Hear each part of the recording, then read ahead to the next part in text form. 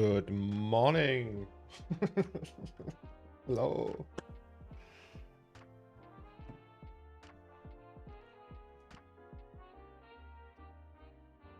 Hello, guys.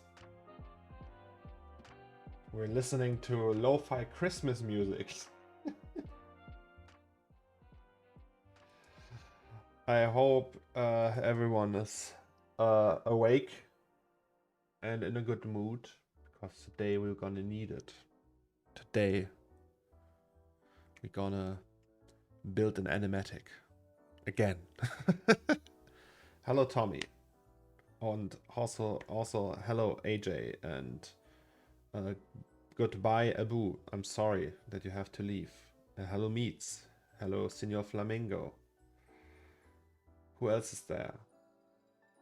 Jaxi. Welcome to the stream. First time here, I see.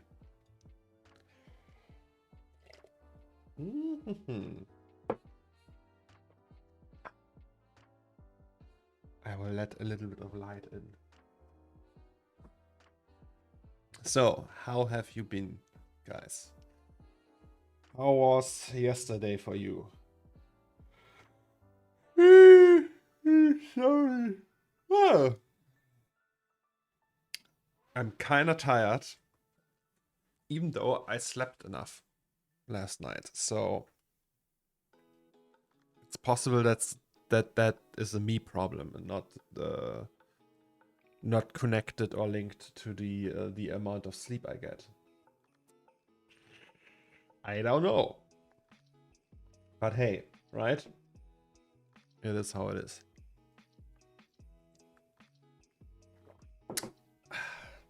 Alrighty. I don't know. There doesn't seem to be much feedback.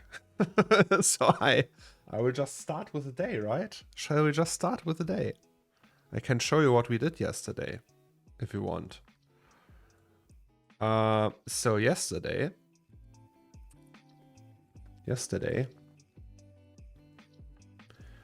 we did this one.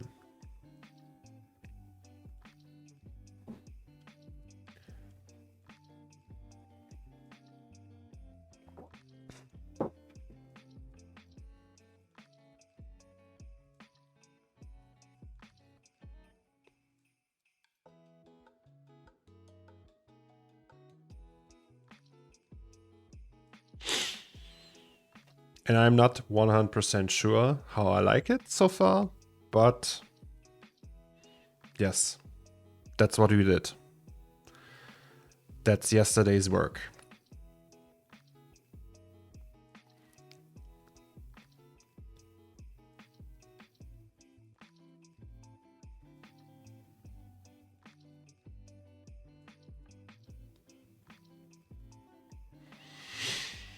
Good morning, Katalu. Good morning, JM. Did you have all these scenes already prepped before? Yes. So we built this. I built a few years ago. And in the last 2 months, we built this scene here. Right? So the corner store we built on stream. And this also, all these scenes you can see here. There is a YouTube video that explains how I built that scene. Like that here, that whole scene.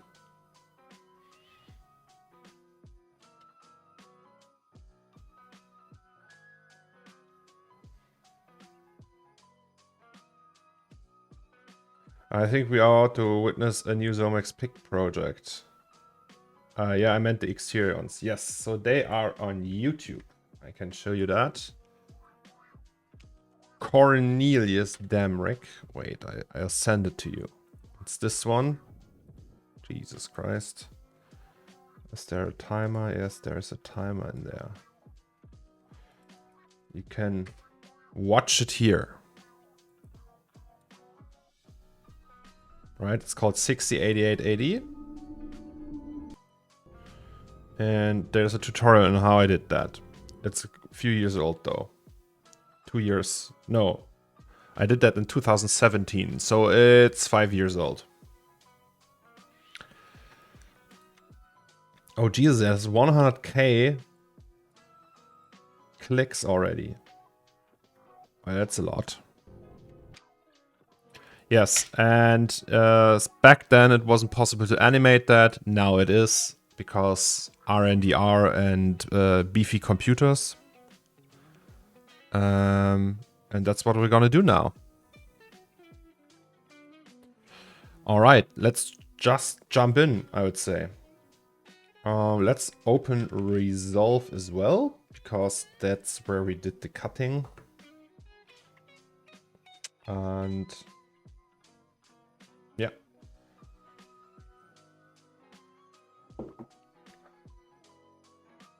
Hello, Smace. How is it going?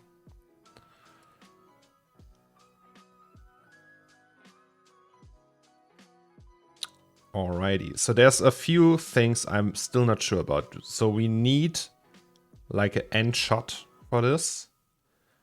Like a way to end the whole thing. The beginning, this one is good, this one is good, this one is good, this one is good. Here it starts to get weird. Like the transition between this one here, and this one here. Wait, can't we just do that? So here to here. So we are panning, and there will be a cable or something of that sort. Greetings from Sweden, super stressed. Oh, why are you stressed, Smace? There will be a cable of sorts going in here that we can follow visually. And yes, I don't know. So you have that upwards motion that is working okay, I guess. I don't know. I don't know. All right, but anyway, let's maybe add the last shot, because so also yesterday I talked about how I want to put this thing, like put in another shot to emphasize on the toothbrush before we see it here, but I don't think that's really necessary.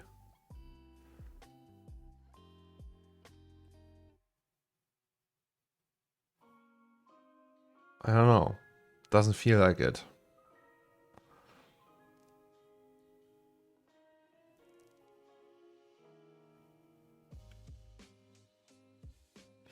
Can you play it back one more time? Yes, sure. Wait, I play it for you in high res.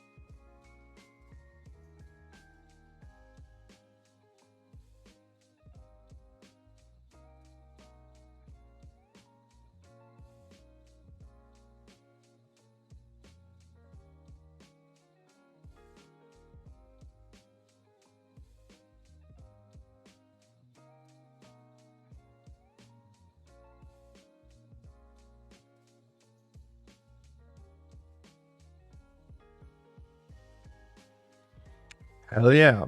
All right, so that means... So that's the entry shot, right? And this is the... where it turns to our friend. And I think we need like the close-up from here. Question is, how long is that one? Can we see that somewhere?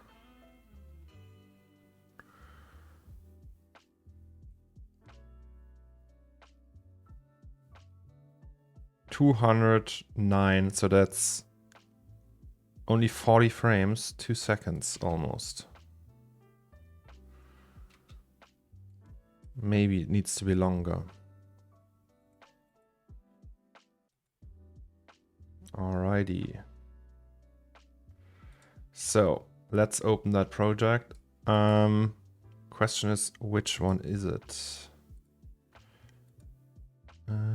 CORNERSTORE animation. It is number 4, maybe. Nope, that's that. I think it could be number 2. Yes, number 2 it is.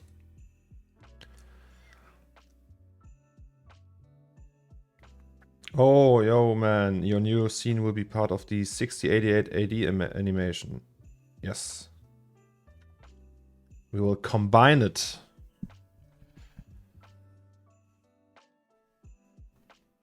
I got a lot of work, can't work all day because of other things, 2 projects that need to get done before Tuesday, so I'm a bit stressed. Oh, I can imagine.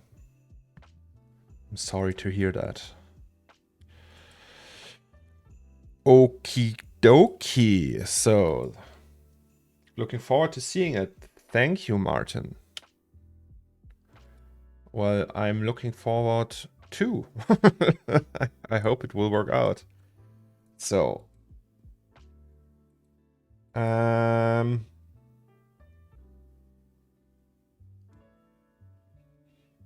many cameras do we have for this one? So we have CORNERSTORE renderings, hardware renderings, and that's the CORNERSTORE. That's 4 cams. So that will be cam number 5 then. Cam 05 HW for hardware. And I want to hang out here instead. Well, can you do both?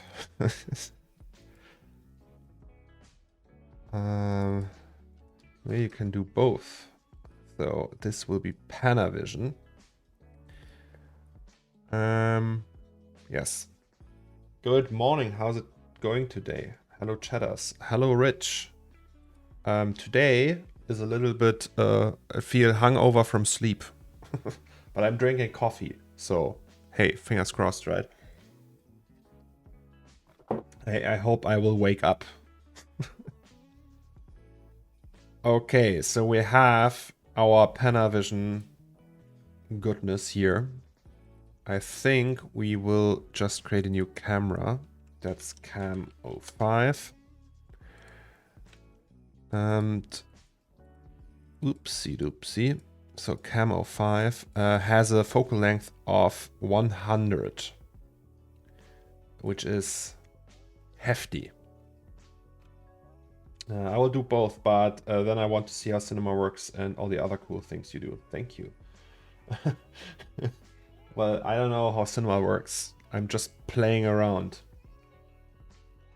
Fingers crossed that there's something useful coming out of that. Me too, mate. Every day. Oh, yeah.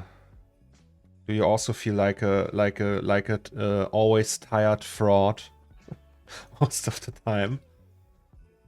Okay, wait. Let me think. How long do we want that to be? That whole shot in the end. Let's just go for 200. Right? Oh no, that's wrong actually. 200 frames. No, okay, never mind. So here we go. 0. Okay, let's start here with the position, which is the Z-axis, right? And go back to frame 200.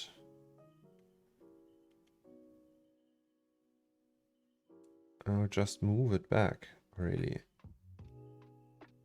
And then we turn off the lights and everything.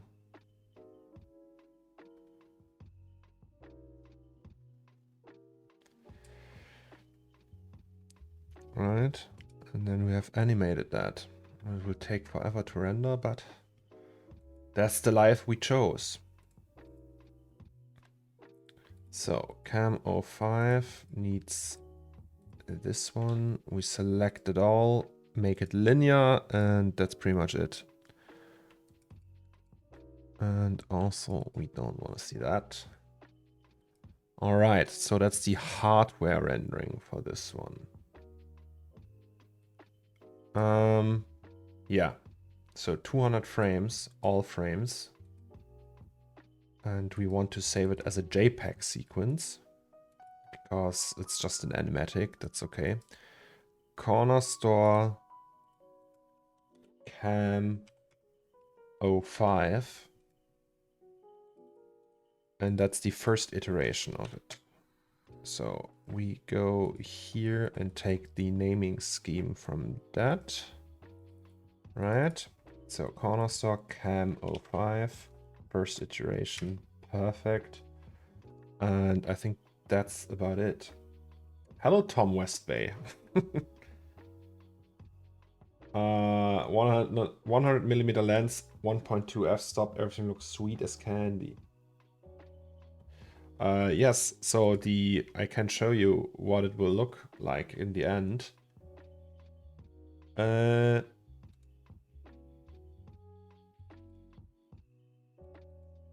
So that's this one. With all, like everything, like it's not, I don't think it's 1.2. Because the lens is so wide, we don't really need 1.2. I think it is actually, what is it? 1.8, okay, almost. Mick Eru, hello. Hoo. All right. So obviously he will be animated, he or it or whatever. But not right now. We will do that once we're like certain how and what we're gonna do with the edit. But I think that's a good place to be in. So let's save that and render that out, right?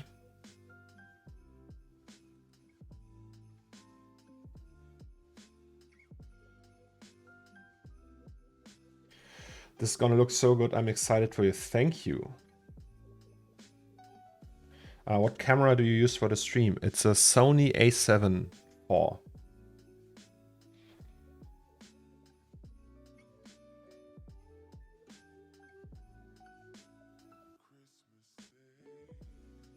It's this one.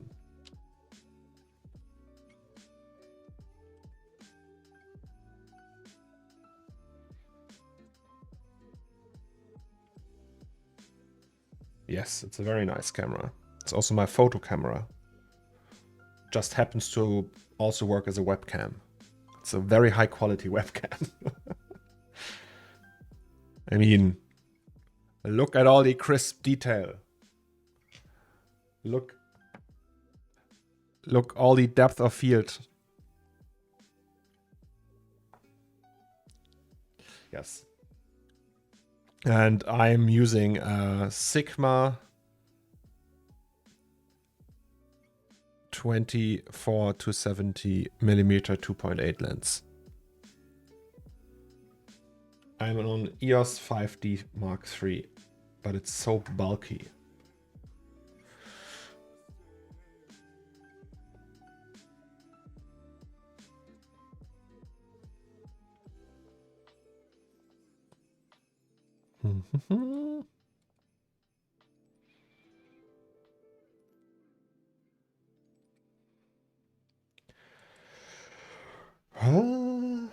I have never used the EOS 5D. I had a EOS Rebel something, but that's a long time ago.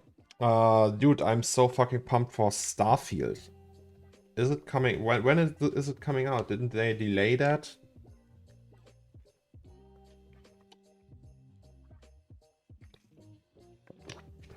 I wonder when it's coming out.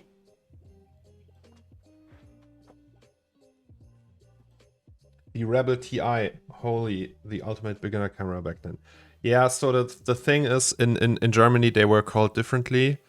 I had what is called the EOS 1000D, which is There's like the international name is a different one. I don't know how it's called. What is Starfield? It's the game from Bethesda. TI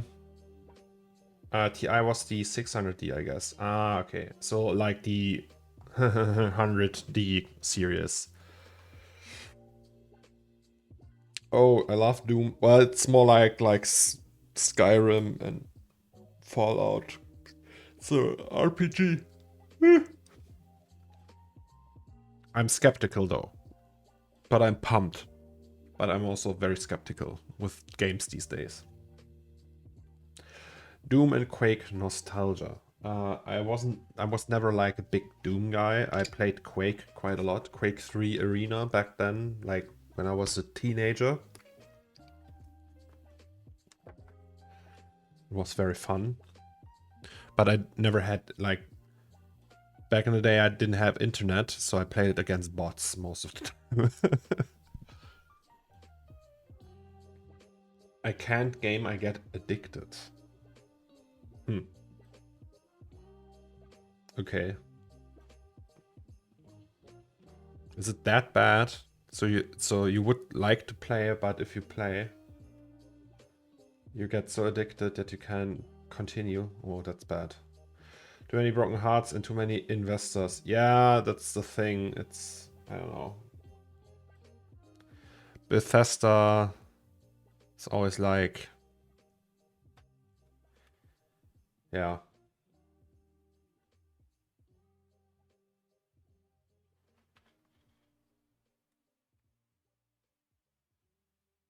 It's so flickery. I didn't turn on the anti-aliasing. But hey, so is there any info when Starfield's coming out? Do we know? Or is it like, nope, we have no clue. Because they delayed it. I heard it was supposed to come out in November. But November's almost done. So did they delay it, or is it just, isn't there a date? Did they say, hey, well, fuck that date, we're releasing it whenever, or I don't know.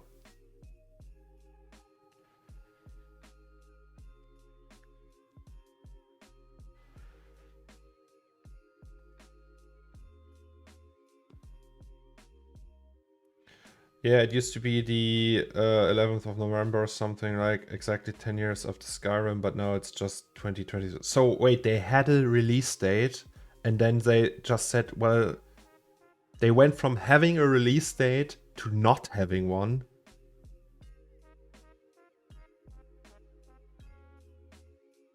Oh god, that's bad.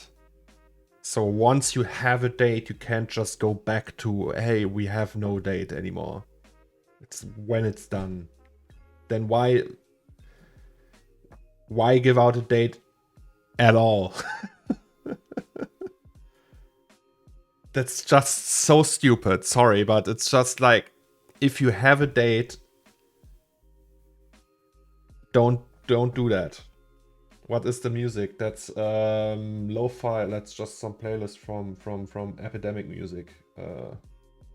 Christmas in Florida from Timothy Infinite. I don't know. It's just background music.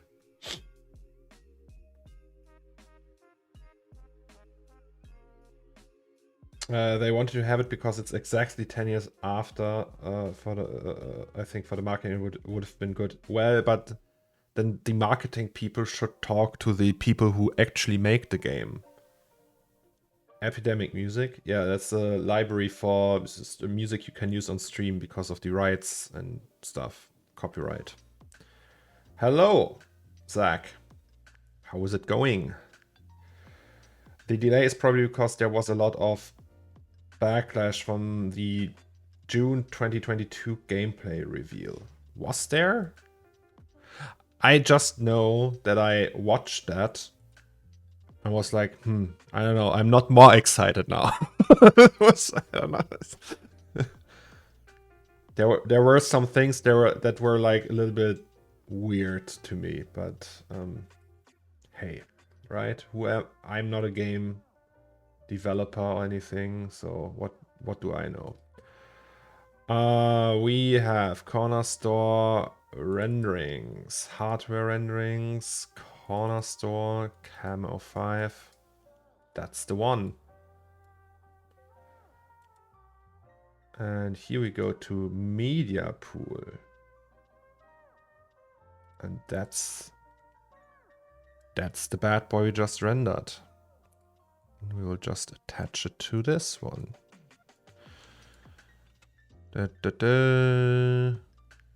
All right, so this is not good. It needs to be the other way around. Can we just flip it?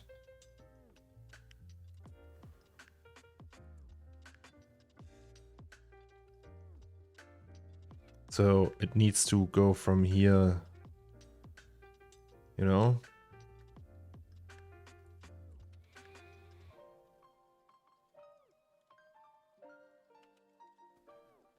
Remember the Starfield robot at Gamescom? Oh no, I haven't seen that. How will you render this? In-house or farm? I will render that on RNDR. But let's be honest, how many releases of Skyrim has there been? 10? It's one of the best games I've played, but everything is ausglitched at some point. Yeah, Skyrim, but Skyrim it's great. Oh, 10 euros a month for Epidemic, worth it? Well, it's only that it's not you. If you have Spotify, just use that. It's Epidemic music is just for content creators, Mace.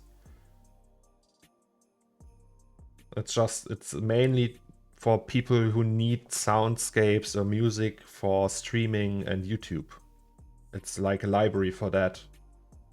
So if you really want to music I'm listening to, you can probably also listen to it on Spotify. It's just like I can use that music on stream when I have a subscription to that for them. You know? That's the only reason why I use that. I would use like my own music. I'm streaming for the first time. Can I use Spotify? No, you can't.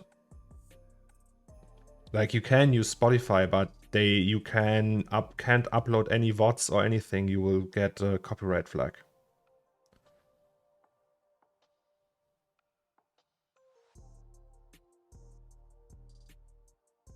I just use Spotify and send it through the different track that gets shown in the stream, but not in the VOD release. So that's the thing. I see many streamers do that, but it's technically still not allowed, right? But they can't just track that. That's the only reason why that works, right? My idea, like, I know that big streamers do it as well, and I was like, okay, but if it's live, that still doesn't make it okay. And if you go through the FAQs on the website, it's still like, nope, you can't do that. But the subtext is, please don't do it, we can't enforce it. But I want to have some music for the viewers if I have any. Yeah, so if you, there's that option that you can split the VOD, like the music track from the VOD. How do you do that, Busy? Is that with what is that called? That software? I don't know. There was that no, not OBS. Like splitting the tracks. There's a software for that. Yeah, I know. But there's like, you have to split the channels somewhere. Isn't there like do you need the software for that? Or is OBS in Windows enough? You do it directly in OBS. Maybe I should do that too. Then I can listen to the lawn and stuff.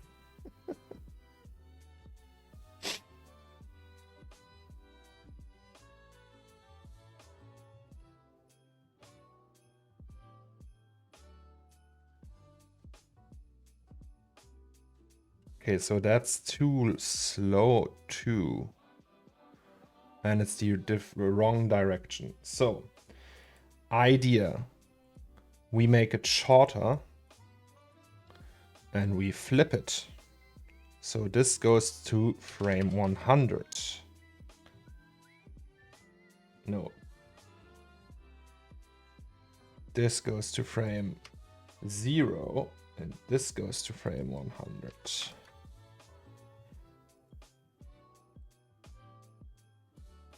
And then we go here and say 100.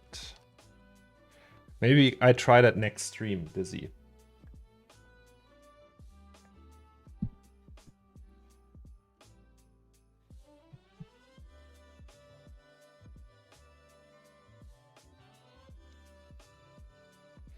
Yeah, you could do it like that. I just sent the whole Windows audio through that track, so in the VOD you can only hear my mic audio, but no alerts either. That's true.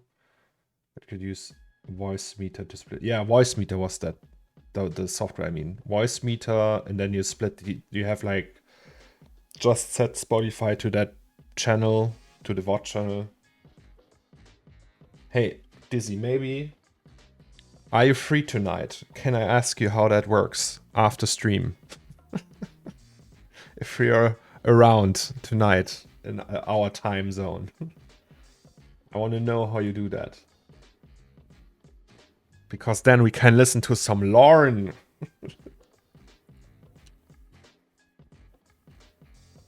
That will be a copyright nightmare. Do I have you on Discord? Are we Discord friends?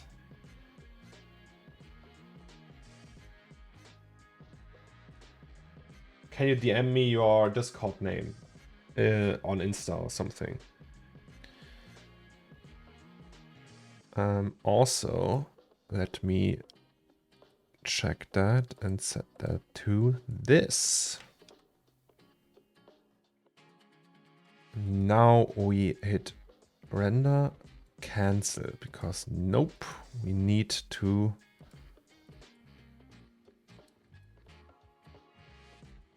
go in here.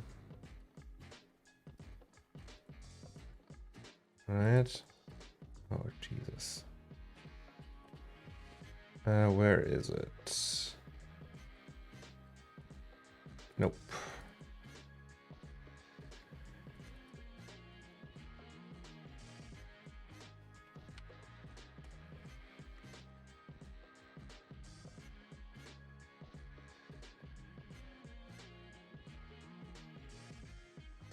Oh, there it is. All right. Wait. Can I add you on stream? Yes. Nice. Added you.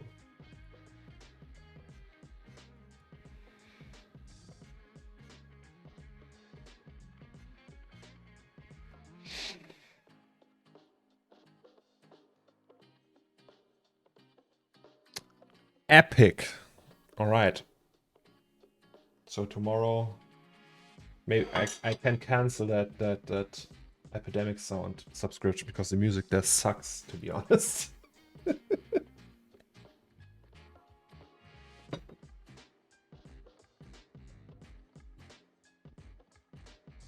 Also, I get so many copyright flags.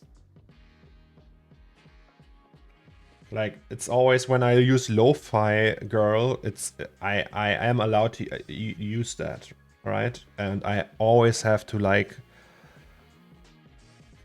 file a complaint and be like, yeah, but I have the rights to use that. I can use it. I'm allowed. And they're like, always remove the flag. But it's just like you have to type in your name and sign something. Also, since today or yesterday, I am able to monetize everything I put on YouTube. Isn't that cool?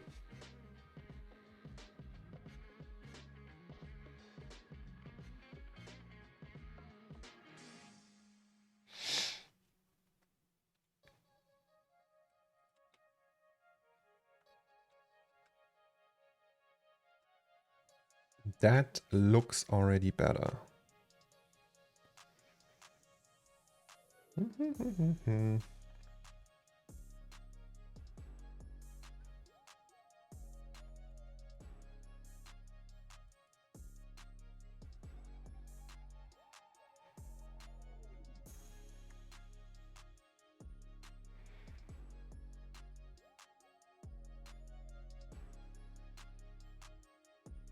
So yeah, starting tomorrow, there's gonna be epic lawn music or something. Hello TDSN, how is it going? Did you go to school for 3D? Are you self-taught or a combination of both? I am completely self-taught. I went to school for I went to design school and everything in the university, but I didn't learn 3D there. We had one course there with 3D and I just never went there, and I did all the homework assignments for my colleagues pretty much. I was like the not the professor but the teacher was like, hey,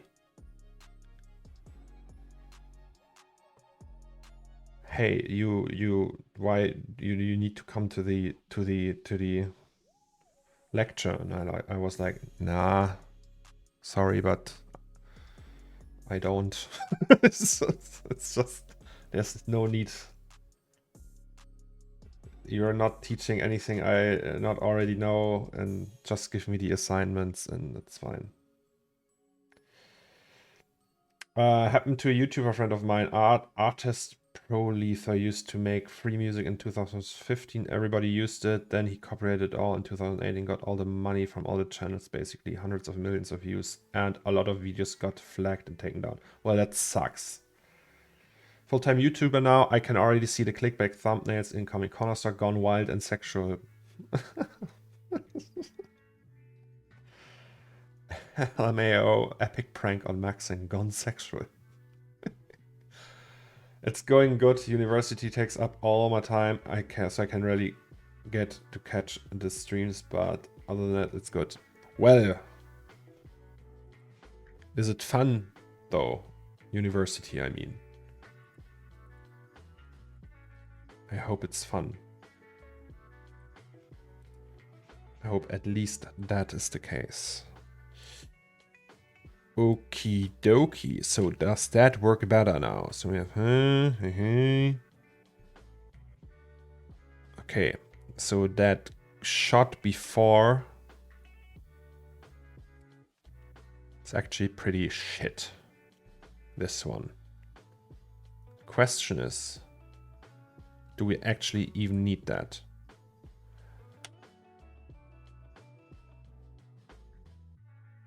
Can't we just do this one?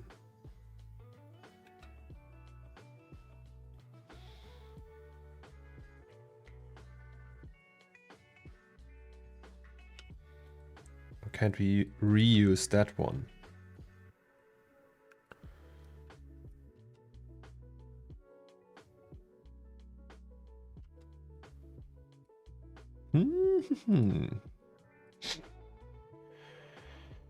I bought soft image and deleted it. Prank gone wrong. It's fun most of the time. I had very good semesters and very bad semesters in university. I remember that much. Okay, so this is actually cool. So we are doing this already, right? This. Then we have all these other shots. So technically we would need a second one in here. And we have this one.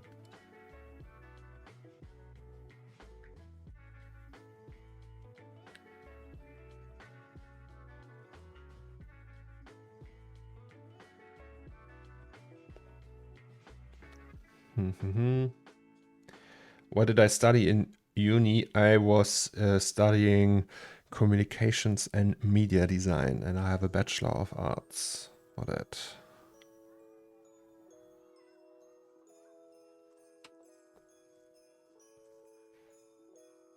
I sent you an email. I will check it after the stream, if that's okay, Smace.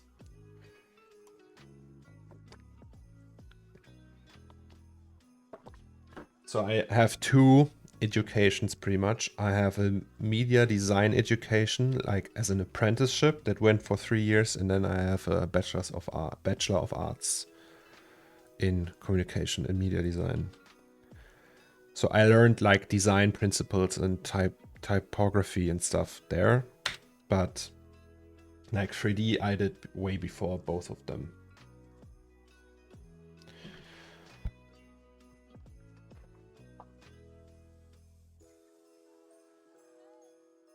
In Cologne, yes, both of them.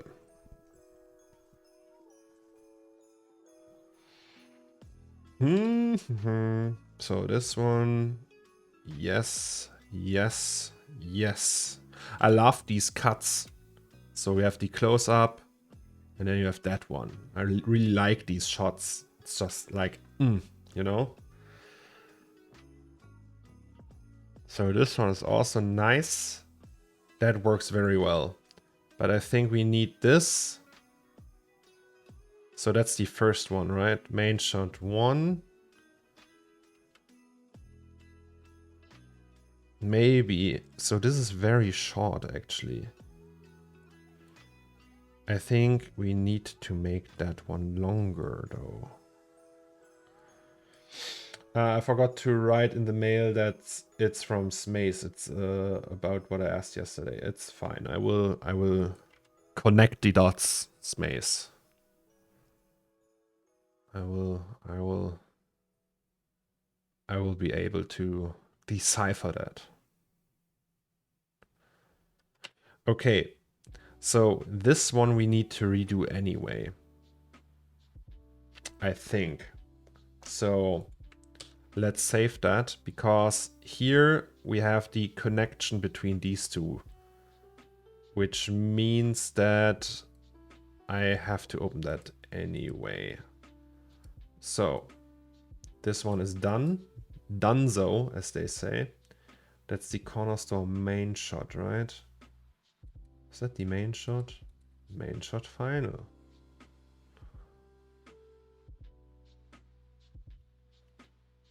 Apparently, yes. Wait. Secondary shot.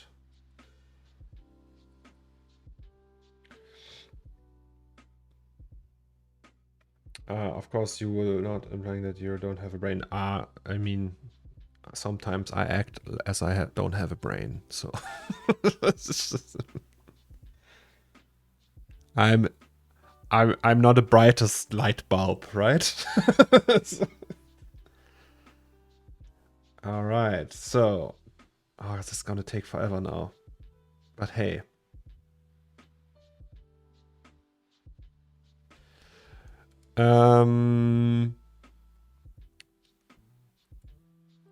So that anim we can put away.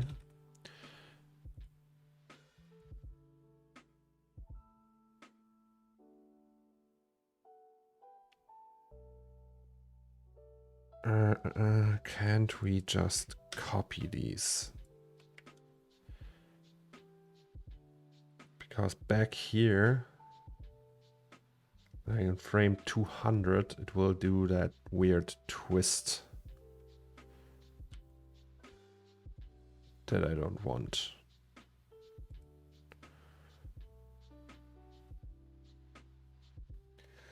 Hey, I have a question, by the way. A problem I've been having for a while. How do I get a wet street material, along with puddles, of course? But I mean the dry part of the road to have nice displacement, but at the same time reflect light well.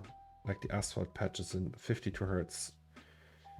You can see all the pebbles, but it still gives a nice reflection. So wait, let's check that. Before. Is that correct? Nope, it's not. It's here. Print backup. 52 Hertz. That's correct one. So what do you mean actually? Do you mean the parts, this part here, for example?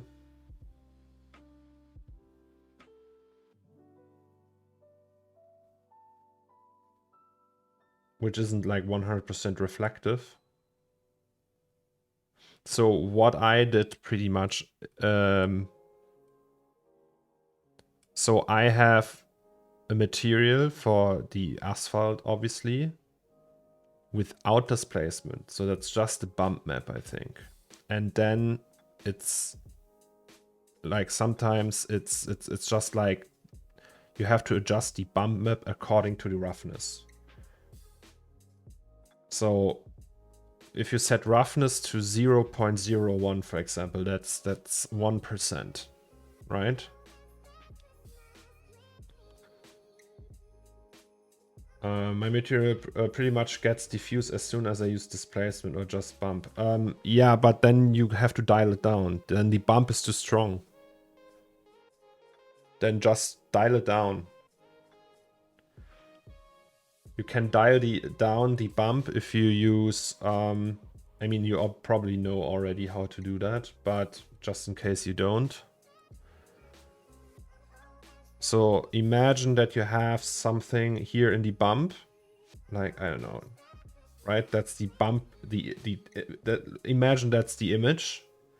And then you just put a color corrector in like between them and set the brightness to 0.1 or something. And that's pretty much it.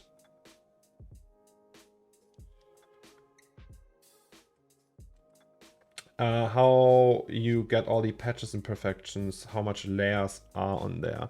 So there is like these tar patches are made in ZBrush, and then I rendered a Z depth pass from that and put that on planes. And these have displacement and they just peek through the upper layer. These ones here, these square patches, these are just rather high poly things I pushed into the ground. They have the same material as that one, like the normal asphalt, just brighter and rougher.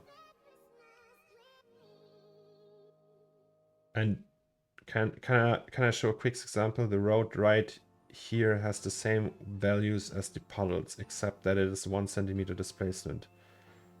Yes, show, please, send it. Send a screenshot, send a shader tree or something. I try to help. Perfect. Okay, yeah. So this is too strong. The displacement here is just too strong. So the height, try 0.1 centimeters, just 1 millimeter, or 0.2.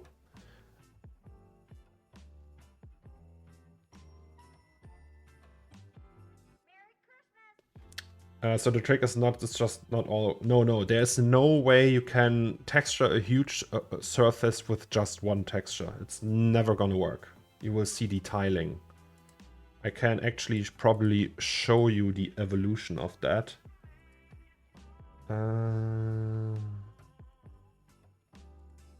So that's where I started, right? That's the base texture of the parking lot.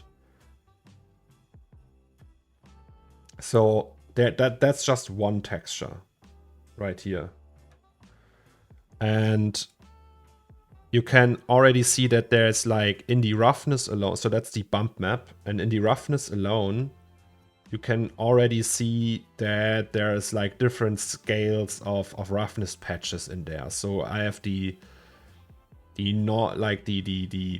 bump itself would create a very homogeneous thing you could see here in the tiling back there, and like on top of that I have like a roughness map that is not like connected to the, so it's not like accurate PBR or anything. That's just like a big noise or something that you can scale independently from the bump map or the diffuse map of the actual asphalt. So you have these areas where it's super rough, like here, and then it's more wet like there. So my goal in this process was to get, when there's like a reflection, to get that effect. So you have like, okay, here's rough and here's less rough, right? And yeah, there's so many iterations of that.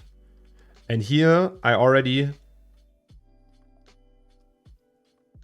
the thing is that bump will increase the roughness overall. Yeah, but then you have to dial it down. I mean, you can You have an instant preview for that. And then I thought, hey, I will put in these patches here, right? So these patches are actual geometry with the same material, but rougher. So you can see here, because if the water lands on them, it will, because they are higher, it will run down from them and accumulate on the lowest part. So these will be drier and more rough. And these patches, yeah, I tried that in this version. And here you can see that as well. These patches are just drier than the rest. And I placed them just like by eye. So I moved them around, had instances of them and put them everywhere. You can dial down either the roughness or the bump, or both. Yeah, and here we have a bigger patch. And here you can see these tar patches I put into the ground.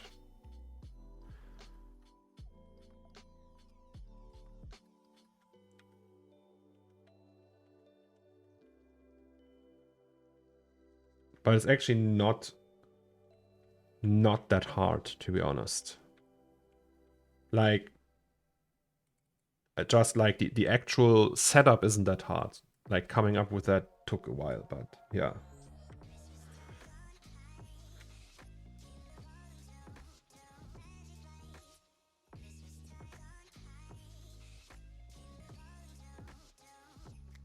Is this from Cinema? Yes.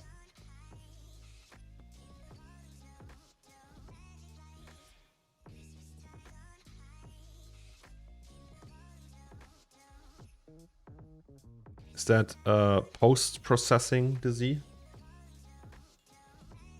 Or is that actual VDB? Because this looks very nice.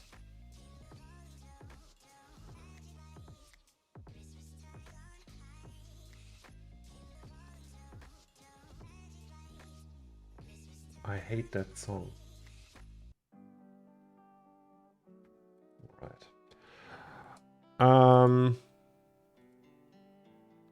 Okay.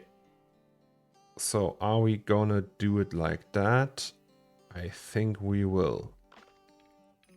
So this one's just a little bit short, so we'll make that longer. Right. And we actually probably need the camera from that one. And we do that by opening the 6088 HD shot that does that. So that's this guy here. How big was the scene, by the way? I remember Octane used to have a fog volume limit of 1000 centimeters set times. Then it was probably that. I don't know. It was very... it was Octane 3.0 alpha.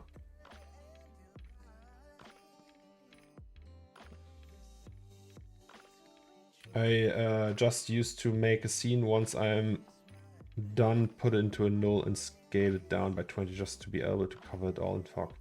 Well, that wasn't a problem with this one, actually, I think. In this case. Also, that messes up everything in your scene, all the light physics and everything. Dizzy, that's not the way to go. It's a very hacky way to do things. Is it number 3? Yes, it is.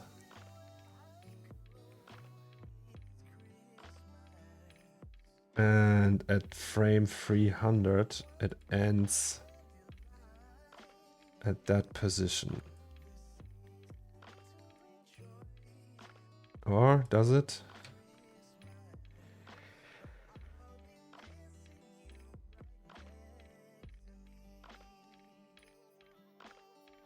Like with fog, there's no realistic approach in my case. I just dial it down until it looks good, even though the fog volume is just 50 centimeters big. Pinky, hello. Okay, so let's get this done.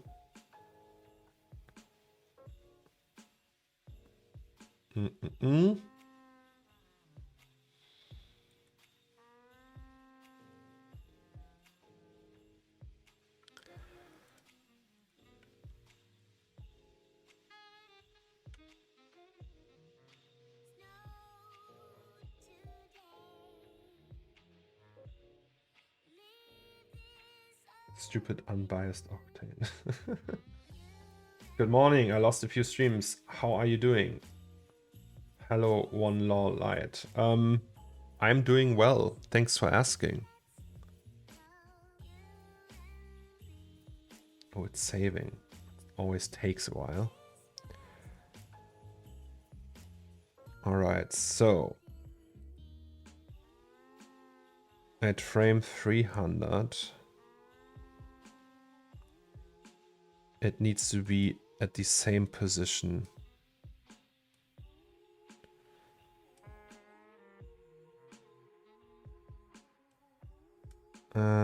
So that's here.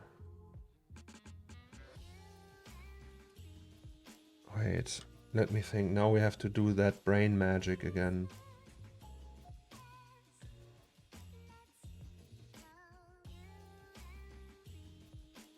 Also, what's that?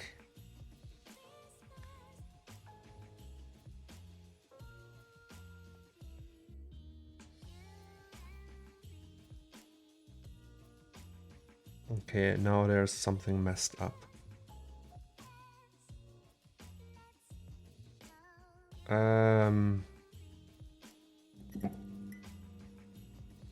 Oh, thank you so much for Prime Sub, Dizzy.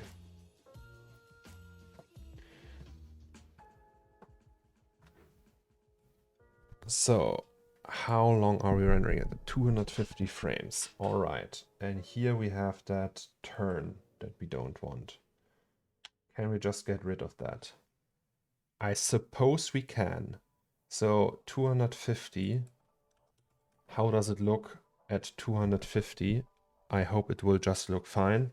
Sorry guys, now I have to do some stupid brain stunts.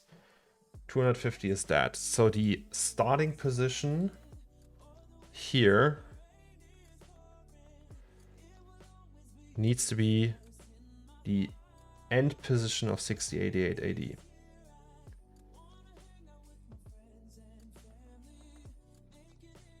I guess.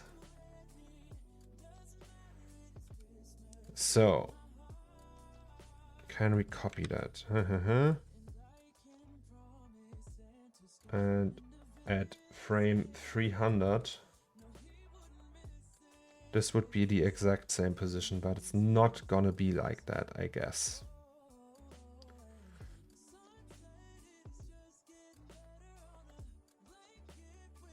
How did I align that? It isn't even that slow.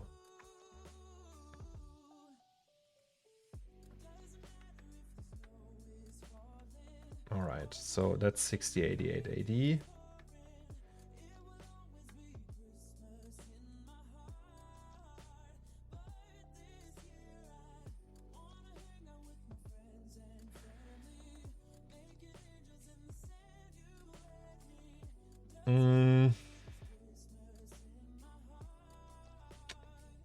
Wait, so the end position.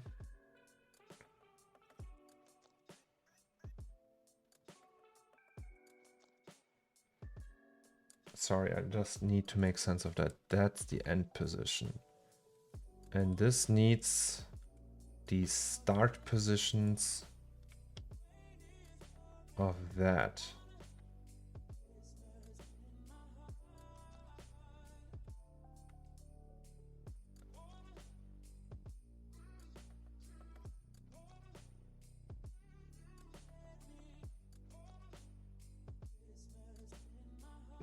Okay, that's messed up.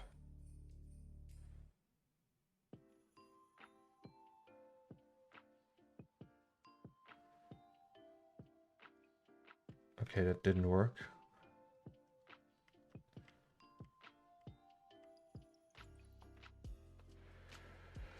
How do I do that? How did I do that? So cam 1. I mean, they are already lined up. It just needs to be longer, really.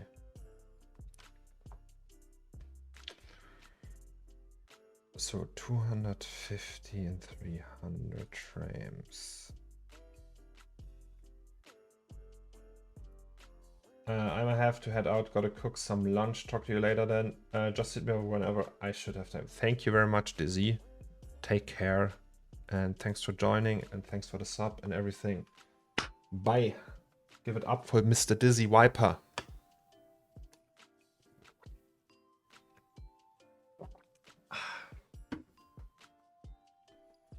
So, let's go back. So, cam 1 is the start position here. So we need these coordinates, right? So these coordinates are the right ones. We need these for the end position of that camera. Which means we have to move the whole sequence.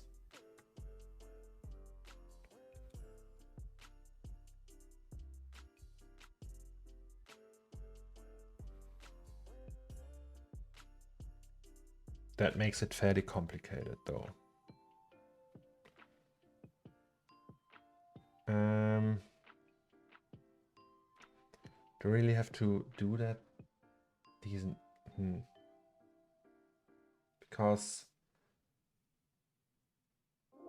let me think, how on earth would I do that? It goes from 0 to 300 and then it starts this camera, so it would need to be even longer. Guten Morgen, Matthias. Hello. So 0 to 300 and then this starts, which is 0 to 250, which means 550 frames. Well, that's a long one, but hey, let's go. 550 frames. That means 550 here. So we have to do some dope sheet magic first and foremost. So you're rendering camera in sequence. Yeah, no. So this shot, right? That's the outside shot of 6088 AD, and that's here. This door opens, and here you would see the corner store. This will be comped because we can't fit both scenes into. That's too much VRAM. We can't render that, right? So we need to have the camera from 6088 AD, that movement here, aligned with the corner store. So this already works. See, these scenes are aligned. That is perfect match. I don't know if you can see that, but it is. If you take notice on that, for example, it just matches. But we need to render the corner store here already. So we need to start rendering the corner store like here. So that's gonna be a huge sequence, like a ton of frames.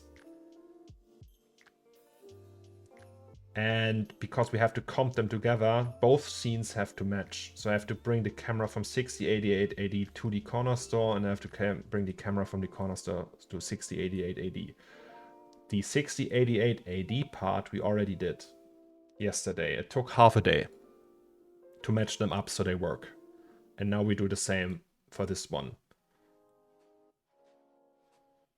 So yeah, the yesterday I said the animatic will take the rest of the week, which is probably gonna happen. Yes. All right, so this means that's 6088 AD here, right? It starts at frame 0 and ends at frame 300, and that would be the beginning of this one. So I think we're just gonna move that here.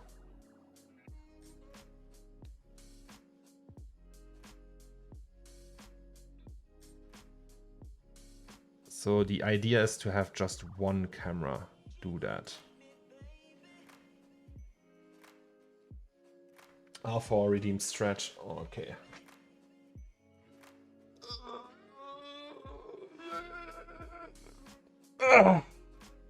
Don't you want to add a plan in front of the door and use it as a mask? Yeah, later. It's just setting up first before we mask anything.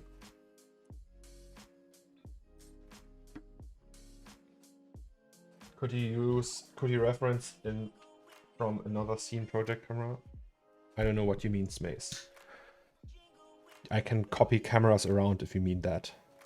That's what we're doing here. All right, so that's fine. So we start, that's the 6088 AD camera, and then we go into the cam for this. The only problem is that this has to be aligned first, and I don't know how that works. So,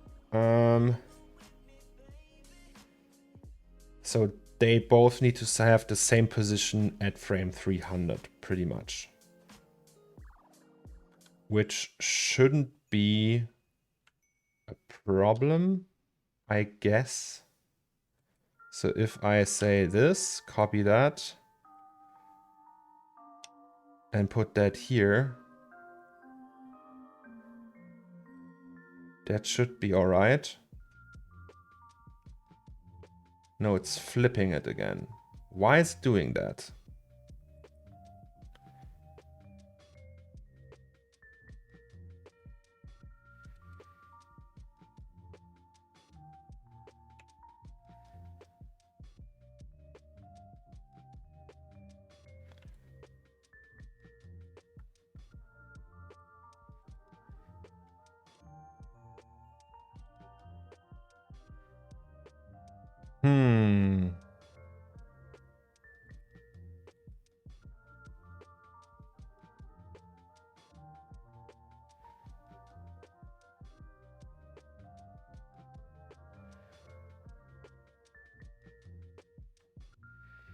I mean a camera that lives in its own file. When you change it in the master, the change propagates to the another file scene. Yeah, that's probably working. But I just started doing that like that now, and I will just keep it that way. It's just so, wait. So these are aligning pretty much. It's just the camera inside of here isn't.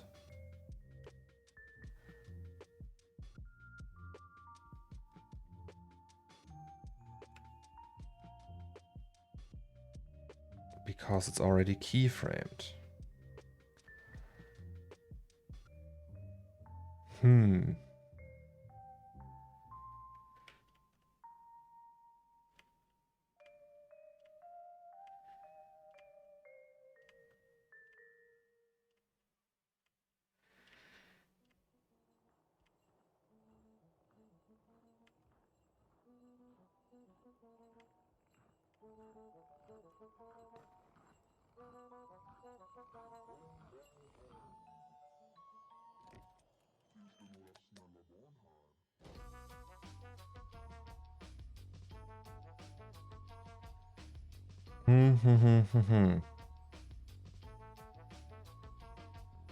So let me think, how would we do that?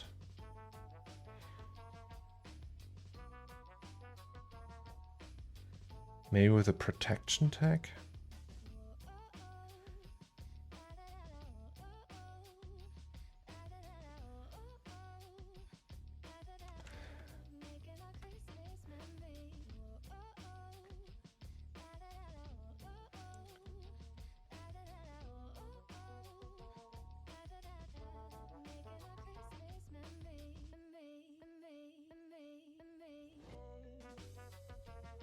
So we have frame 300.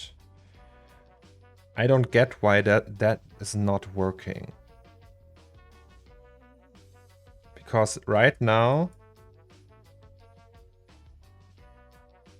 that's why.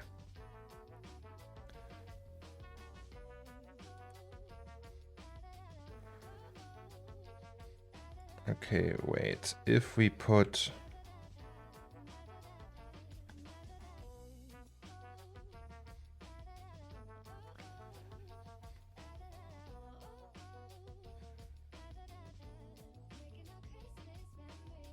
I mean, we can morph these cameras. That's also not working.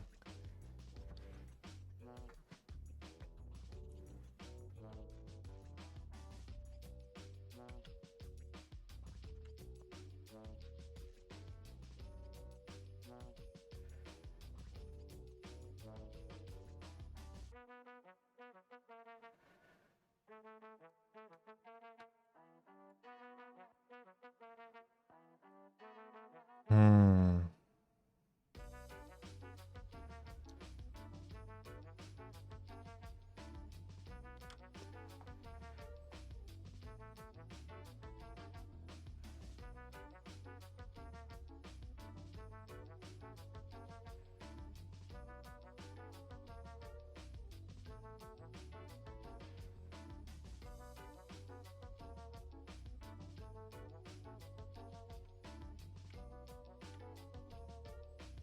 So if I set that to protection, it won't do anything. If I jump one frame, it will just do that again. Because it has these keyframes and it does them inside of the null. It would need to be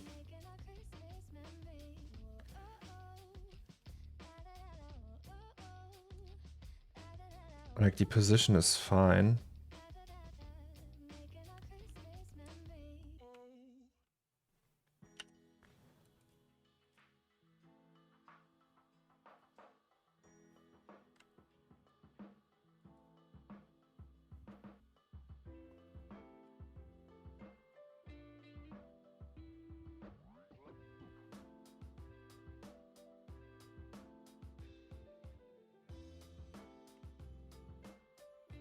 Oh Jesus, look at that.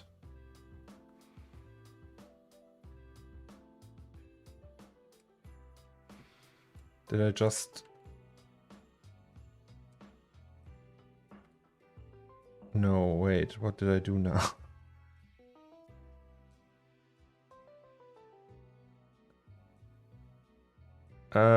What?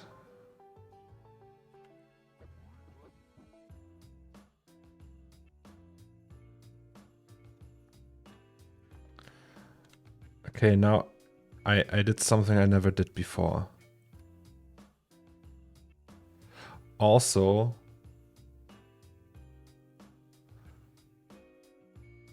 I have another idea. So wait, before I do something I will regret at some point.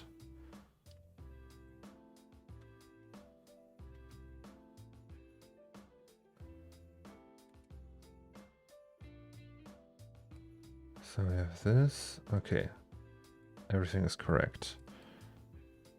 So we have 6088AD and the cam 1 here. 550 frames. I'll just do it like that. It's easier that way, faster. So right now it does that, right? Also, can we force it to 25 all frames? Alright, so it does that movement. And then it starts with that. So what I want now is I want to align them both. So at frame 300, that cam and that cam have the same position. That doesn't work though, because they already are keyframed. So I would need to take that camera with the animated keyframes and place it there. Question is, does that work? So we have that mode here, model, and we have object, which includes animation, I guess. So let's try that. We copy position from cam to here. Does that work? Nope, it does not. Because of the keyframes. Makes sense, right? So, this is with animation. Also not going to happen. So we can't use the coordinates really.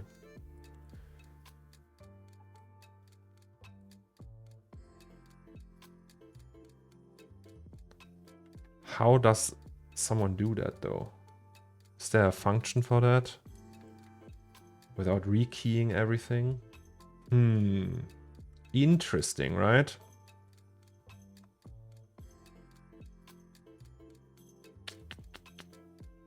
So ideally, you would just move that track here.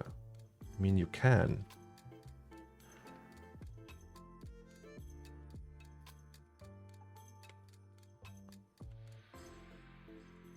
So if we go to frame 300,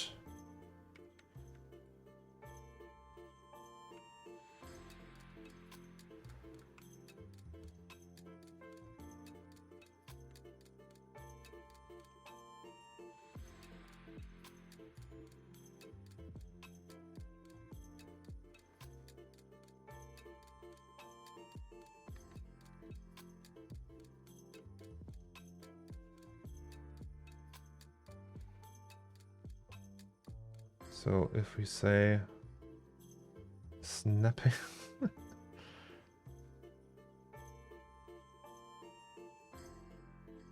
okay, snapping does not work with that.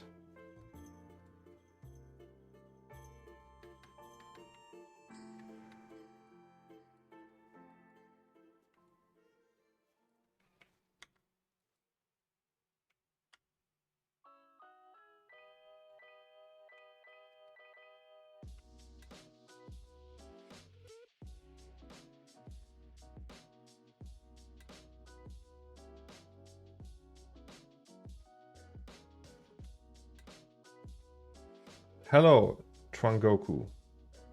How's it going? Yeah. Okay, never mind. So that's not working. Is there a morph target? Camera tags. Motion camera, lock camera, camera morph.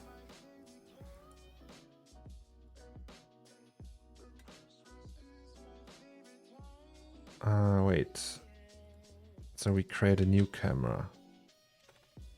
Morph. Maybe that works. I don't know. So, camera 1 is this one. That's camera 2.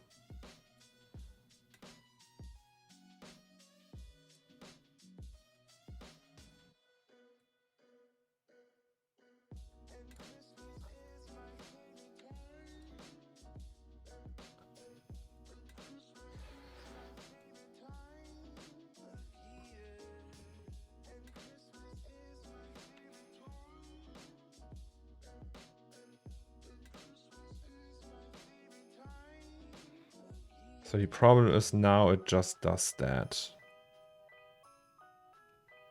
Right?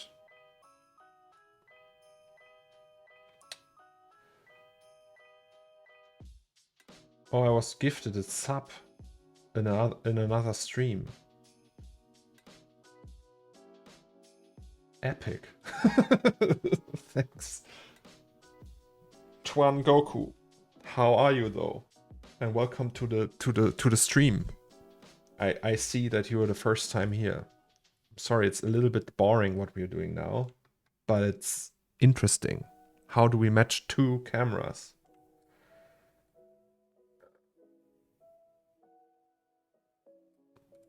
So morphed camera is not the answer, apparently.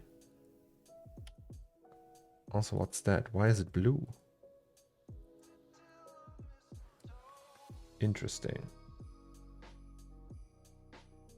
Fine, how are you? I am solving problems.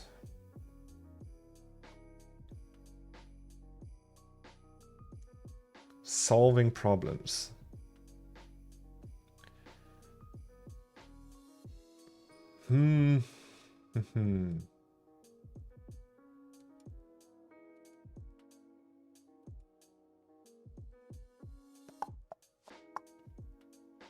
Your accent, man, I love it. I have an accent? The German accent, you mean? What are you trying to do? So, I have two animated cameras. One, for some reason, is blue. Now it's green. Right? So, they are both keyframed. And I want them to line up exactly at that. So, at keyframe 300, they should share the same position. So I want pretty much to turn around that animation. So one camera, they just make one movement pretty much. I keep thinking about the ship is sinking. What are you thinking about? Ah, okay, that one. I don't think my German accent is that hard though. It's okay. The problem is when you make fun of Germans with that German accent, they get very insecure. Because Germans tend to be perfectionists. Is that something? I just did say that now. I don't know. Yeah. So, what are we doing here? That's a problem I have no idea how to solve. I would need someone like Mr. Raphael Silverwing to do that. How would he do that?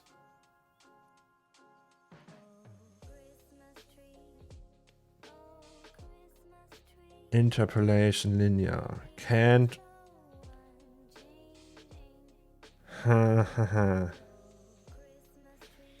Maybe some transform constraints. So it should also face the same direction or just be the same position? It should also face the same direction. So the camera with all the movement, that movement here, right? And at frame 300, they should align. So they form one natural movement. I once talked to a woman from Chicago when I was on holiday in the Dominican Republic, and she said that most Americans, for example, love accents because it makes you sound interesting and not boring. Well, you heard it here first, guys. I'm interesting and not boring. Yeah, so I guess there is a way to do that. It's probably not a hacky way. Because you have that mode, for example. Translate the animation curve to the viewport. Right? So wait, let's check what these modes actually do. Because we know when we go to that mode, the object mode, we can scale instances, for example. So the model mode, that's very old school.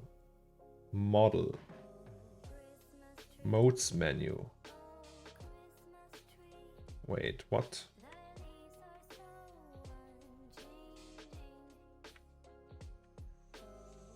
Object.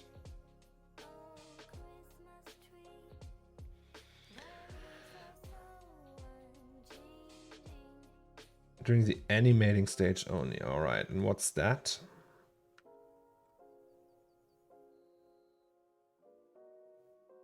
When in this mode, an active object's entire animation path can be moved, scaled, or rotated.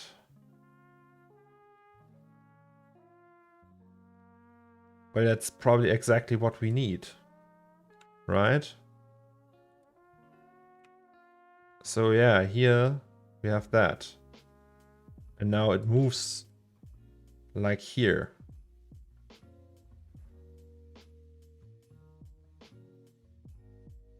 Question is, how can we move the position of the animation?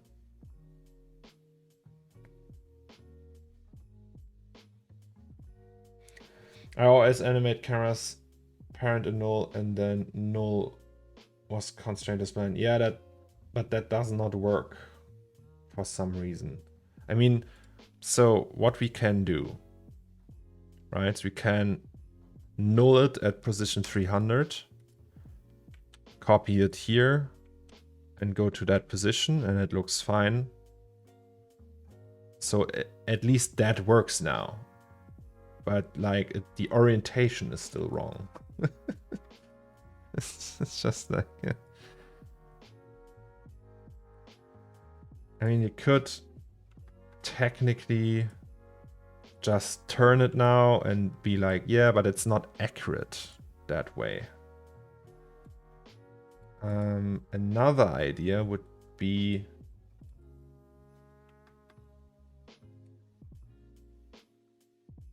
wait, if we move it out now. Okay, that does not work anymore. So it has to be that way. Right? So if we say, hey, do that now, 90 degrees, it does not match, as you can see. So it's not as easy as just turning the camera.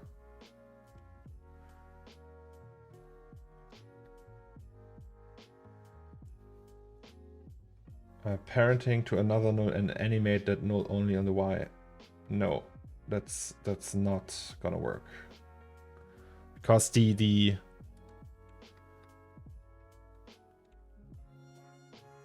so wait, it's showing in the Z direction and this one too, but differently.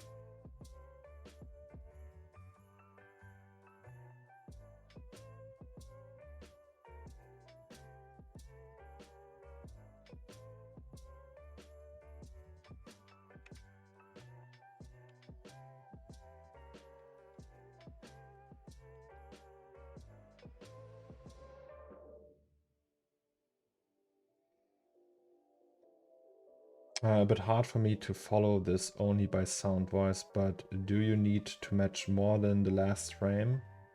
No, not the last frame, the middle frame. So these we need to match. It's almost there. That just needs to be like the position works. We just need the camera to work too.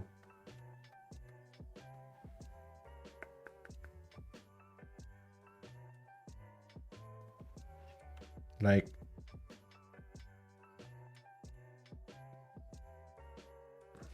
let me think, how would we do that?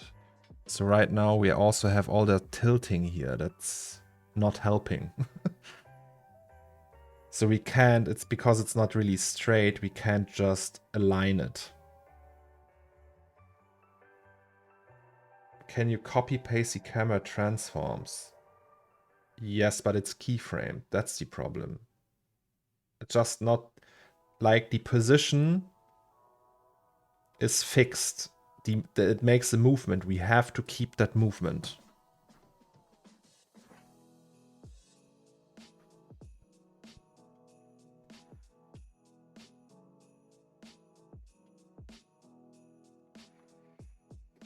I mean, we'll figure it out eventually.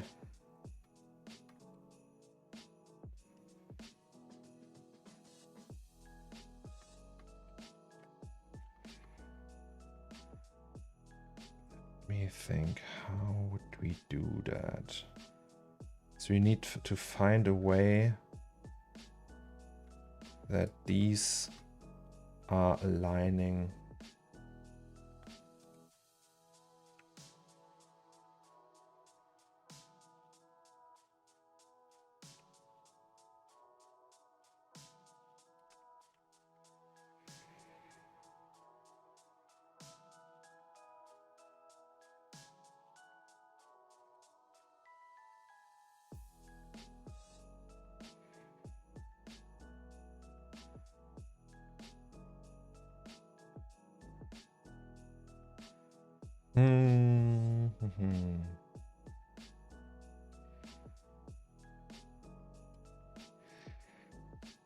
have an idea.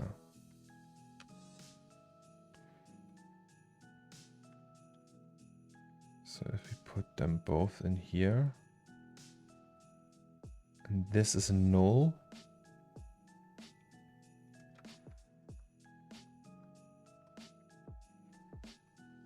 Do they still work? Yes, they do.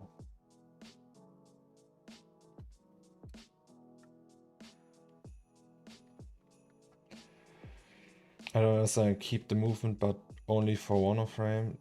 No. Again. We need that camera to turn into that direction without, but keeping the keyframes. It just needs to move on a different axis.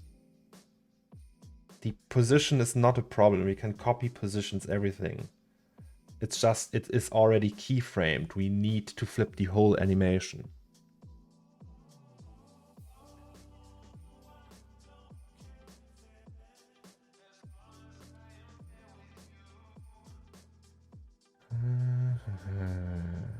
So.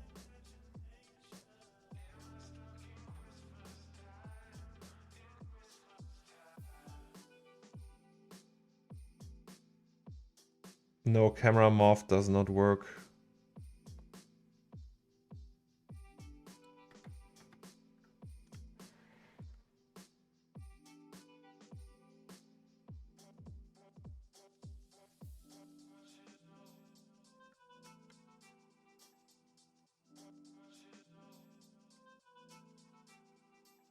Wait, that's the 6088AD one, right?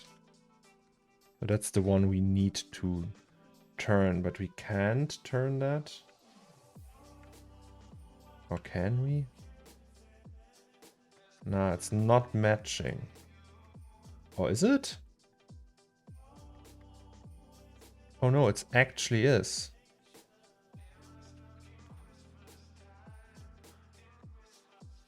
Wait, what?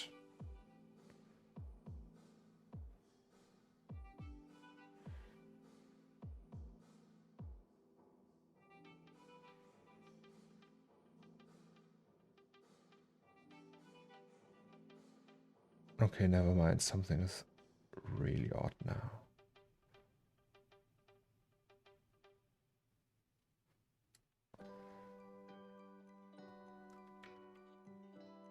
Sorry. So, wait. What is going on? Ah, okay.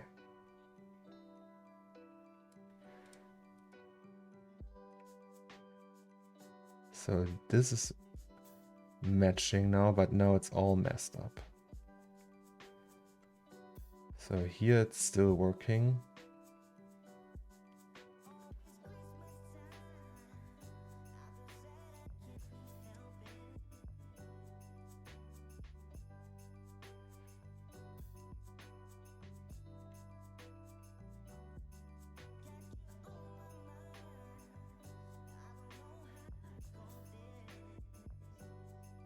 Use a target.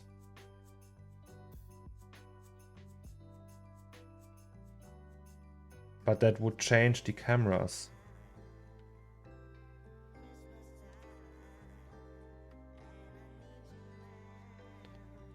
It's very important that this camera has this exact movement. Right? So that we can't change anything. Like we can't use different positions or anything. It needs to have the exact same movement. I just need to... So what I would do is I need to move this with its entire animation so it moves across that one. Target overrides the keyframes.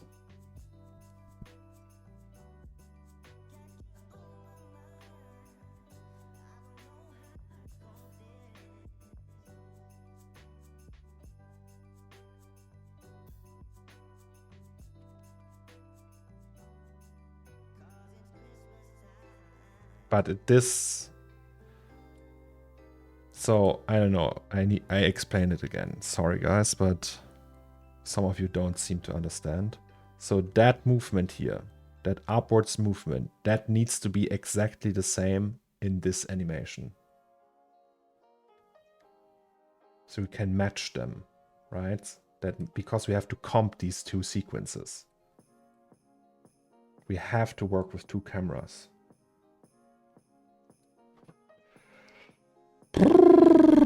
There will be a way. So, I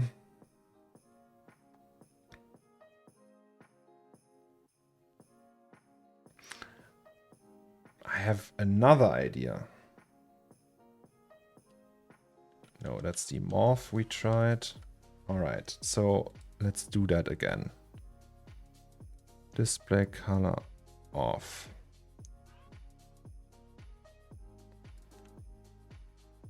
So they meet at frame 300.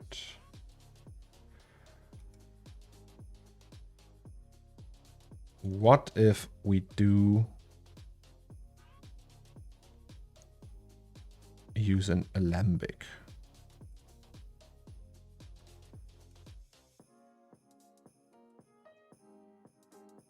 What?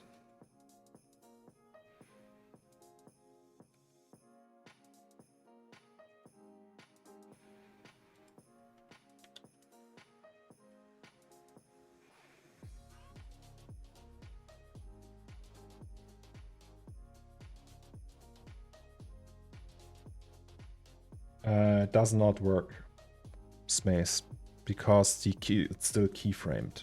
It will always look into that direction. But now we have an alembic, right? An alembic that we can't turn. Interesting. Why though?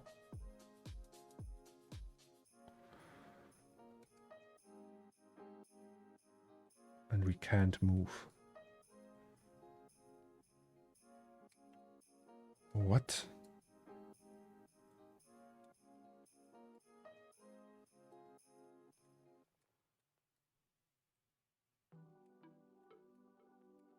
Interesting. Use animation.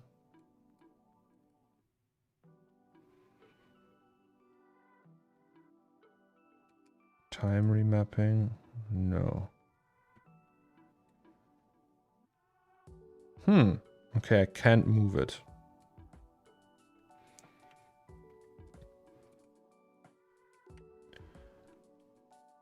Alright, so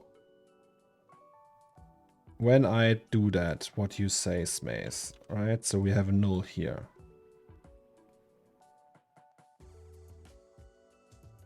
And then we copy that at position 300. Right, so we have these coordinates and copy the null there.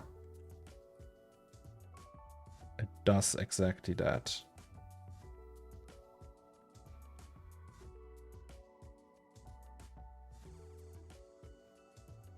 Right, and we can't just turn the null. Does not work. Also, that, like, we can't just do that because it's not matching. Can we do that? Still not matching.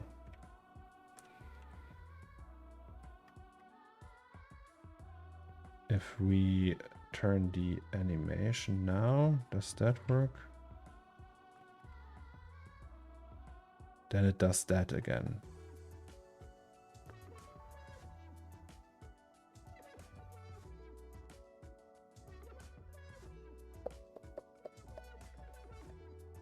Why does it want to always look into that direction? That's so lame. Okay, maybe use a different approach. How did we do that in the first place? We didn't have the animated camera first, right? So we have the situation that we have two scenes that don't align. And you are sure that the X rotation is the same on both cameras? No. It's different. That's why we have the problem. But the one scene is just set up in a way, and we can't change that. We can't rotate the whole scene and change everything just for that.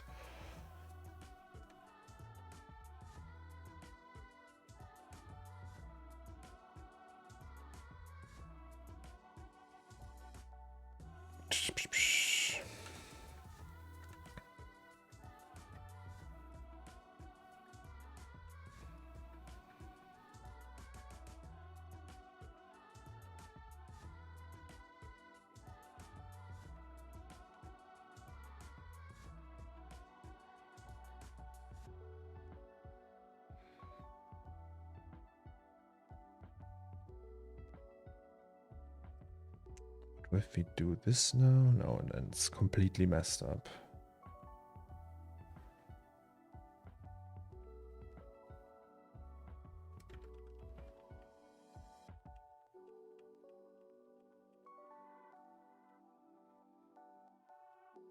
Mm-hmm.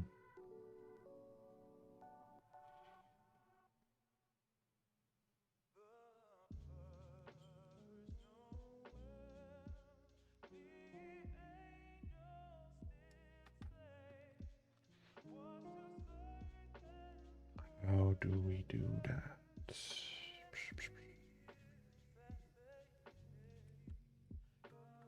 I have no idea.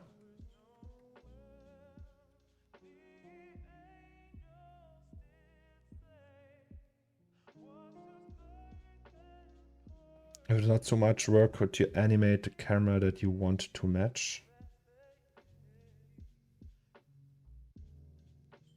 No.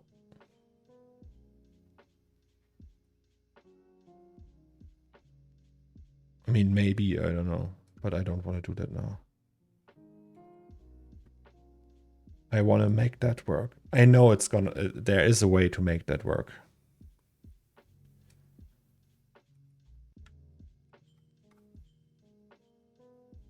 So just take that whole package here and then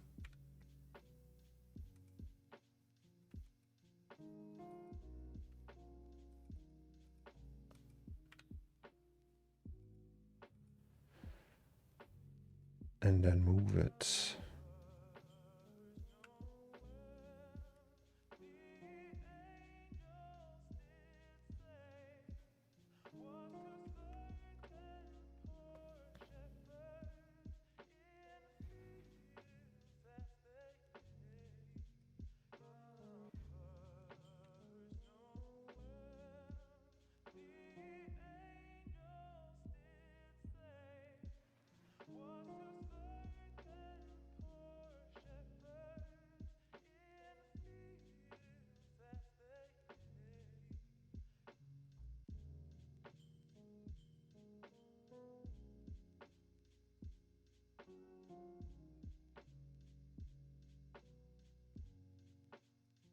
You mean that? So I have the position of the null at frame 300 and then parent it. Now it looks like that. So what is happening? So we have these keys here, right? And these will always align to the system they're in. So inside that null,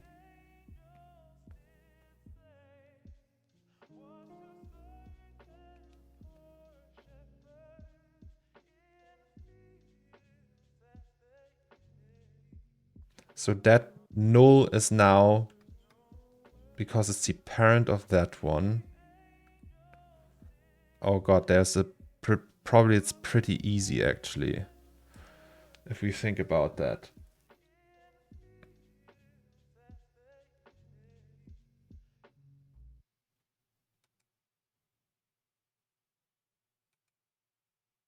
If we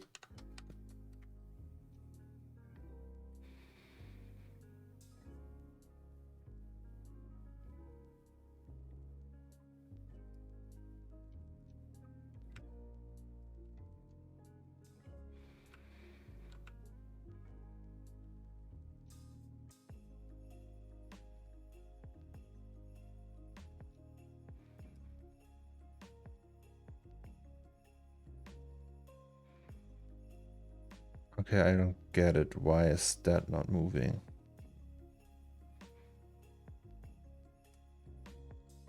Oh my god, is that it?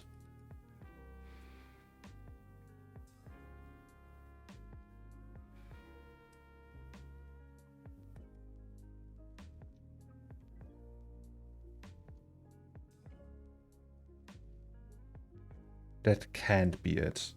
It would be too easy.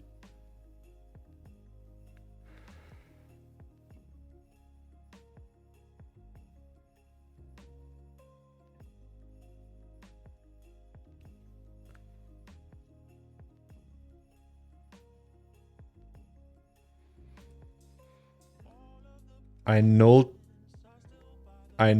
that at the position of this one.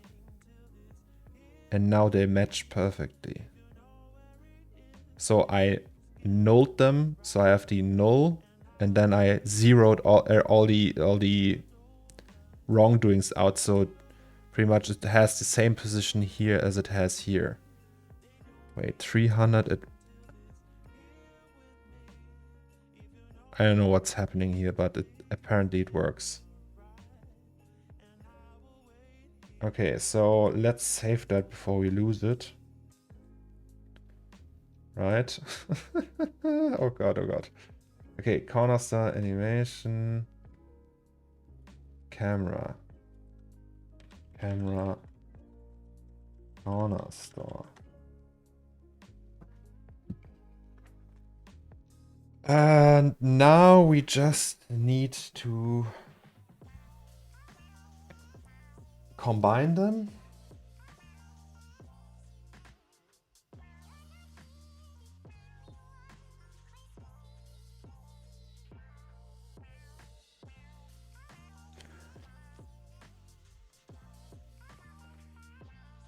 Do we need to combine them? I mean, make them one camera would be actually pretty good, right?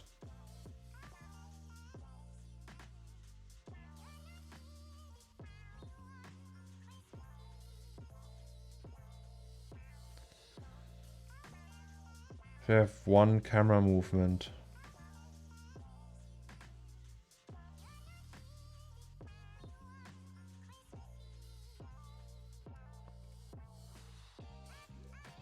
Can we do that now with a morph camera?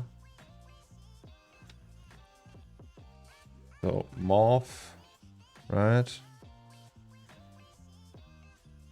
And then we have camera tags. Camera crane, camera morph. Camera 1 is this one. That's camera 2. So, meaning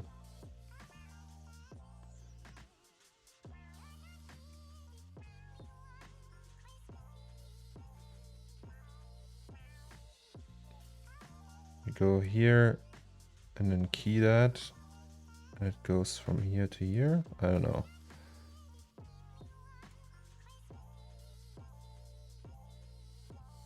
So 299.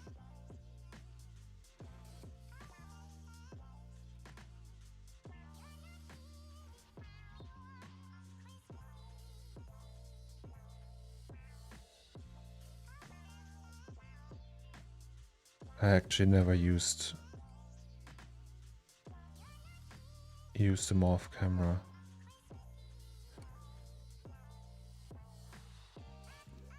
I think it's just a simple morph, right?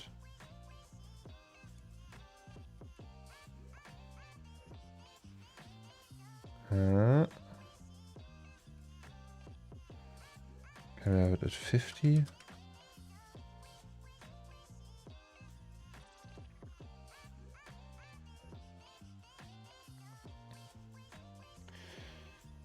The hook, you need to animate it. So, hook, what do we do? By the way, hi.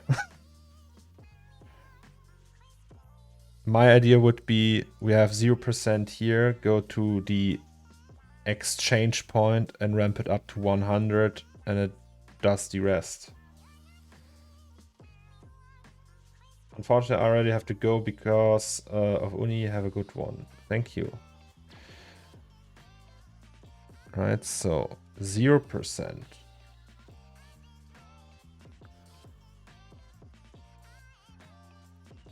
So that's the 60 8880 cam. And that's the cam, and that's the morph cam, right? So we don't fuck with these. And this means we have that until frame 300. Right? And then from here on we have 100 till the end of time. And that's morphed camera.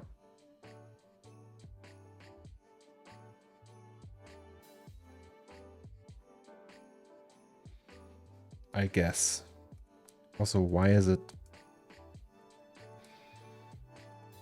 Okay, apparently that's the color these cameras have. I don't get it.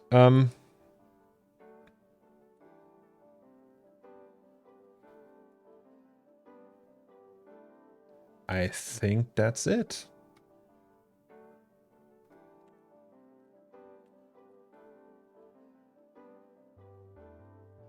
Or is it?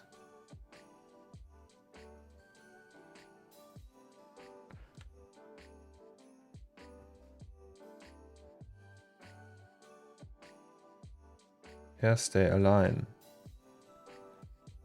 All right. Let's copy that. So save that. That's the wrong one. We don't want that.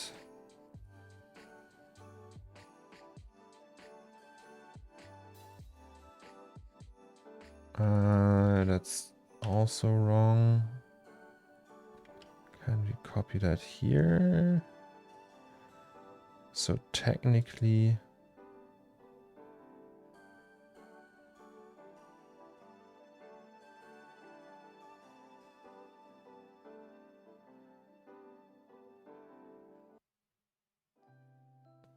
Jesus, that's a long one.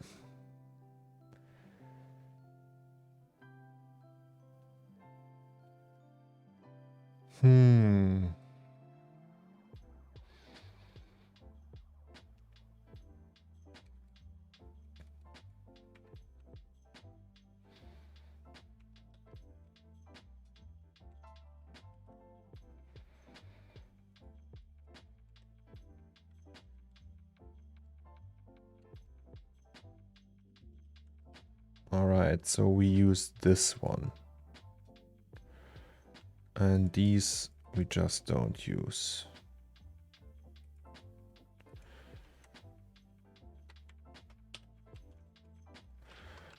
Incredible.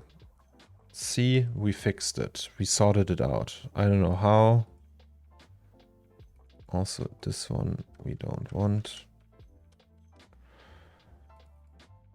We want this. Okay. Fair enough.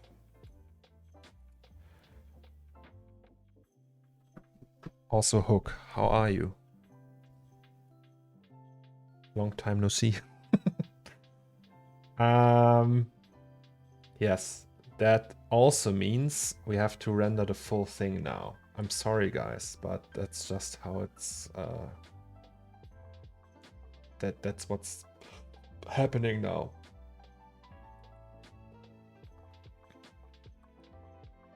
So cam here. Output is 550 frames. Good thing I'm rendering that on RNDR, right? So 003.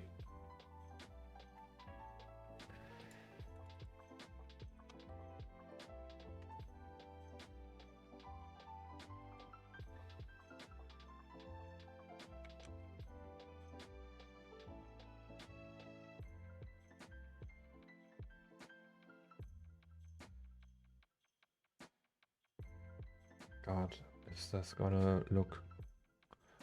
I don't know if that's gonna look good, but we will see.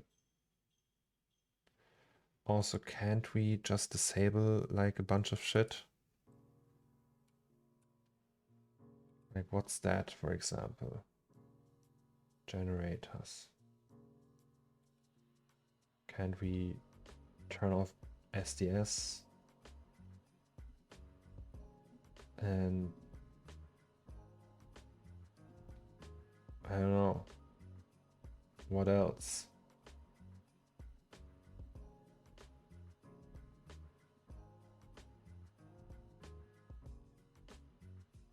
Maybe.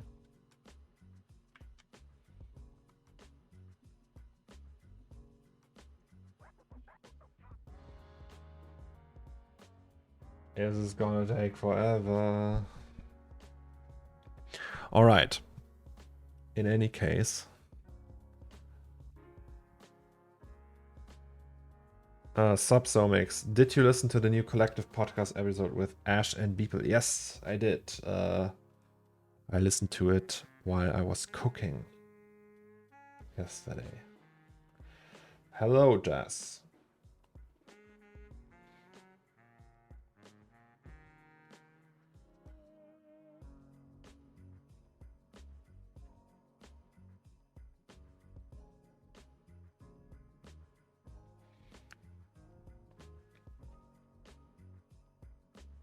Neo, good morning to you.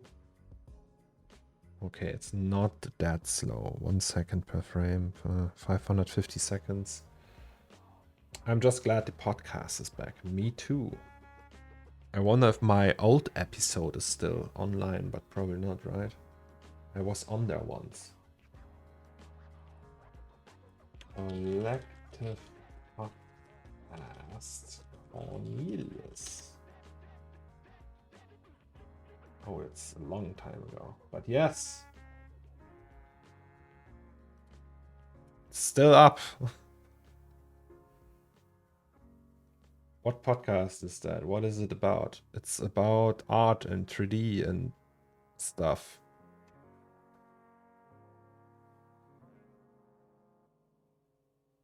Jesus, that's a long time ago. 5 years.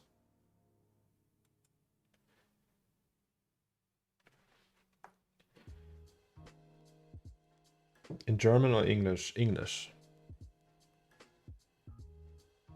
Like 90% of the things I'm doing is always English. I don't do anything German. I was never in my life on a German podcast. You had a great convo about Leonardo da Vinci and drawing traditional versus 3D and CGI now. That was dope as fuck.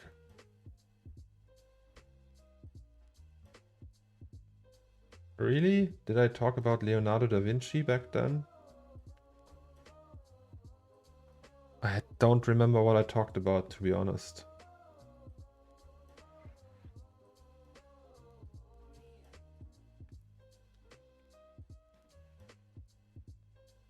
So I'm wondering, so here, somewhere here we have the door then. So this will make sure that we figure out how many frames of this we actually need to render once that thing is going to be rendered.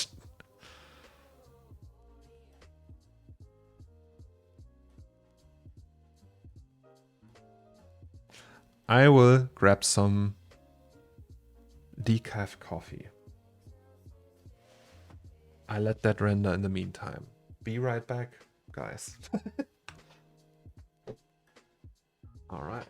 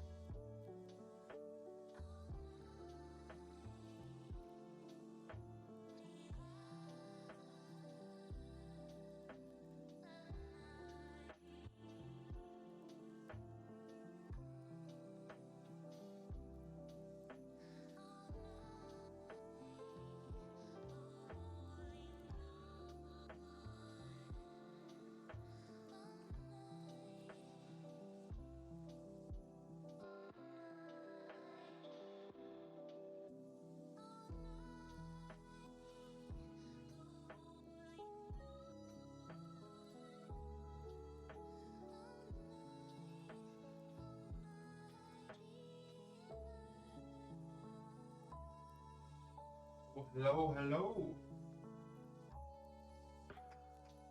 The boy is back. Hello.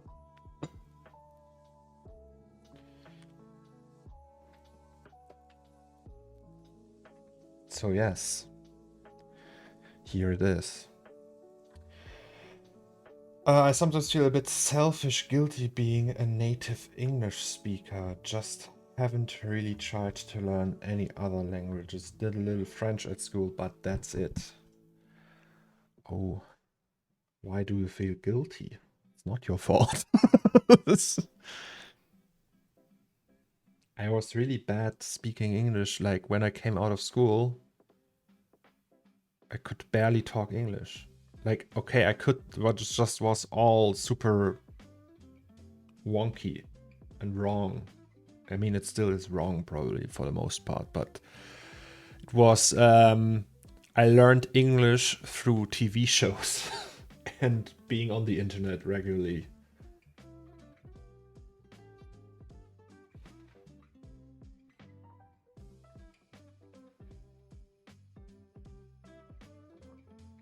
It's taking longer and longer, but we are almost halfway through. Your English is great. Thank you very much. Yeah, it improved a lot during the last years. I have to say that. So my first English speaking adventure was in 2016 and was still very, yeah, I don't know. Usually when I did, like, I was that from 2018 to, no, 2016 to 2019, right before COVID hit. I was pretty much, like, I was on conferences every year. So I was invited to speak there, just like giving lectures and like talking about my work and stuff like that. And I did that because I don't know, they just invited me, and yeah, I had to prepare the lectures in a way that I could just read them, right? So I had I had like Keynote on my MacBook. I would just read notes pretty much. So because I was so insecure and bad at English and so nervous about the whole public speaking thing, that I just that was like my failsafe, really, to just read everything I see in front of me. And I wonder how this would be now. So because now I feel way more secure in English, because I really, like, probably 75% of my day-to-day conversations are English. Like all the people I speak to on Twitter, all the people I pretty much know on the internet, that's all English speaking. And now I do the streaming, so I don't have any prep. I don't read here. It's just like talking, right? And I guess that's the big plus now. So I wonder if the conference is coming back at some point and I will be invited, if they want to invite me, of course, how I will do lectures then. Oh, Gurnji, hello, good morning to you. How big has the scope of this project changed since yesterday? It didn't. I had problems with matching the cameras. So I have two keyframed cameras on different axes and they need to align pretty much. And I did that. Was difficult. Well, actually not, but just like wrapping my mind around that was just like complicated. But I think it works now. I can't speak in front of more than 3 people. Yeah, it's definitely like a challenge, like public speaking.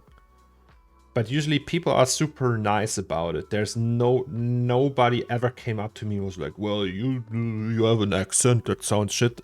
And also people from England or America or people who have like only speak one language, they are super kind about it. They find it impressive that you speak in their language, essentially. They're like, well, you're from Germany and you come here to speak English to us about your work. That's cool enough, even if it's wonky or you know. Guessing you think in English now, yes? Yeah, kind of, sometimes. Like, have conversations in my head in English. You probably would have fun now. Maybe, I don't know. Hello, good morning. Good morning, Suraj. Yeah, I think, like, back in the day, I also did, like, German lectures in front of people, and I'd wonder how this would be these days. Probably completely easy mode. Like, German obviously it's easier for me than English, but still English isn't that hard anymore anyway. So it's just like, I don't know. I don't have to prepare anything. Sometimes when I'm like, well, sometimes I accidentally use German words, and it's always the word aber, which is but, or yeah, or if I want to say I want that too. Oh no, that's a different one. That's auch. But that I like aber and auch. I use these two words accidentally sometimes while I speak English. For some reason, I don't know. It's just like sometimes when I'm like in a rush and then I say aber. Me too. Sometimes I say something mixing Portuguese and English. Oh, that's the horrible thing with me and my wife, because she speaks a lot of English as well. So she works in the company she works at, why do I say he? She works at a company where she does a lot of different tasks like graphic design, layouting, customer care, and so she's like the jack of all trades pretty much. And she also has like a raid group, which and these people are all of them are from England, right? So she speaks English with them as well. And when we are talking, it's like a weird mix of English and German.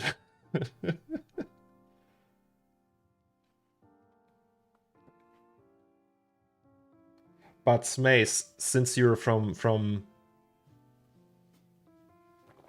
Sweden, right? You guys grow up bilingual, probably, right? So you learn it in school, but all the TV shows. So I never met someone from Sweden that couldn't talk English. Even older people can speak English very well. In Germany, we don't have that really. Germany is always like everything here is translated, so people don't have the incentive to really use that, even though they learn it in school, but there's like games are dubbed and translated. So like right off, like if you're not really interested speaking anything but German, you don't really need to learn English here, because you barely meet anyone from another country when you're like just the average German person. And like in TV, everything is in German as well.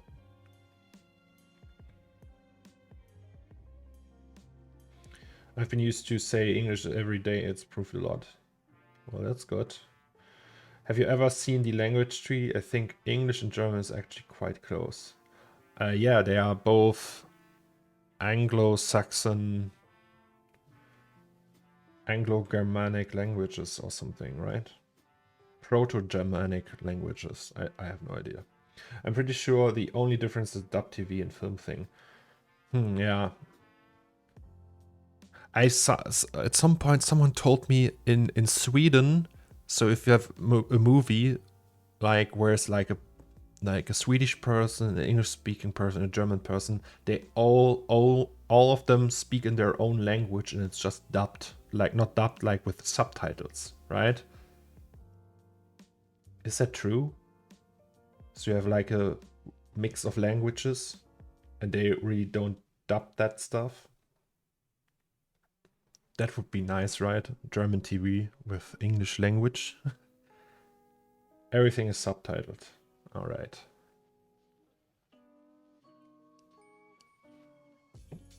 Never dubbed. I guess that helps. So if you watch a Hollywood movie, there's no dubbed version. And it's just...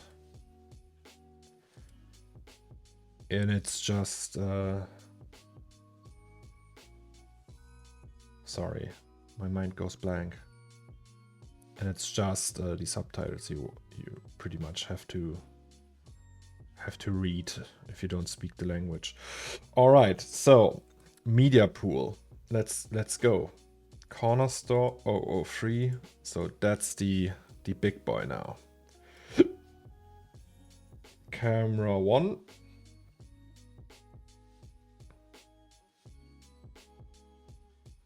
So where's the media pool? Here. It's Jesus, look how long that is. That's what she said. Also, who's messaging me? I wonder how they dub Arnold. Is he dubbing himself in German? No, he has a speaker.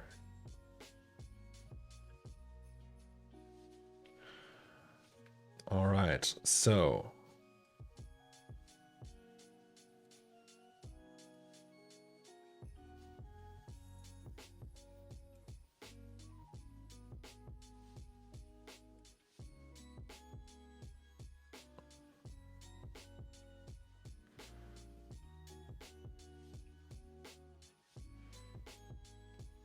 Well, it's actually great.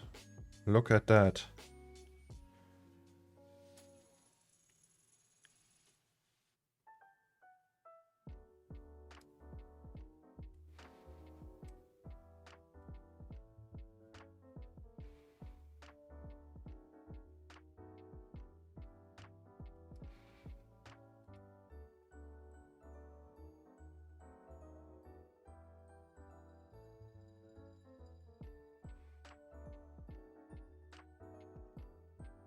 Well, that was hard enough.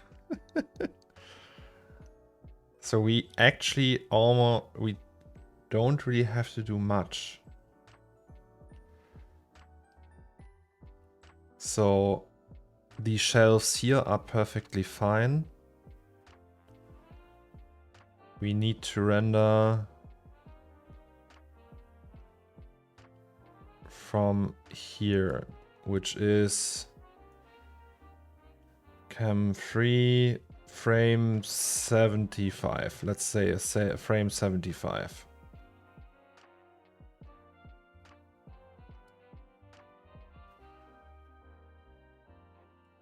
And then we go here.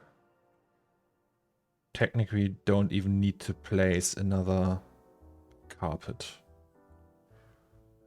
And we just go up here.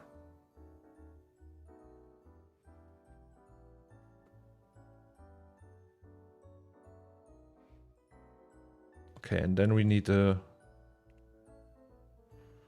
different shot for that. So Guernsey, by the way, do you want to see? Let's watch the whole thing.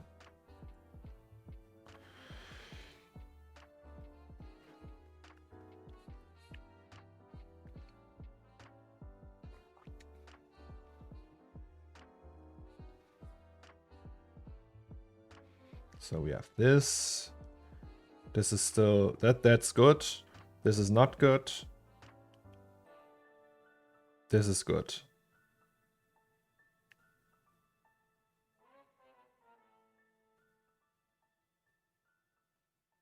This is pretty epic, actually. Then we have this. Then I decided against doing the close-up of the toothbrush. We just go to there. Maybe do another shot of these. That's fine. That's fine. This is fine. This is fine. Nice. Then this, I don't know. Actually,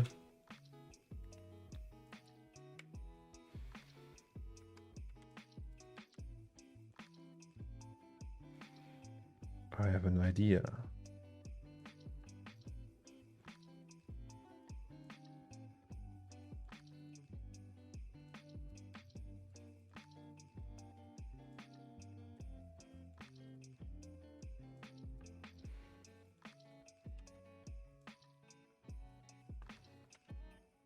Maybe that's the one.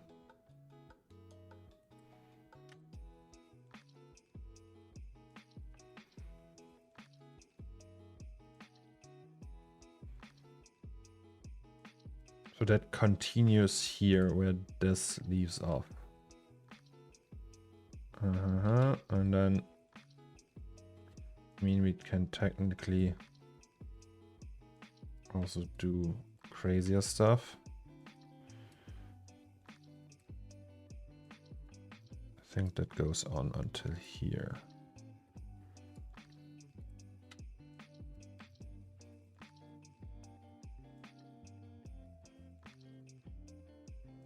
And that's it. How much faster is online render compared to your own machine with quadruple 3090? A million times faster. You could render that whole clip, like this very long sequence of the corner store, probably in 2 hours.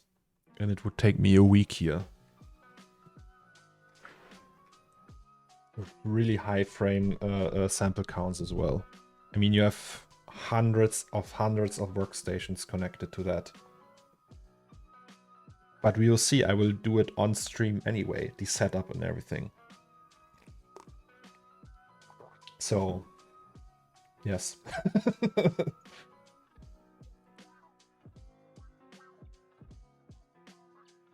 What farm are you using? RNDR. That's Otoy's own farm. Okay, so works. That one. Not feeling it yet.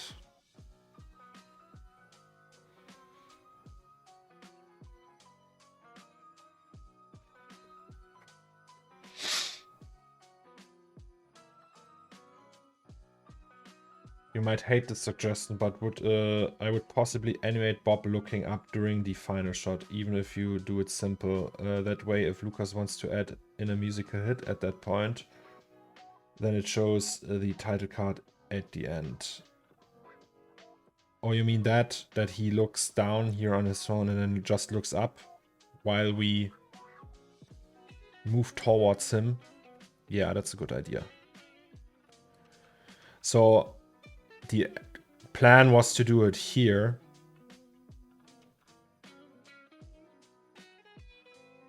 But I guess it's better if he looks down here and just moves his arms a little, maybe. I wonder if I can animate... Do I have to animate him in the scene, or can I just put an alembic of him here? You know? Does Octane support alembics from outside?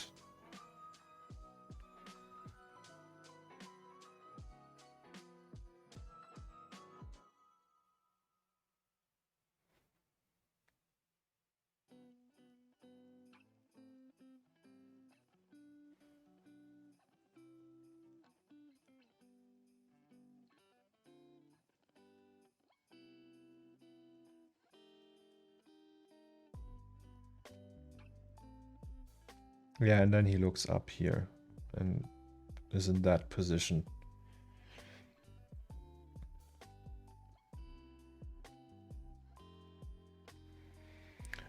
I don't know how.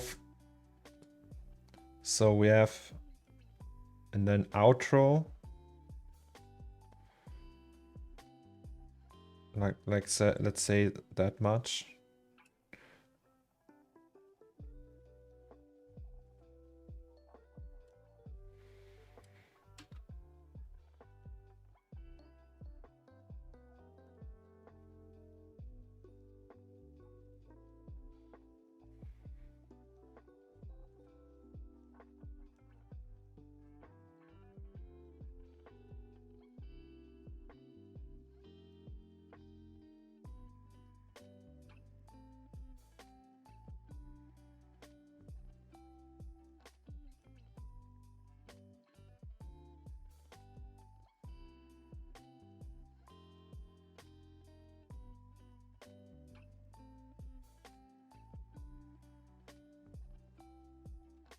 What do you think, Gernch? What do you think about this shot? Like, we established like the idea that there will be the cable here. So that works, but this one, does that need to be closer before we do that? Maybe a camera stop at the end, and then he looks up for a quick set and then title card, kind of spooky. Yeah, something like that, I don't know.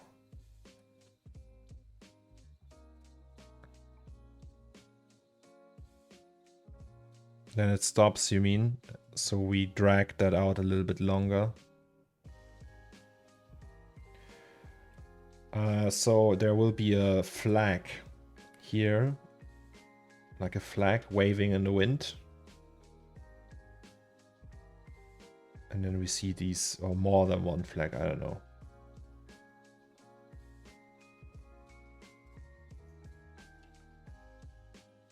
Then you see the flags, and there's also like, I thought about these like plastic wrappers flying in the air and like doing a simulation with that.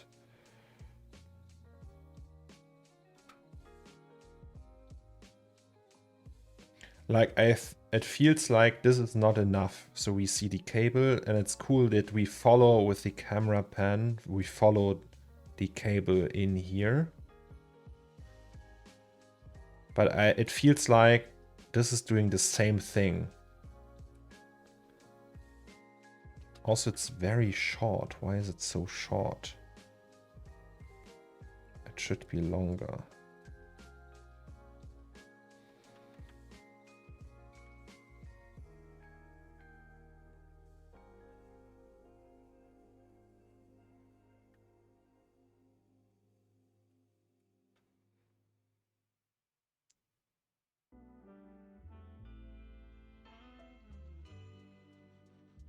Yeah, it's better. Hello, mister. So I guess maybe can just go closer.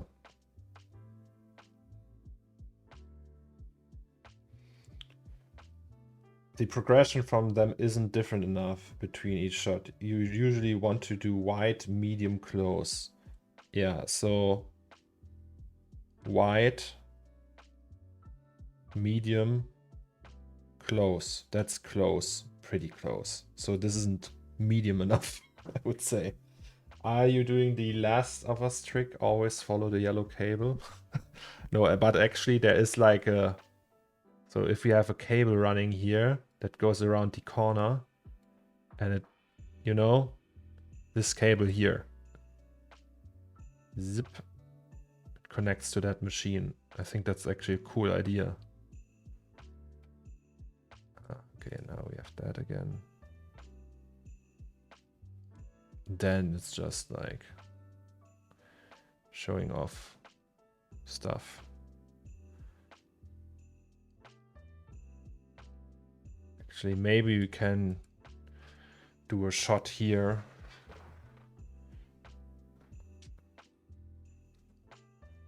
Maybe that's not enough.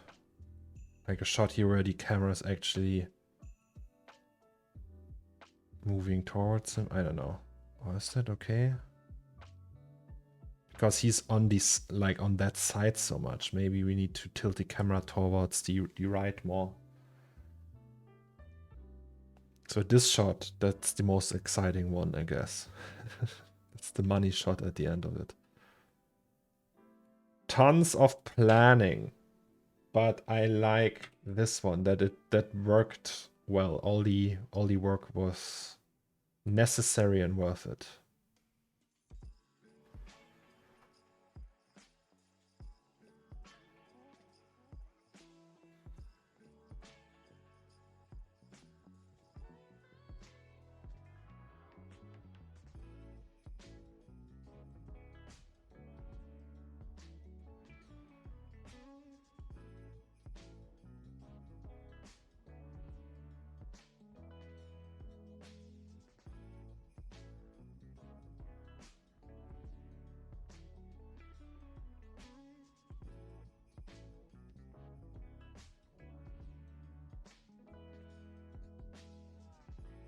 Yes. Yeah, let's drag that. That one can be way longer. How long is that now? 100 frames. I want that to be longer. Like with the same speed though. So, okay, main shot final works. Oh no, wait, before we do that, let's go to this one. Right, so that's 200 frames. Are we using the full potential here?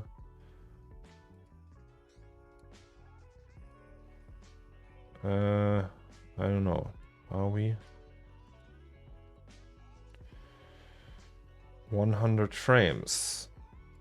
Is it? It's longer than that. Okay. 100 frames. Also, which one is it? It actually doesn't matter. So main shot, closing that. These we don't need. That's the secondary. Okay, let's leave that open. And we go here. 60, 88, 80 animation.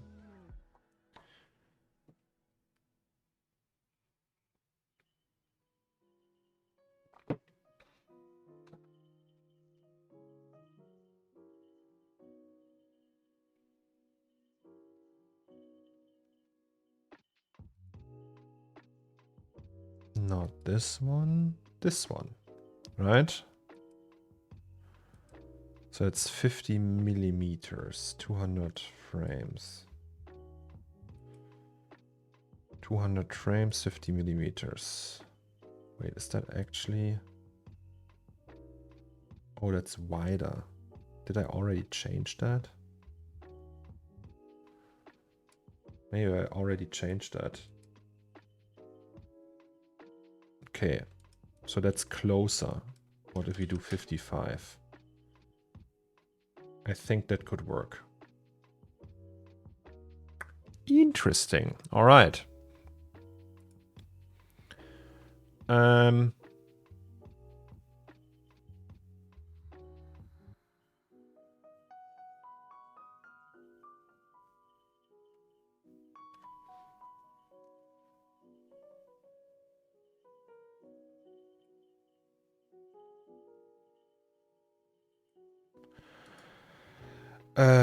Okay, so that's camera number 22. Camera number 22.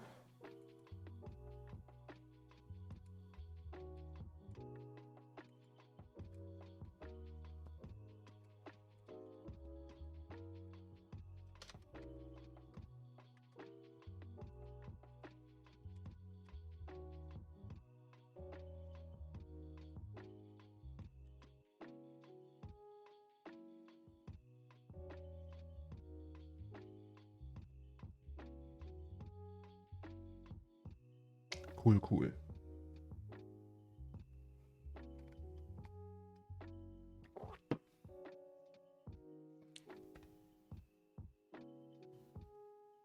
Oh god, I hope this is gonna hold up.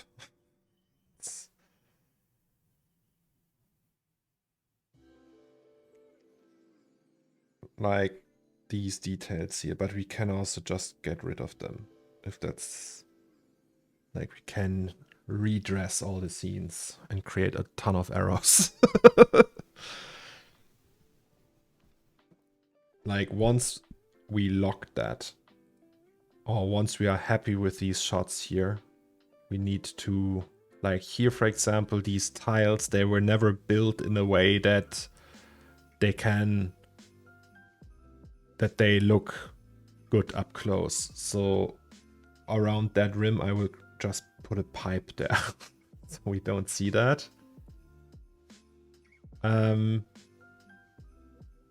Yeah, that I don't know. Then there's like that scene here. There's nothing here. It was never meant to be in frame. That means we need to put pipes there. I don't know. Or something like these things. Something has to be there. Or like smoke, or I don't know. We will see. This will work fine, I guess.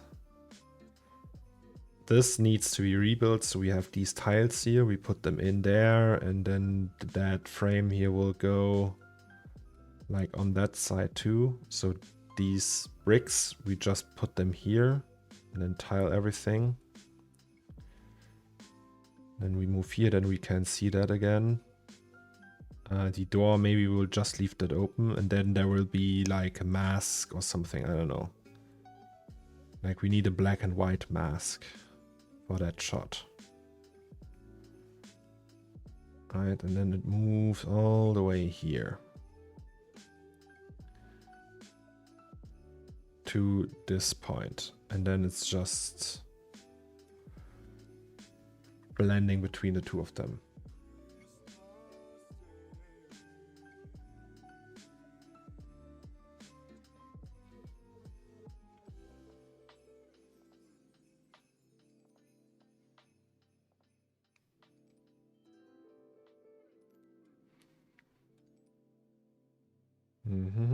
So there's actually no breakdown in here now. But that's okay, I guess. First video without a breakdown. It's just the animated portion of it.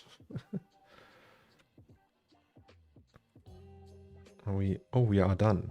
All right, so that's number 3. 2.2 it was, right? CORNERSTORE, no 6088AD, 2.2, number 3. So 2.2, number 3. And then media pool. Wait, so that's this one. This one needs to be flipped.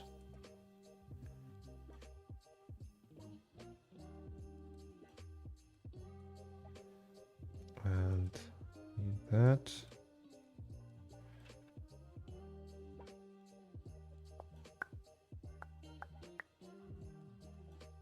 Oh yeah, that's better.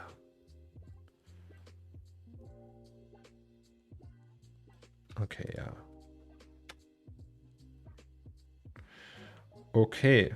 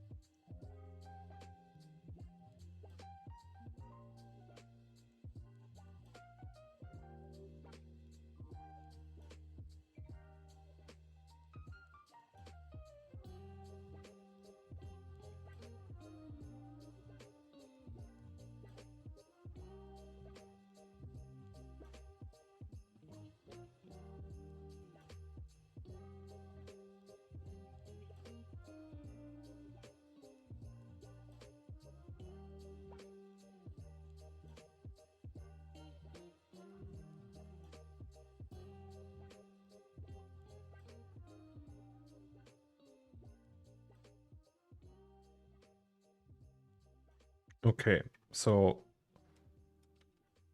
that scene in the same speed, right?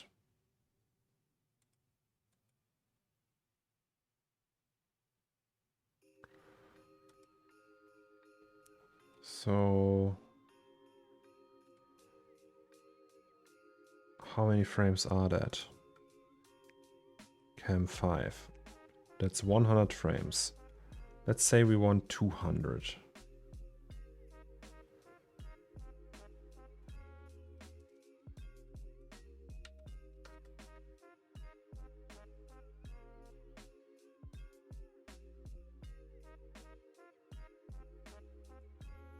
So the difference, just want to roughly know. So that's 182.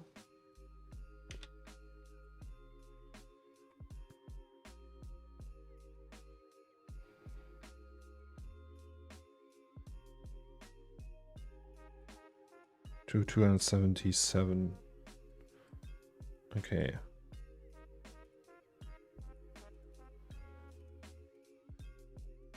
So 1 meter, roughly.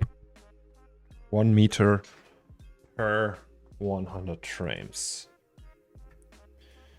So here it goes from minus 277 to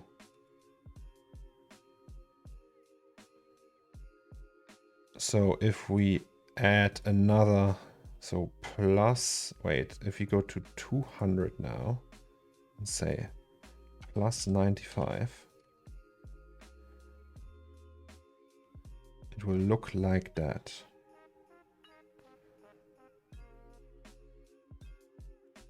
That's cool.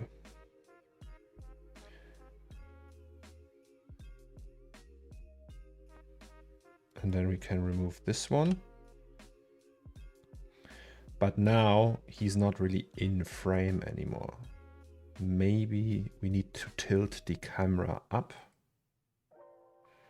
I gotta take off time to finish packing before traveling to Art Basel. Sorry. Enjoy the rest of the week, everybody, and make a good progress on this Zomex. See ya next week. Oh, you're going to Miami. Thank you very much, Gernch. And greetings to everyone. I think Ash will be there, Mache will be there, everyone will be there. Justin will be there. Hugs and kisses. Please let me know. And send me photos, Gernji. If you want, of course. Yeah, we can do this.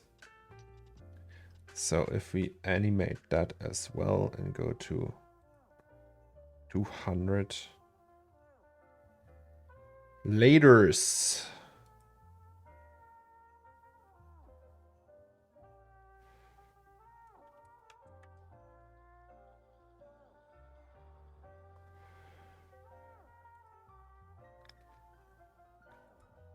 All right.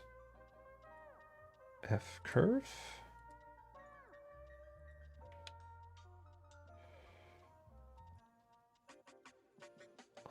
Alrighty.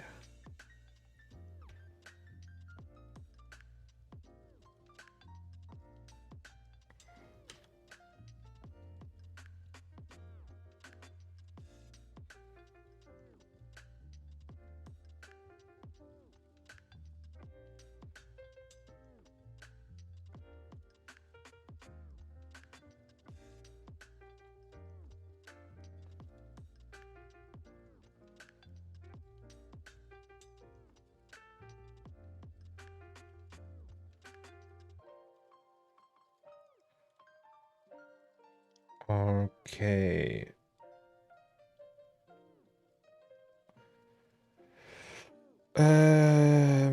Let's put that out there.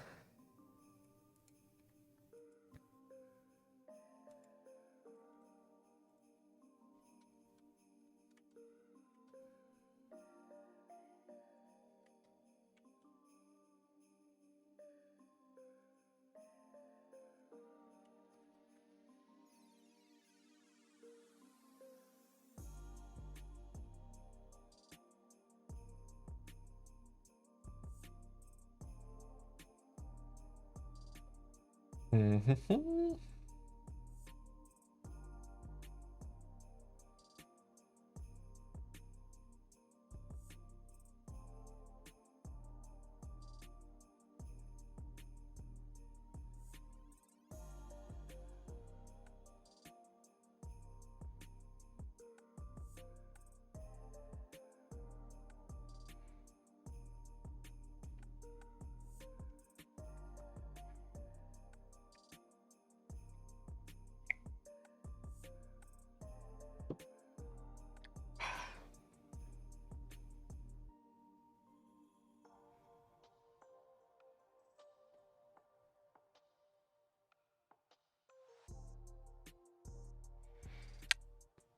Yeah, that's gonna take a while.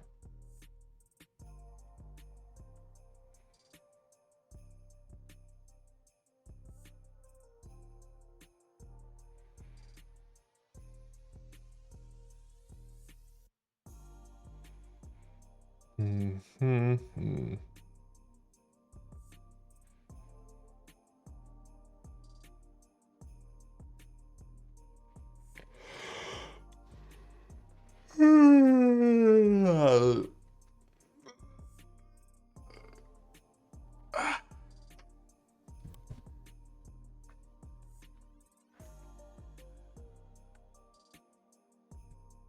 Boring.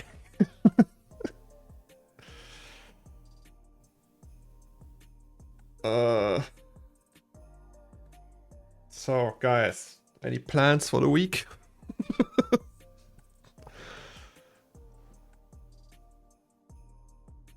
I can't wait to render that for real.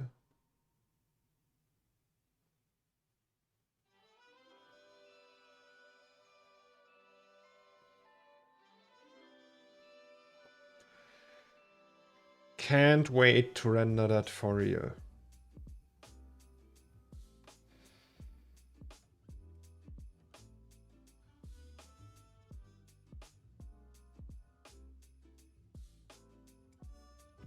Probably just going to be applying for jobs. What kind of jobs are you looking for?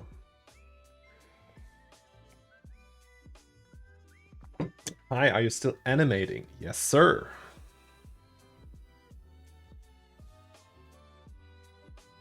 CG jobs. So do you want to work in games, movies, TV, advertisement, anything?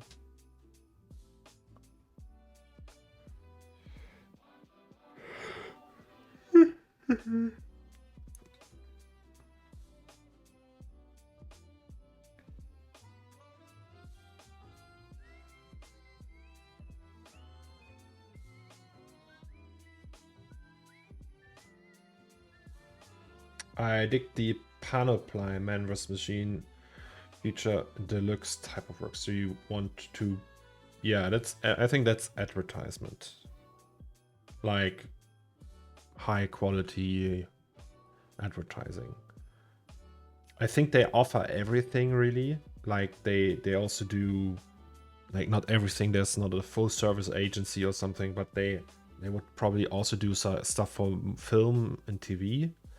But I think their main thing is advertisement campaigns and high triple A clients and lots of R&D. Yes, but yeah, I think that's a.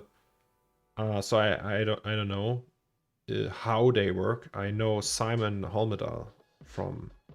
He's like, I think he was creative director at Man vs Machine in London, and now is at Panoply. And yeah, I actually haven't talked to him in years. But yeah, we hung out with each other on conferences and stuff. He's the OG. No, not the OG, but he's pretty good. I would love to be with such high-skilled teams and learn from them as well, I think. Yeah, so you would probably need to learn Houdini, though. You render in 30 FPS? Nope, 25. Yes, I see his talks every day, first thing when I wake up and last thing when I sleep. Nice.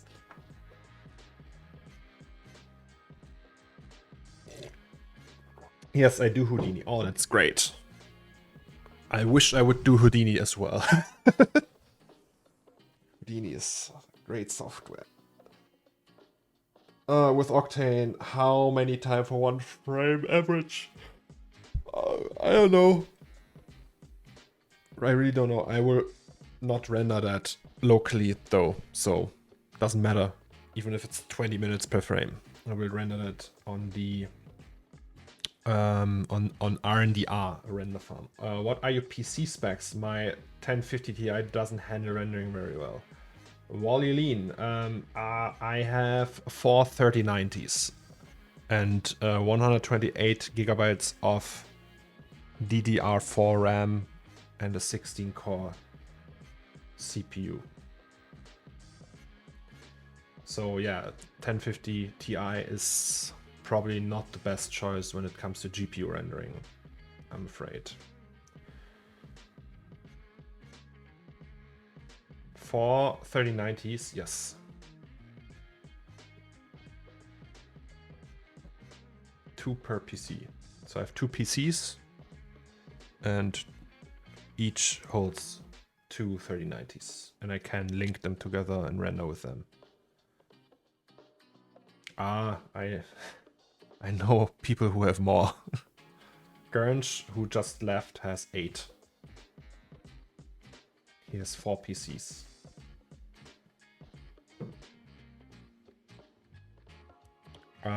I think you would need like server grade mainboards to fit 4 3090s in one case.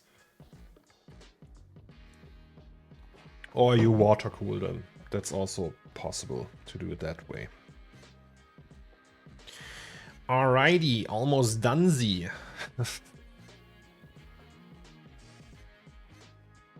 The dream of is to be a render box machine. I have one. I have to say, like, I bought all these GPUs when there was like out on the like peak NFT. Orange is gone. He's hacking stuff. What apps benefit most from dual GPUs? Octane. I only have it for Octane. The render engine I use. Here I can actually no. Where is it? Devices. Here I can use both of them to render, and then I can use the network too and link. So I have 4, and they can all render one image. It's pretty damn fast. Okay. Media. That's CORNERSTORE Cam 5 number 3. CORNERSTORE Cam 5 number 3. Edit.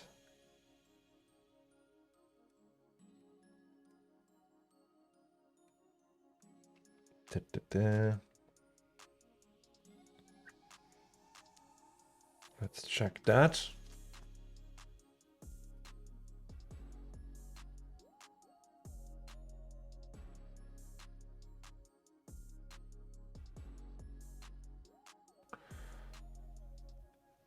Nice. They don't do anything for Marvelous or other apps that you use? No.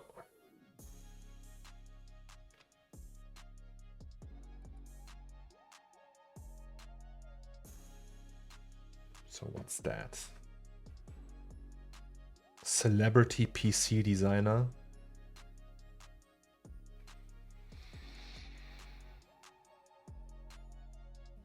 I'm sorry, but that's very douchey.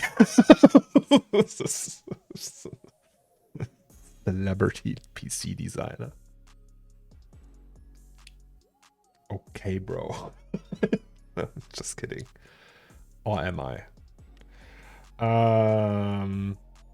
So he's doing like these test bench, bare bone kind of things. I really don't like that, I think.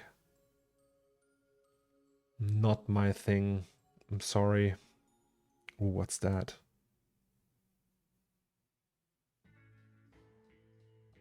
Is that 3D? No. That's cool though.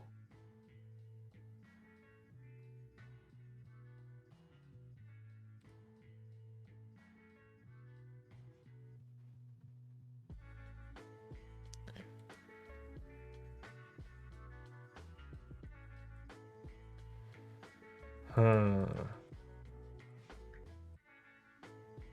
Oh, they are real. Is that hard tubing? It is crazy. I've never seen them do that like that. Okay. Render me impressed. Like, don't like the style though. It's just like not my thing. It's too flashy and everything. So I really like Sebastian Michalski.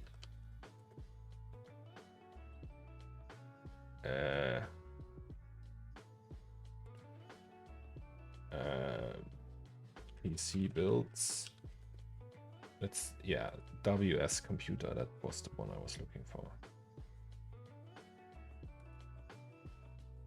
So they do the same thing as the render boxes, but everything is super custom. Like even the cases are custom built. And that's the peak for me.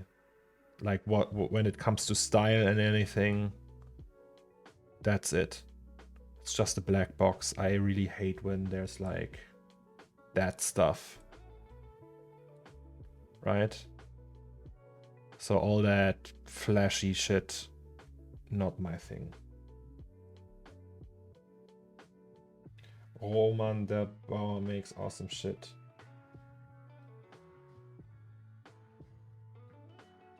What?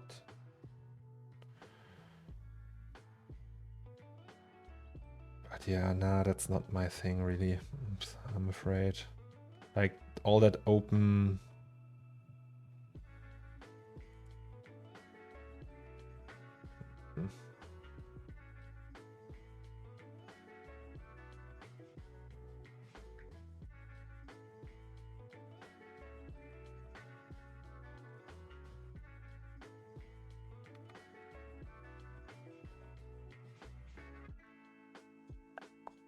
Jesus.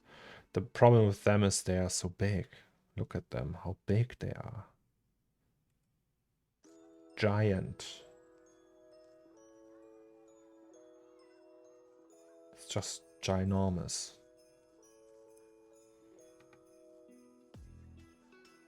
Like, I mean, look at that.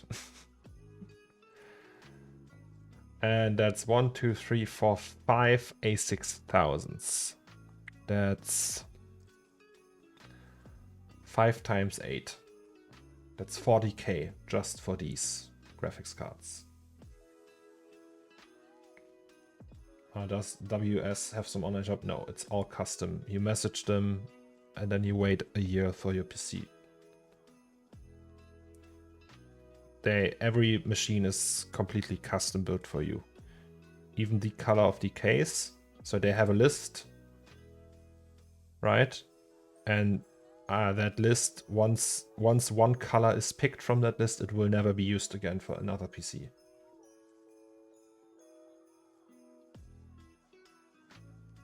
Clients. What are the clients though? Are there celebrities as well? Oh, I know Marius. He's very happy with this one. Is that from Marius? Hello. High quality videos. I see.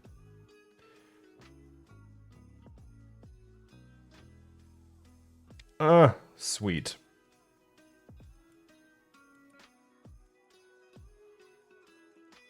The problem with that is it's pretty much outdated after 2 years and it's a very expensive one. Tap 95. Thank you so much for your 3 months. Appreciate it. Do you know people who have them and know how expensive they are? Yes, I know 2 people. They go from 10 to 50k, depending on what you want. Or even more. Right? So if you want the best of the best of the best stuff, you have to pay. I would choose a gold case with celebrity engraved, so no one will ever can have that. But I don't know. So question, Jazz.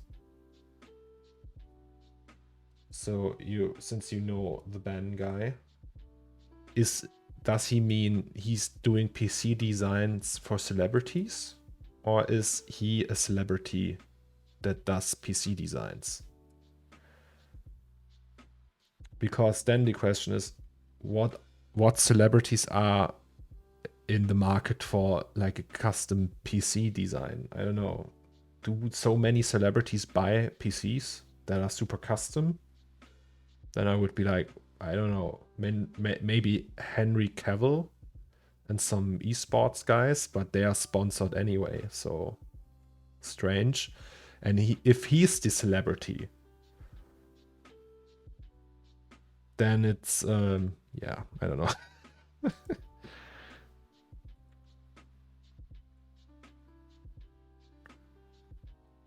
It's like I would say call myself a celebrity 3D artist.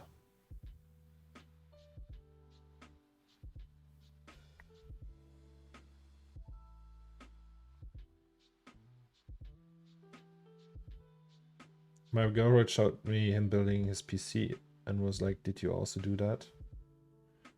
Did you? Did you build your own PC? Did you see Post Malone's PC? No, I did not. Okay.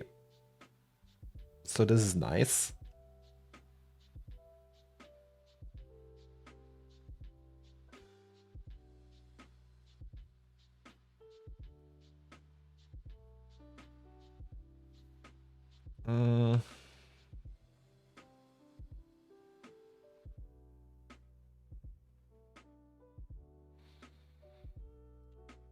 Maybe.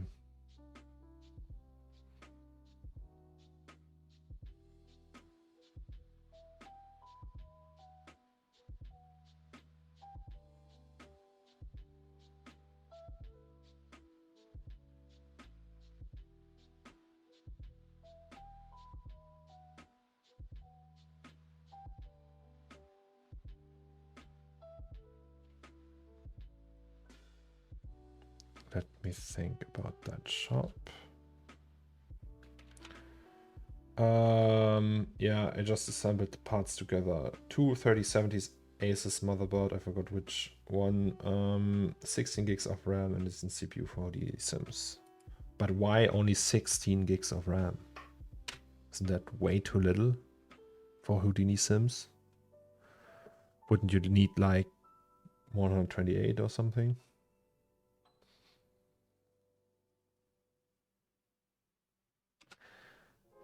So, I mean, it changes the speed.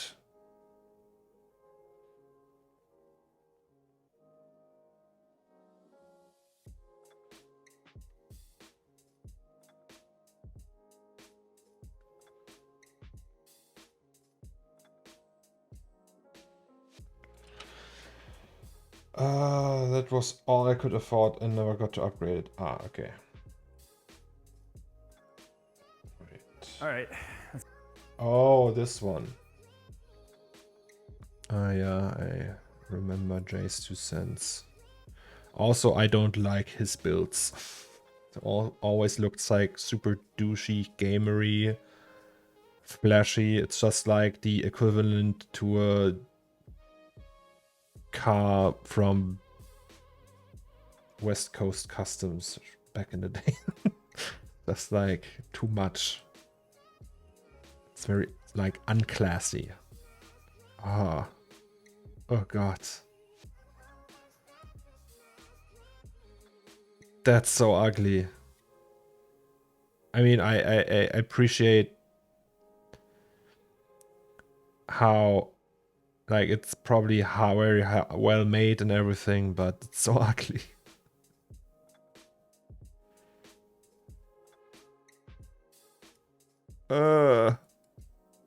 Atrocious.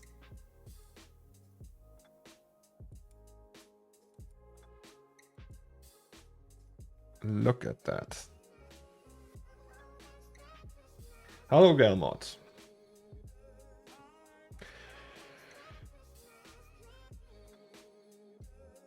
You cannot deny the beer. Yeah, but Bud Light.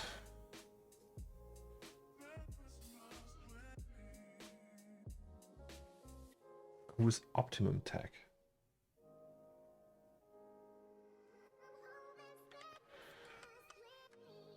Optimum Tech.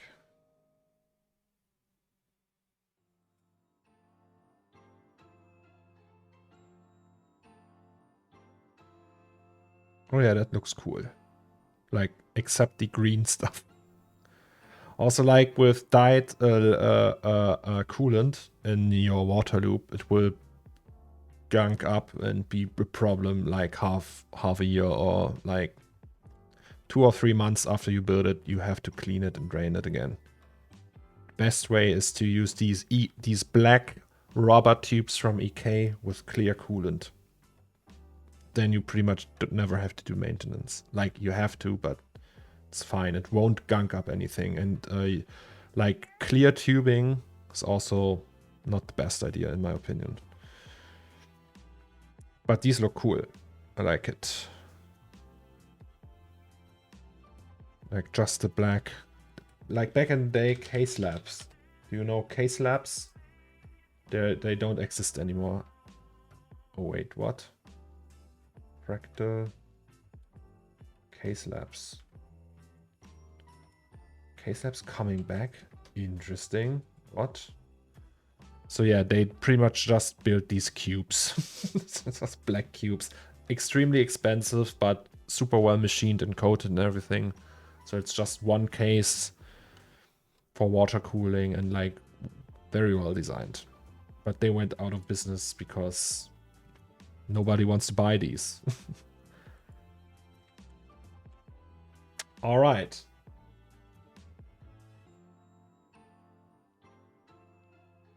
The butt logo was the worst, I would say. Okay, so what are we gonna do now? We will sip from the coffee. And then I will go to the toilet. And when I'm back, maybe we refine some of these scenes, do some renderings. I don't know. We'll see. Give me a second.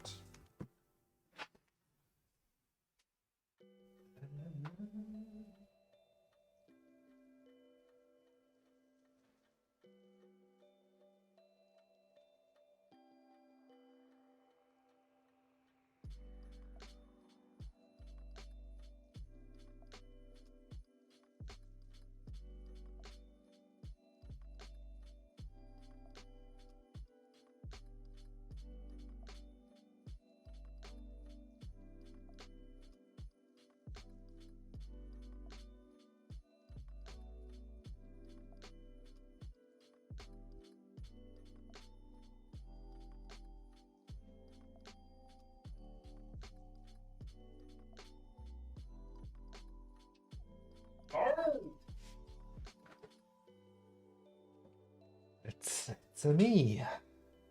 It's me. All right. So we can possibly start to look at some of these.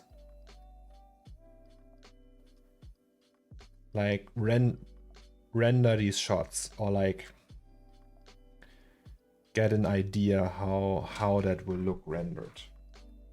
So give me a second, I will turn on the secondary PC so we can render with all the cards. And then we start. Hello, I'm back.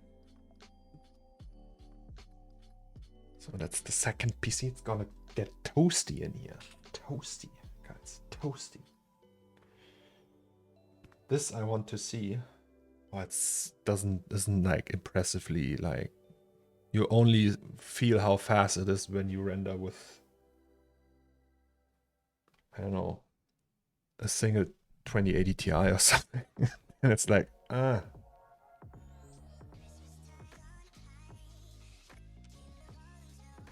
Oopsie. Okay, so that we saved. That's what I got. Oh, sorry. No offense. I mean, it's probably enough for most people, but yeah. I mean, it's always depends how much money you want to spend and everything. Okay, so that camera we actually will never use.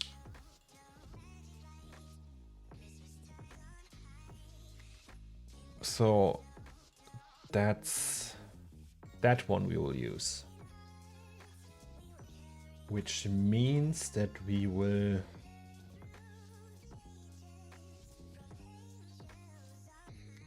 just render this one.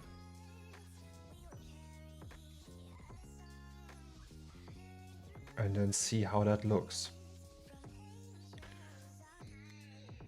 Alright, so network rendering is enabled. Node is running by it all. And then we have this one. And also these settings here. 16 times 16.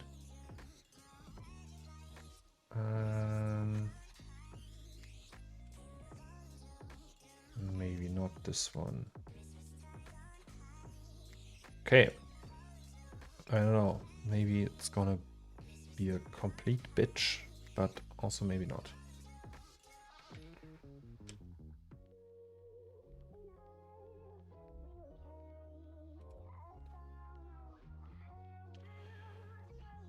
Modo don't have GPU support like Octane and such, and we render at Rebus for our shit.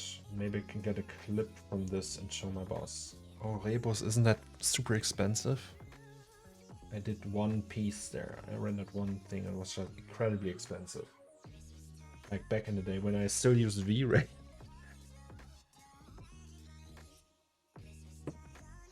Also, you work with Modo.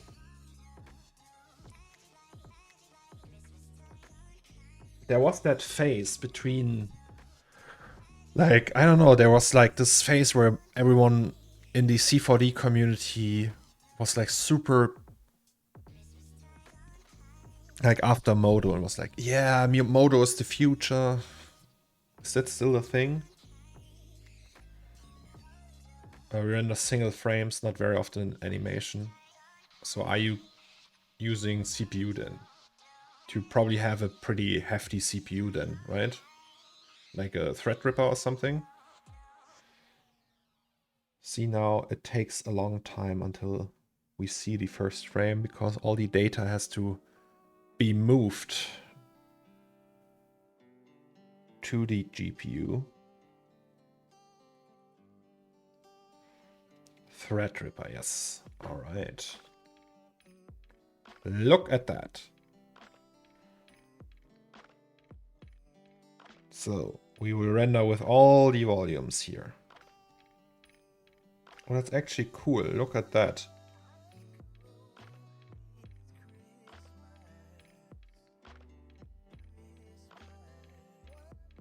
So that's 100%. It's not yet sending. We have probably, yeah, we have dropped frames. Sorry about that. That's because it uses the network now. It has to transport all the data. So laggy, laggy, laggy probably.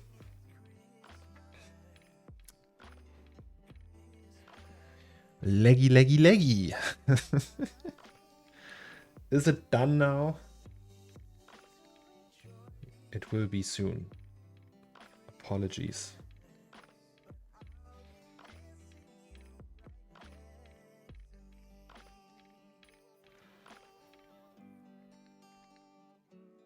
Thank you very much, Tommy. Okay, now we're done. No more dropped frames. And now both of them render. Okay. Yeah, we need to color grade that like shit though. So right now, one frame would take 8 minutes. It's okay.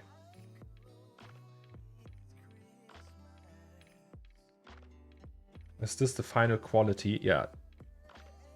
That would be the final. Like, and then obviously animated.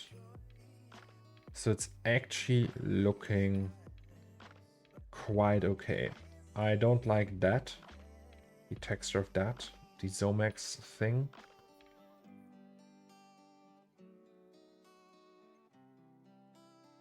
Maybe we need to get rid of that.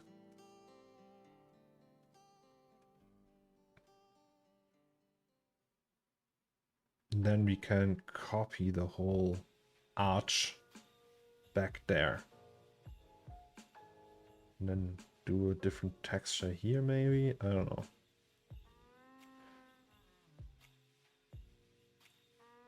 Then there's that thing. Like these are all fine. Maybe we can just copy them around.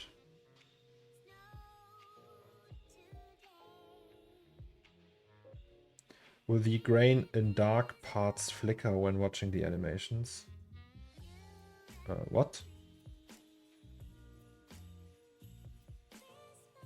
What grain?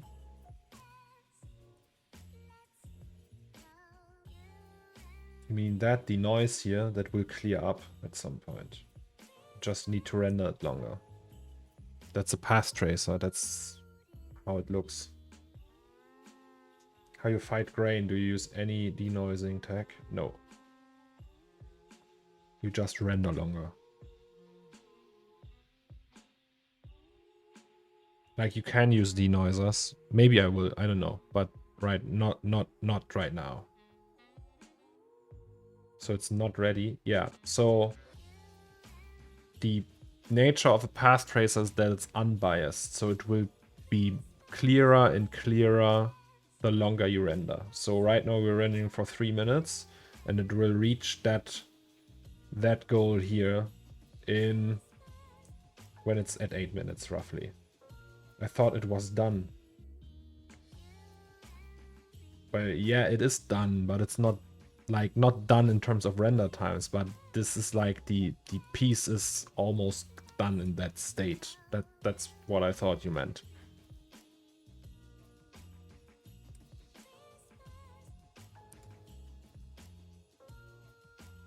So how will that look if we just render this part? This will be I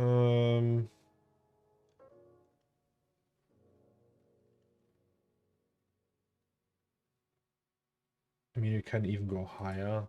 Could go to 5K.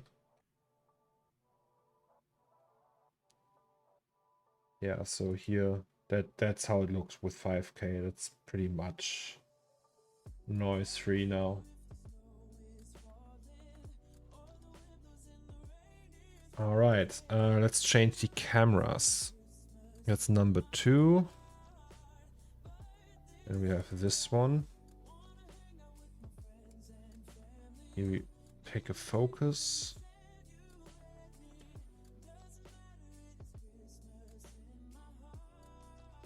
Nice.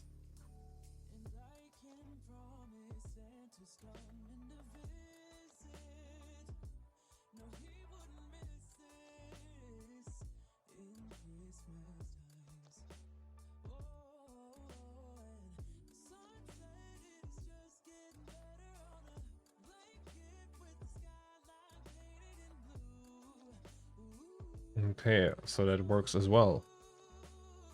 Great. That's this one.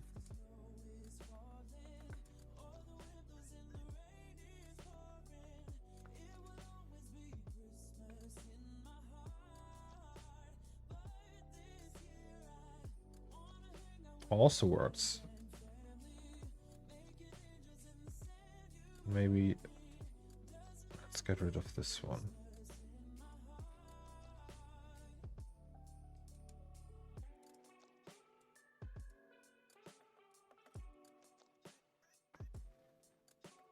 Crazy.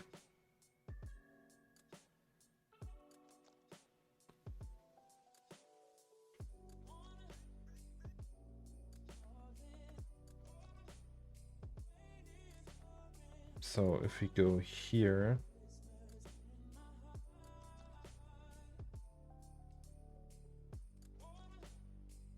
oh Jesus, it will just look like that. The walls actually also look fine already. Just need the floor. Just use tiles everywhere.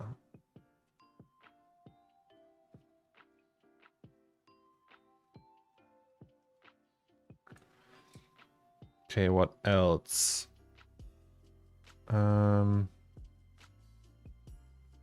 Not this one. Camera 3. Oh yes, baby.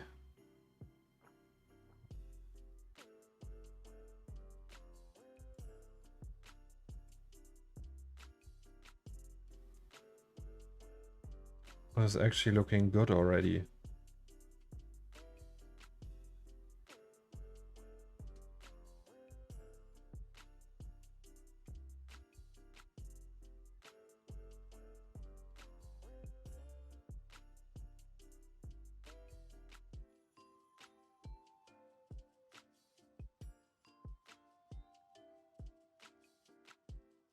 Epic.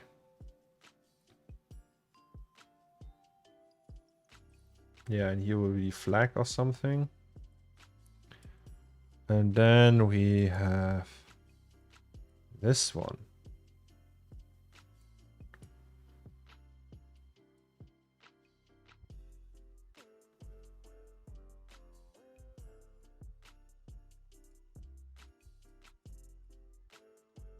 Okay, yeah, you can see it, kinda. But look, guys, it's not even rendering that long.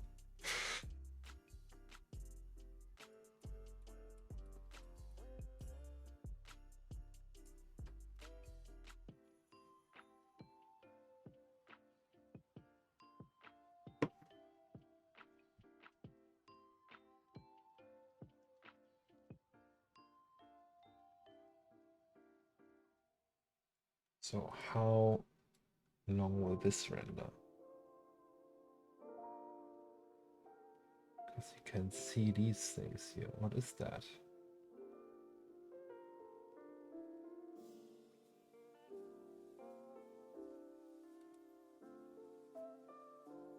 Caustic plug, GI clamp is 20. Let's do 15. Why are we getting fireflies though?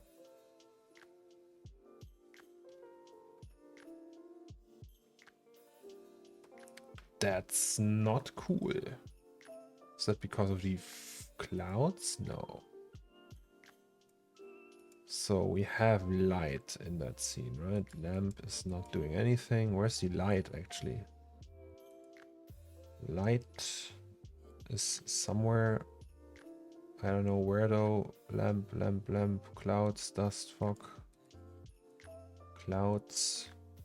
Lame. Base light. There it is. Oh, it's just one light source. Interesting. Important sampling. Maybe I should turn that on.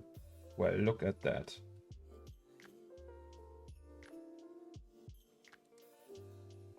Important sampling. Sun power. Okay, we don't want to change that. That's the medium radius. Isn't there like a sample rate here? Nope. What does usually cause fireflies in Octane? Light sources that are too small. But that's not the case here. So that's a bit strange. Small light sources that the bounces can't find. It's probably the clouds. I would assume that this is also having an effect. So let's disable these. Nope, still not. Dust and fog. Also not the case. Wait, isn't that even on? No, it's has no effect at all. So if we go to medium and say disable medium, it still creates these. Okay, so then it's not even that. So turn that on again. And go to, what is that? Pick material. Oh, there it is. Ha, easy. So that's the mix material. And I would guess that this has something to do with the bump here. So that's 0.05 and it's maybe it's too strong. So if we set that to 0, for example, then we don't see anything. So it's too strong. That's just the reflection, you see? That's not actually fireflies. It's just a small scale reflection. So if we set that small enough, we don't have any fireflies. I was rendering 40% resolution and only 64 samples or 32 samples for the entire animation before sending a whole final animation to render farm to check if everything is okay, like camera focus and material. Yeah, I do the same.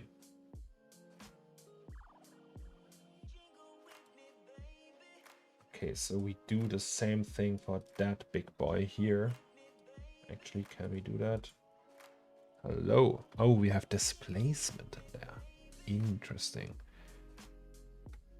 Displacement. That's why we are getting these effects. Which is also just, or not just, it's has an effect on the reflection. So it's here. Can we go with less? Okay, so it definitely is just the displacement. If we do 0, how would that look? Okay, it would still create that effect. Which means we can pretty much go back to what we had.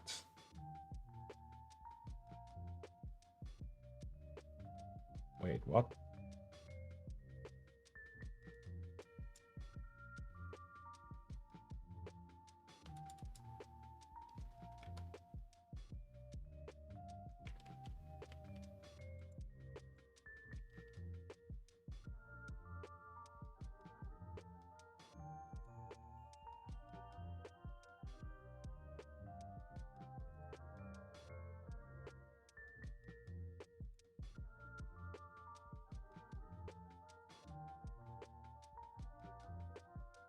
I'm confused.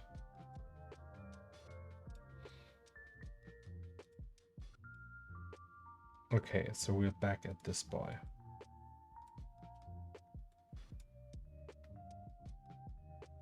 Which was that we just turned this one off, right? Perfect. Almost. And oh, okay, because I have this active again.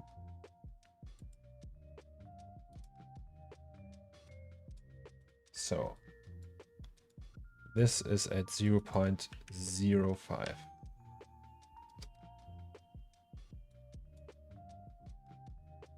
If we set that to 0, are we still getting reflections? No.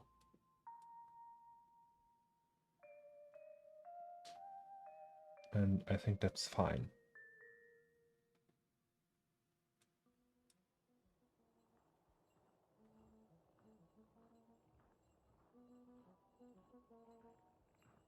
I think that's very beautiful. Okay, so we would need a flag here, like waving here. Also, where is all the clouds? I want the clouds back. Give me back my clouds.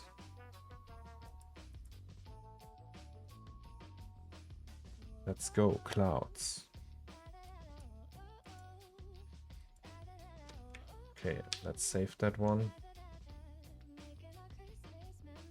Reset, and then send it again. So the only question is, will that work in RNDR? It's gonna be a little bit, you know.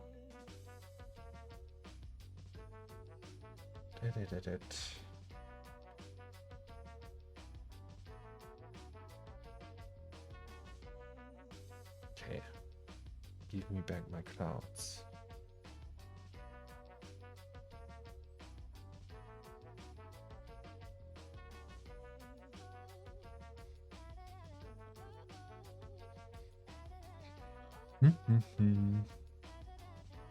Probably been covered, but why were the textures flipped in the scene? I could always flip the scene by setting camera scale to -1 on the X rather than flipping in post.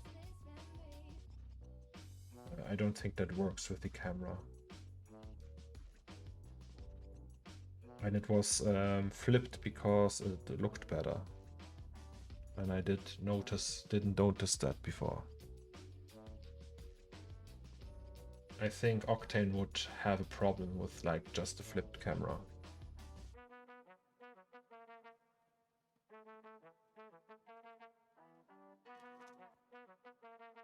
It's no big issue to just do it here.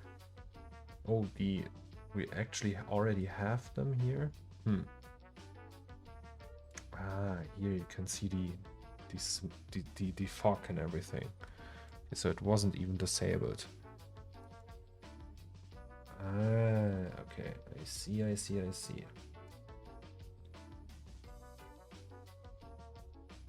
Cool.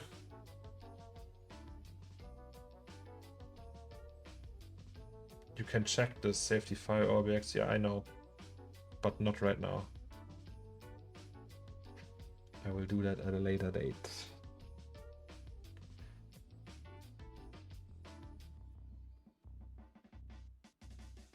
I rendered many things in RDR before. Okay. But this is pretty much... Like, here's like one AC is called Heat Hitler. Maybe we shouldn't do that. It's not that brand safe, I guess. So Thunderstorm is okay, but Heat Hitler is probably not good, right? I think standalone app is faster. Well, but I won't do the scene in the standalone. Why would I do that if I work on it in C4D?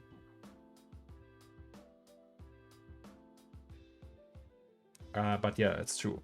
Standalone uses less VRAM, but standalone is also very cumbersome to work in for big scenes like that. You don't have scatter and all the tools. Yeah. Okay. Then let's reset. So I'm pretty happy with that. And extend these, for example, right? Work in C4D and save ORBX.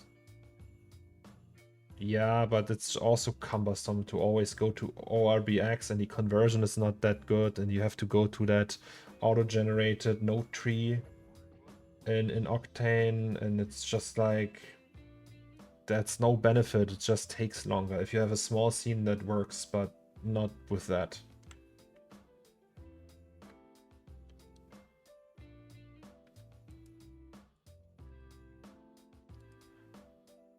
Alrighty. Hello.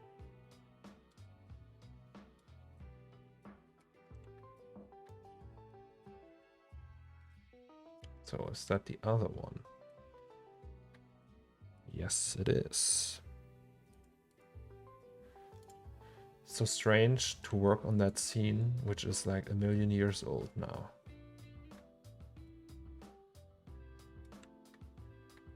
Oh, look at that. Interesting.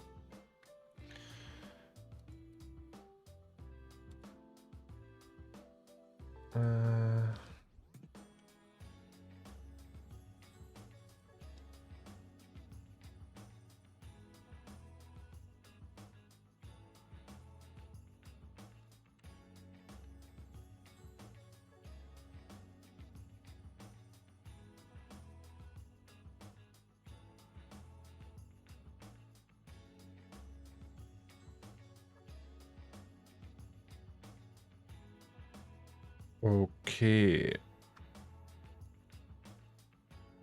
works.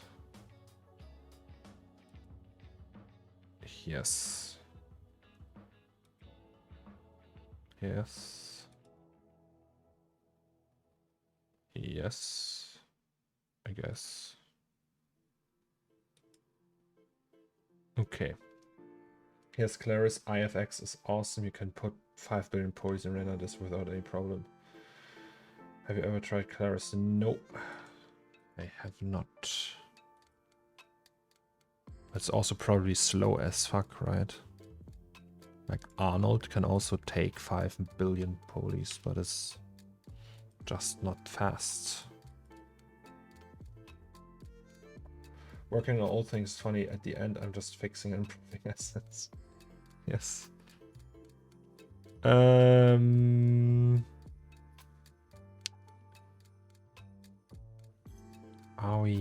Are we copying the fence or this one?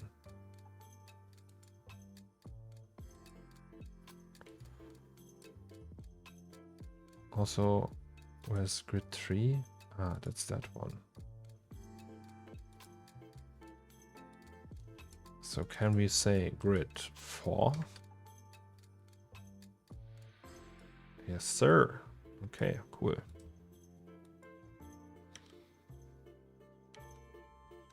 Hello, grid 4.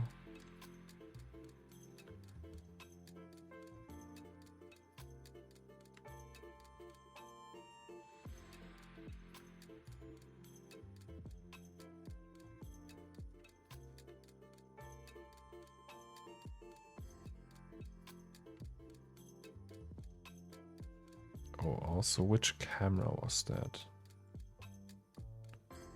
Not this one. This one.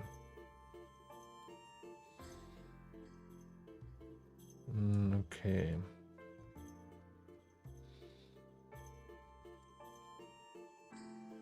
Camera 2. Let's remember that. Can we also scale it down? Yes, I think we can. Okay, a little bit more.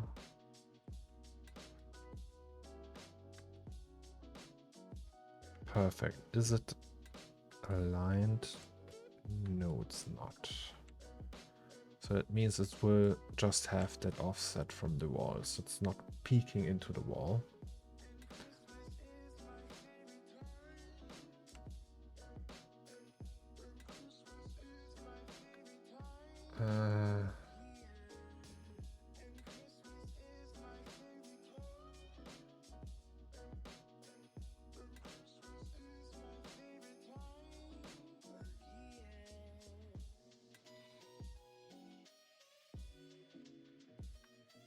So this we need to move.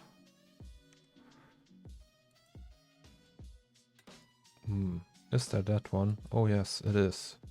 Nice. Okay. Already selected and everything. Incredible.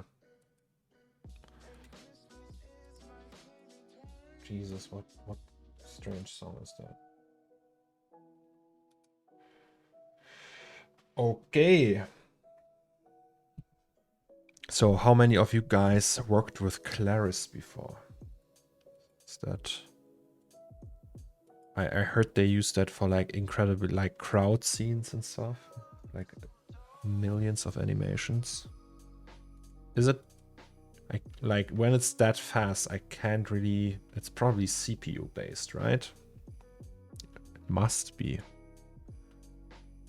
Something like that can't possibly be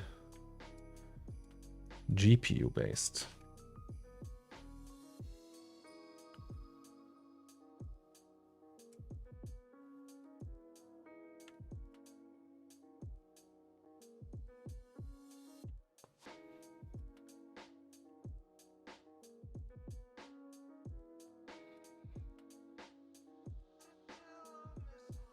Okay. Also, can we just copy the whole arcway. And also, can we get rid of this one?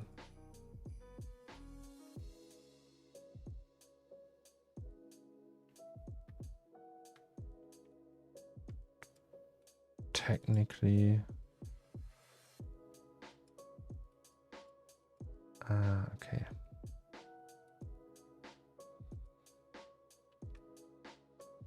Wait, is that all render instance? Yes, it is.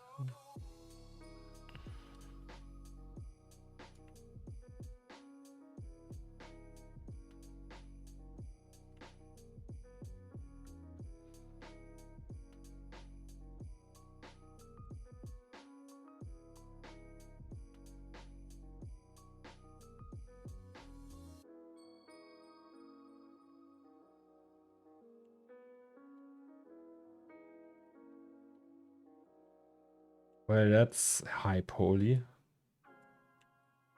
Also, I can't see shit.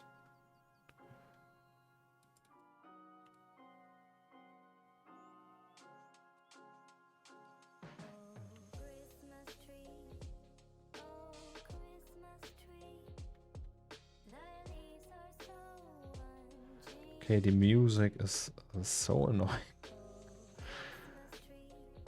And why is that so high poly?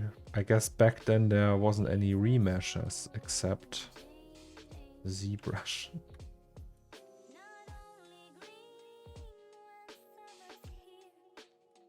What's that?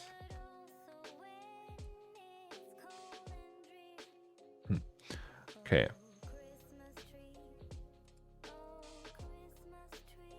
So we have this. Claris have GPU render and early access. Okay. The music. Let's listen to different music.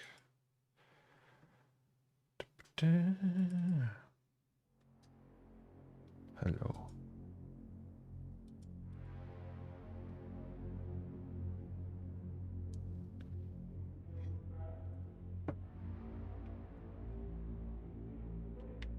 So without the Zomax thing here, because it was annoying anyway. So maybe they stole it or something. I don't know. And yeah, so that's the new building that's coming there.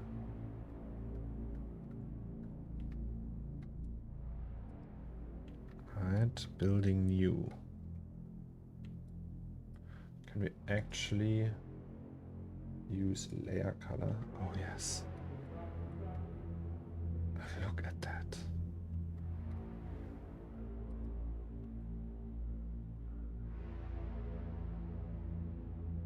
Okay.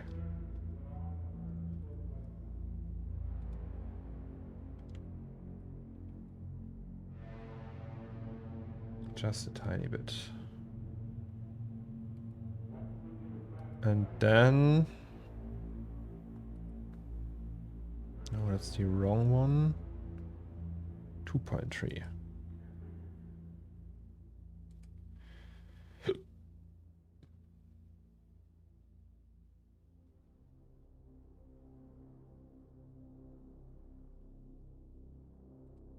Okay, how far can we actually push these?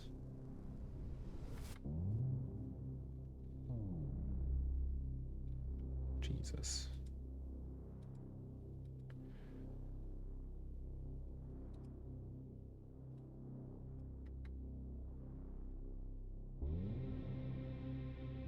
Hello? Yes, we know. It's hard for you, C4D. Wunderbaum, du hast so schöne Blätter. Weihnachtsbaum, you mean?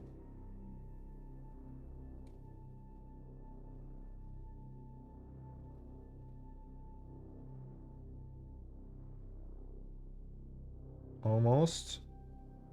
Almost. Yes. Okay.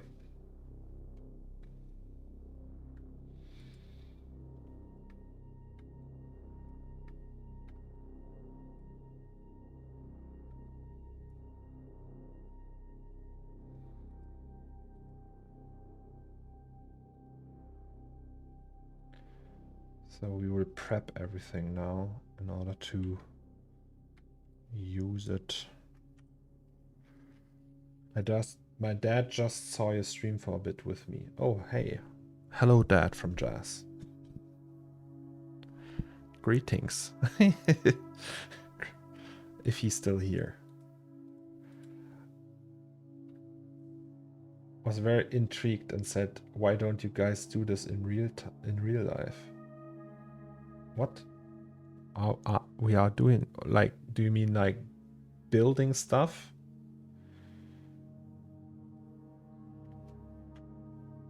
Or what? Like, what in real life? I am in real life. Or does he mean like build that model in like an actual model, like a miniature model or something? Oh, Twitch. Okay. Yeah, because you are all over the world. That would be complicated.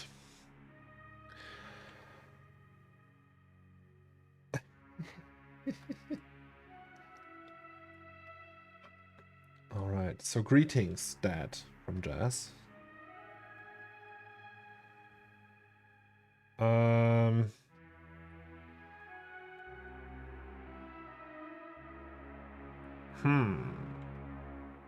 I guess we can use the same material on this one, right?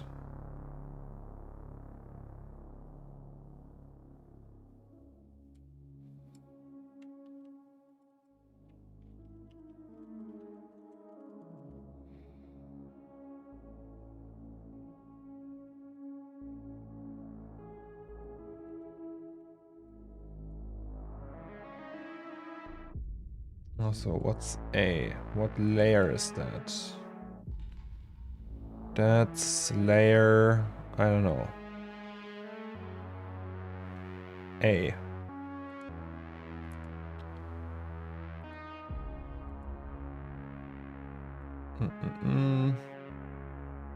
Complicated.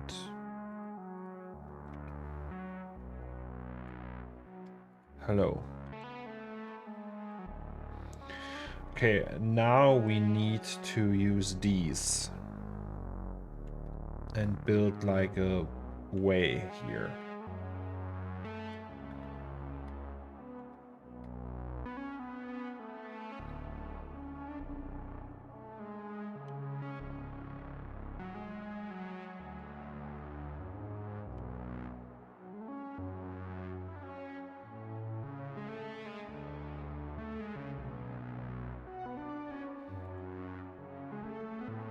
High poly.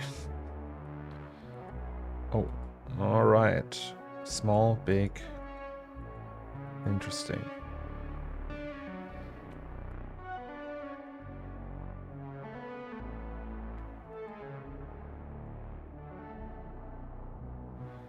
E-big, A. Wait. A-big, E-big, small. Okay, let's put them here.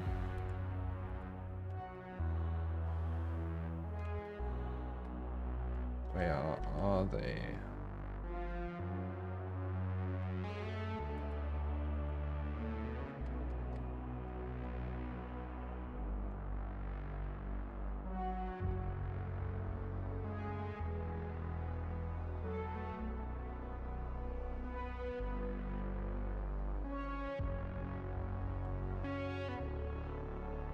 La la la la.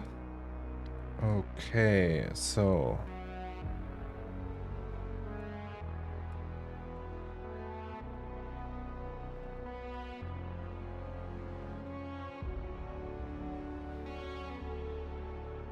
I mean, these are all instances, so that should be fine, and we have more VRAM than back in the day. Have to turn it down. So back in the day, we had the problem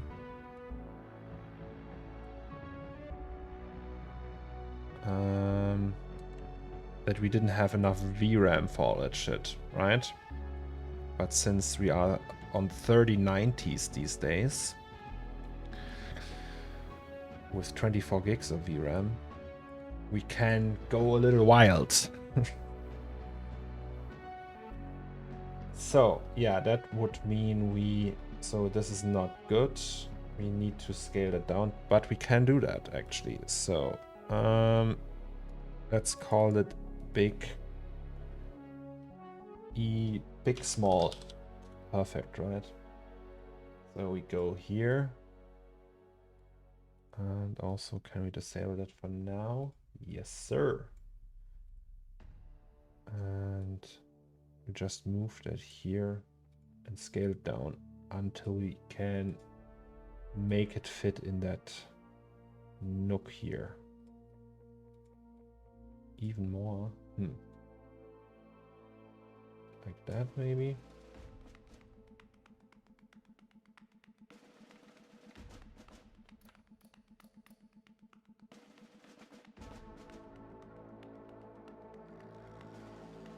Hello.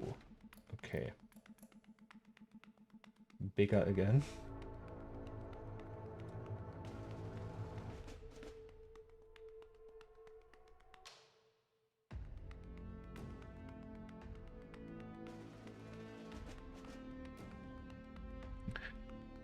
Nice.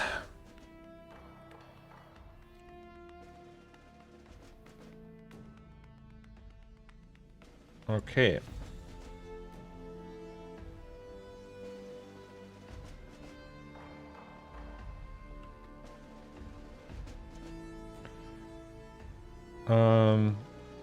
So let's call these stones or something. I don't know.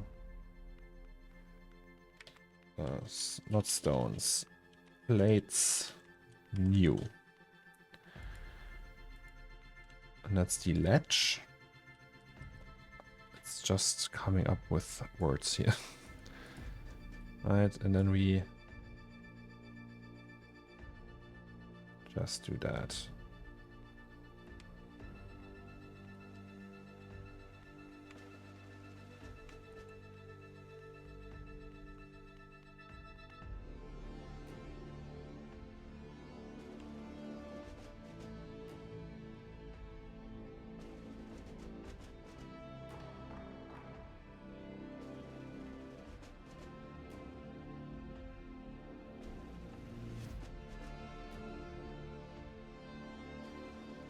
Okay. And from here on, we'll just use normal plates, I guess. So you have two different ones.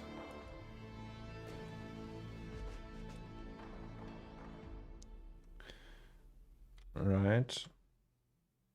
Two different ones. Here we don't need to scale yet. I wonder how this will go.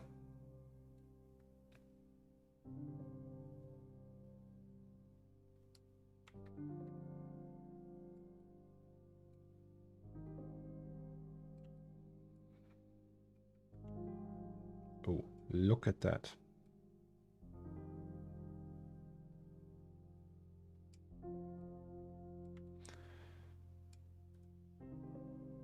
Yeah, perfect. Okay, and then we have this one. So we will just use these coordinates. Oh wait, just the position. Right, and then copy that to this one. Move it around. Actually, it's probably better that way, yeah.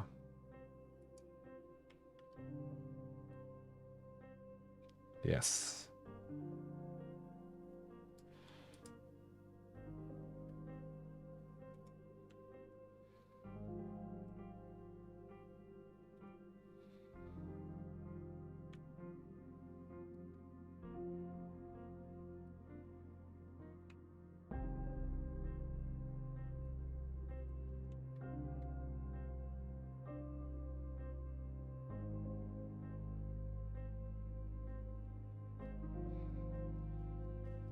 Okay.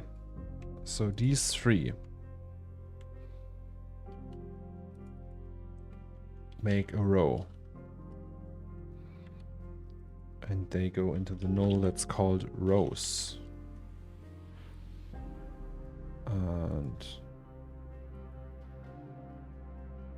that's wrong.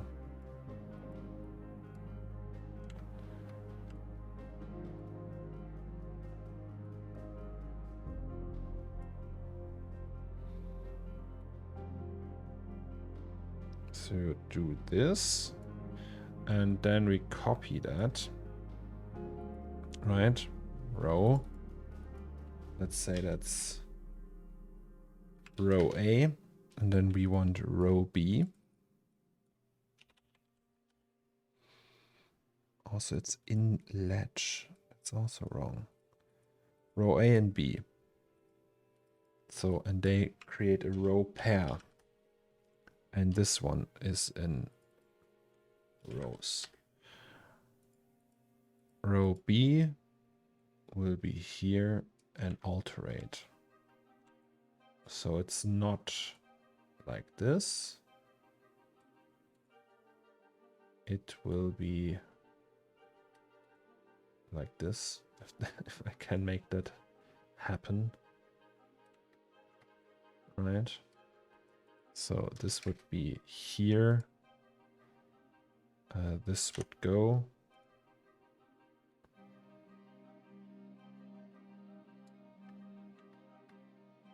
And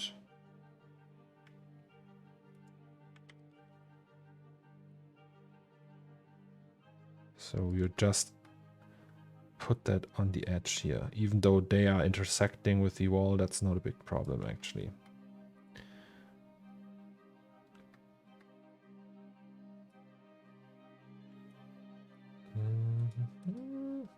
Yes, he now understood that you were not calling me. He assumed we were on a call and you were helping me. Then I told him you're an artist behind my desktop wallpaper and said, keep up the good work. Thank you very much. Greetings to your dad.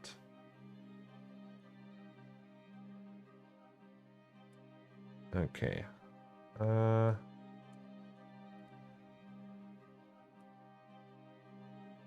Okay. That's suboptimal.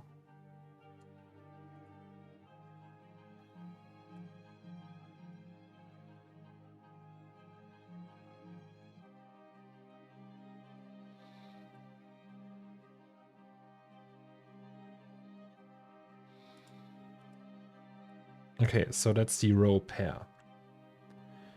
And now we just clone that. So we just want linear on the x-axis, and that would be minus, so minus 50 or something. Oh, Jesus.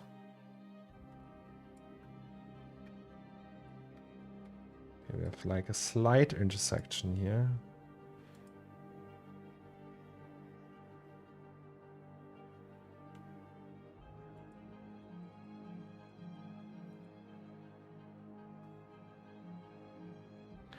And no.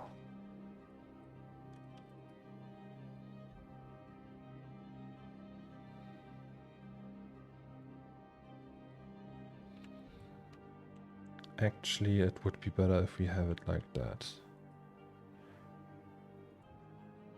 And then put it here. Now it's from the middle one. And minus 50 works again.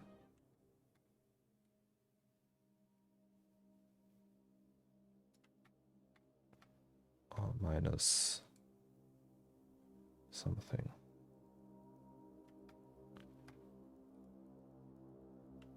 Perfect.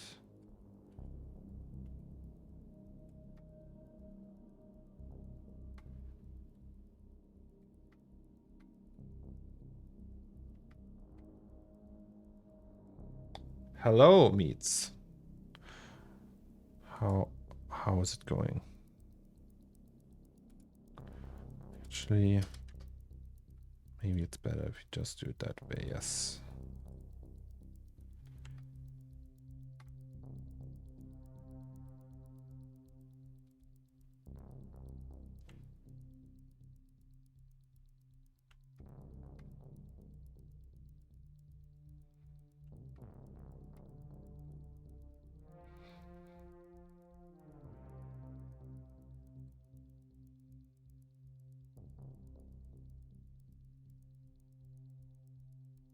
Yes.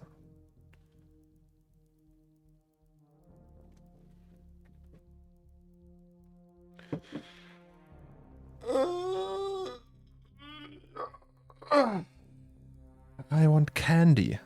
Right back.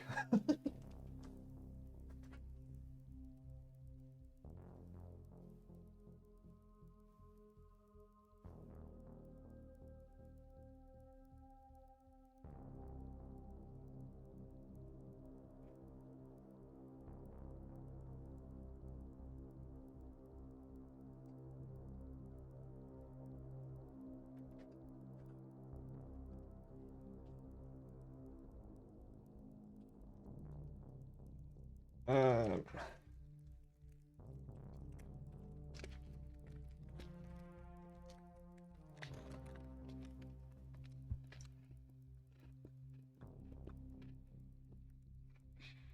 hmm.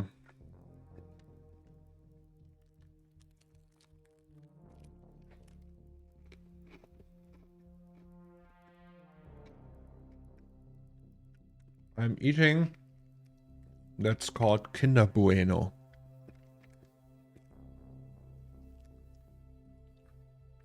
Which is kind of the best thing ever made. It looks like that.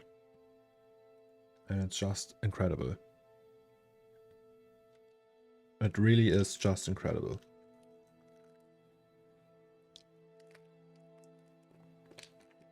Oh god, so good.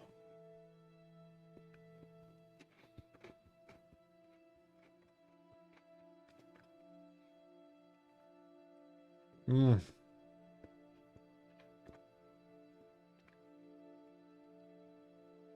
Oh god. No, it's not caramel. There's like cream inside, but it's a very special cream. It's the Bueno cream.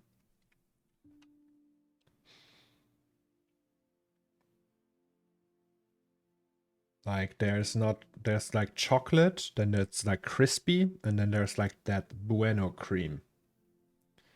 Right? So, I don't know if you can see it, that white stuff here. That one. That's not like caramel, it's just like chocolatey something very creamy. I don't know if you did answer this question, but where are the characters from 608880? They are gone. They won't be in here. That wouldn't make any sense. Like, imagine that this is the... So, wait. So we have...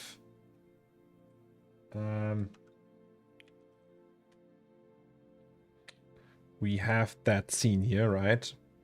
So she's here waiting or seeing that guy, and I mean, that's Bob, right? Bob is the cashier of the corner store. You can enter through the back entrance here. So,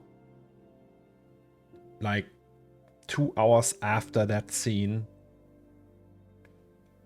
we are in the corner store. Right? And here's the helmet still. And he's back at work, and he has even blood on his shirt and everything. So that's just the aftermath. That's part 2, 6088 part 2. We're going from that scene to that scene.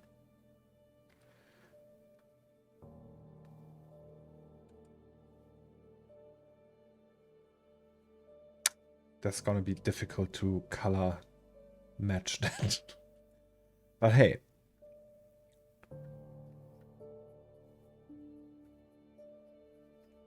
God, it's gonna look so epic. Guys, it's gonna look so epic. Okay, but before we are all super proud of ourselves, let's go here.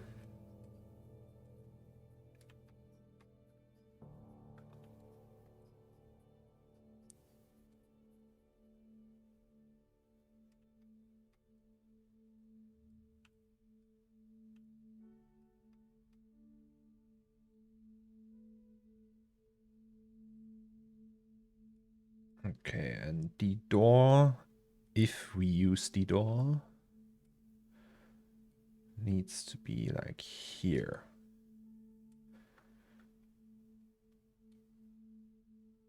Obviously, maybe we don't even want to use that door.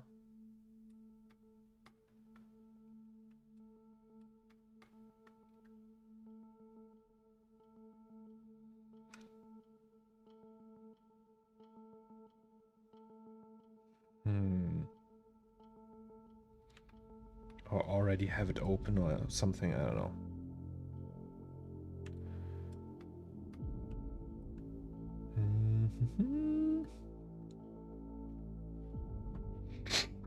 Okay.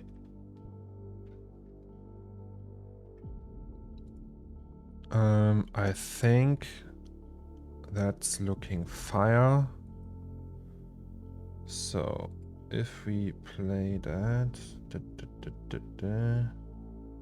yeah, we need to fill that. Interesting. Also, can we disable the network for now? Sorry, because it creates dropped frames. So let's just check how this would look. Like, technically I could tell these stories.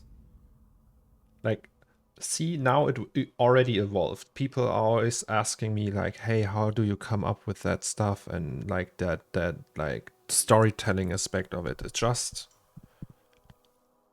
when I started building that corner store, I didn't know that this could be located in here. That was just like, you open that image every day and you are forced to think about that in a way. And then you can't come up with that stuff somehow. And then it's just like the time that you use to work on these things. Like the amount of time that creates the storytelling, really. It's crazy.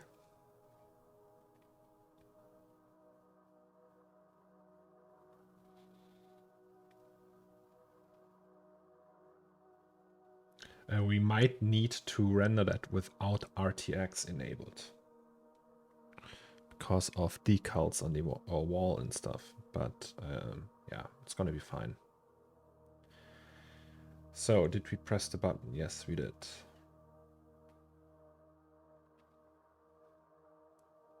Boss moment for Zolmax. Really? What?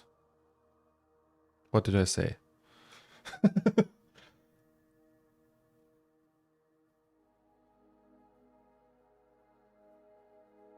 Technically, we also need to make these move. I don't know how though. How would you do that? You coming up with a story. Like, I didn't come up with that just now, but it makes total sense if we arrange just like the way we arrange some of these smaller details. So that we planned with that with a cable, and that this is the back entrance, and that he's missing, and the blood on the shirt. Like when we put the blood on the shirt, we weren't like, yeah, that's because of the crime he did, or I don't know, all these details, they align now, and we push them in the way over time. So they align. Are you going to have to make sure the sun's in the same place for the outside of the corner store window light? Yeah, it already is. It's coming from here, like the light, you see? And if we look at here. So it's coming roughly from the same direction. Not like 100% exactly, but it's good enough. Oh, look at that. Okay.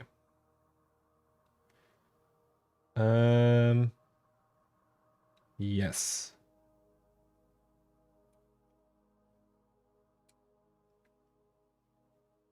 So that is working.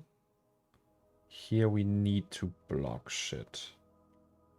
Do you have a CORNERSTORE project open? If yes, can you please show the material of the switch on the extension cord? I want to see the emission settings. I can do that later. Volhoff. Can you remind me of that? But I can do that, just not now. So yeah, we have the light here. We need to block that. So here there will be a mask or something. I don't know.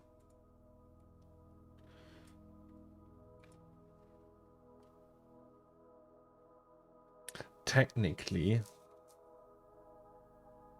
would be best. Oh, Jesus. Technically, it would be best if we had the light sources from the CORNERSTORE in there.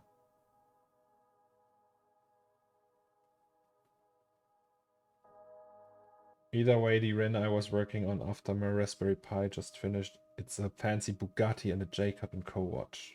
Oh, Jacob & Co. These are these crazy watches, right?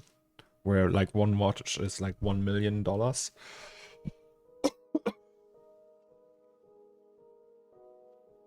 The reflection of the door will be a problem, no? What? This one? Yeah, that's a error. That's a mistake. It's also not. We are not gonna use that door.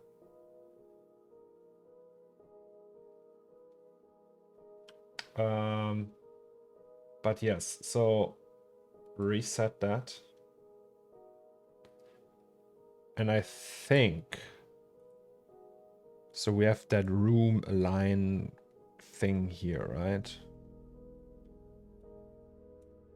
So it goes into that room, kinda.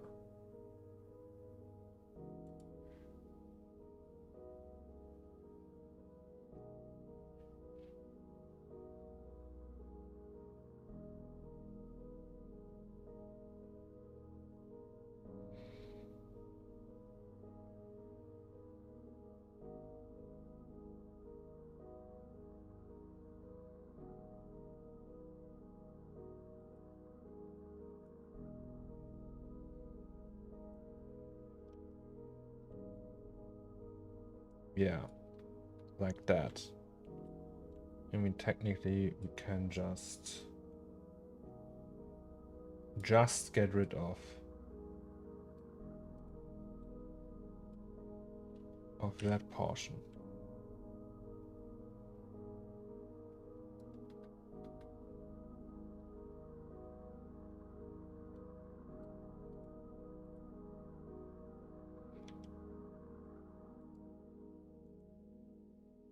And then we use all of that. And then say enable snap. And then just align that.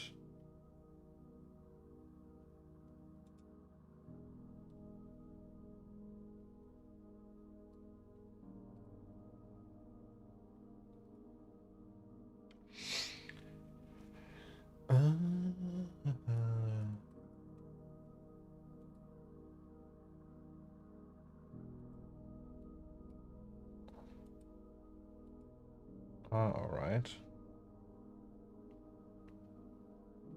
That looks complicated. Modeling exercise for me. Made a lot of sims with DS and Houdini and learned Espresso through it. Wouldn't you do that in Houdini anyway? Or did you? Why did you use Espresso? I mean. Okay. Also, So we have that and that. Can we actually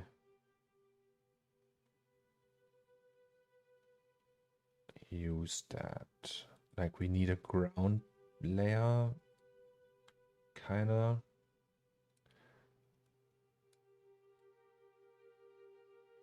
For the shop.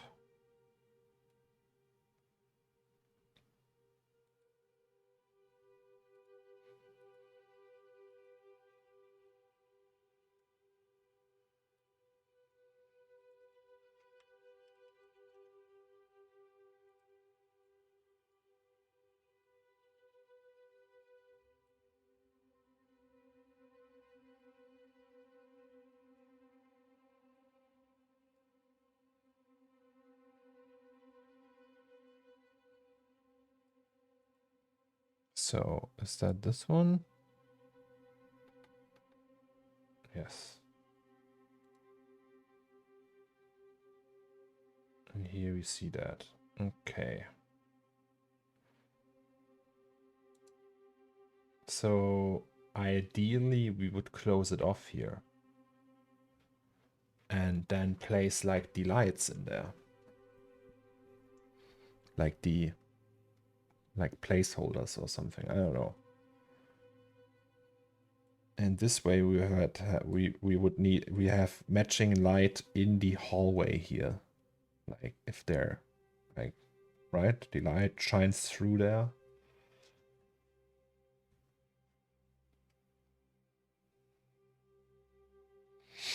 I wanted to explore the new node system and I never touched Express before for some reason. Right.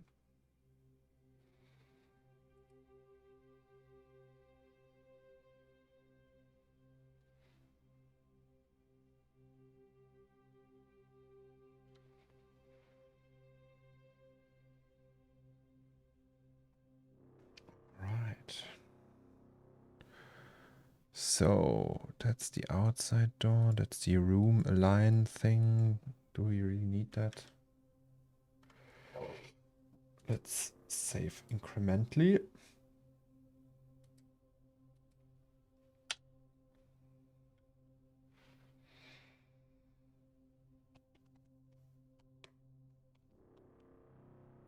I think I will take a small break of 10 minutes and eat a sandwich, guys. I'm really hungry for some reason. I thought that this lovely snack would cure my hunger, but it did not. Right. So I'll be back in a second, and in the meantime, you can watch my Be Right Back screen. So small break, 5 to 10 minutes, I don't know. And be back soon. See you around.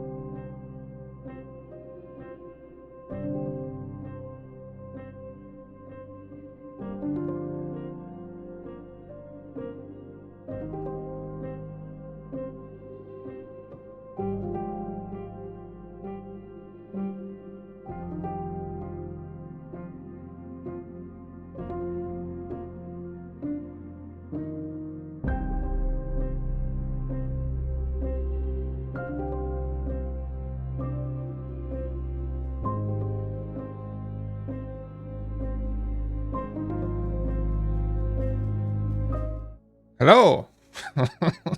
Surprise! The boy is back.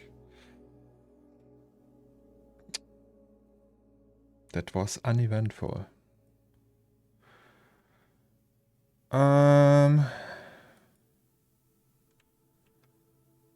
So we don't want these, right?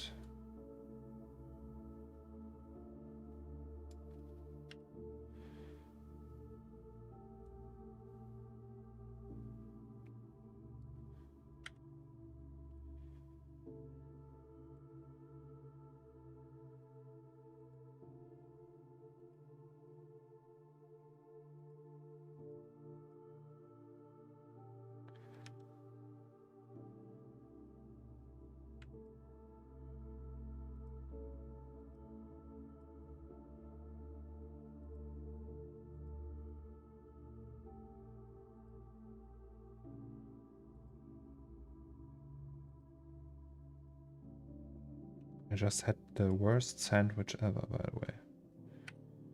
It was... Wait. I have these tomato and antipasti, you know? And it was so lame. I bought that yesterday. I was like, yeah, it's gonna be amazing. But it really was not. Also, what's that? Is that the spline?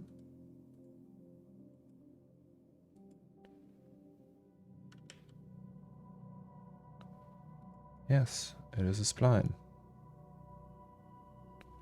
Is that a spline as well? Yes, it is.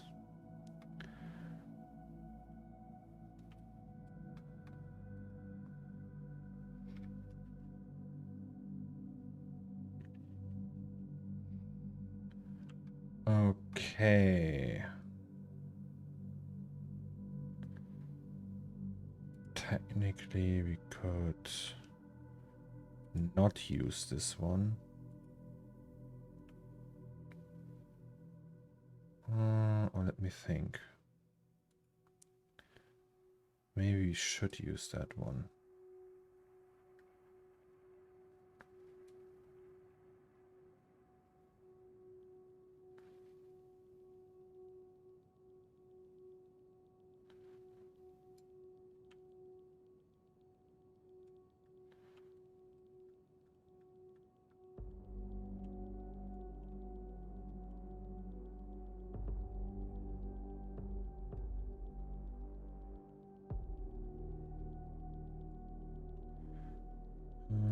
So, can we use X-ray for both of them? Yes, we can. Okay.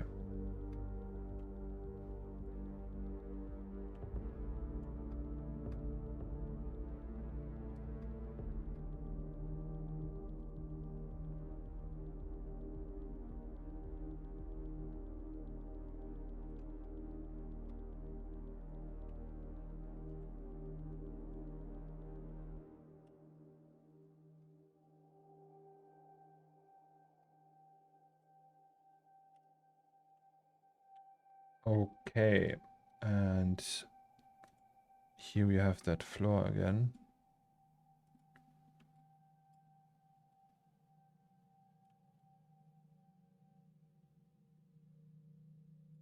Wait, what? Why is that still here? Eh. Go away.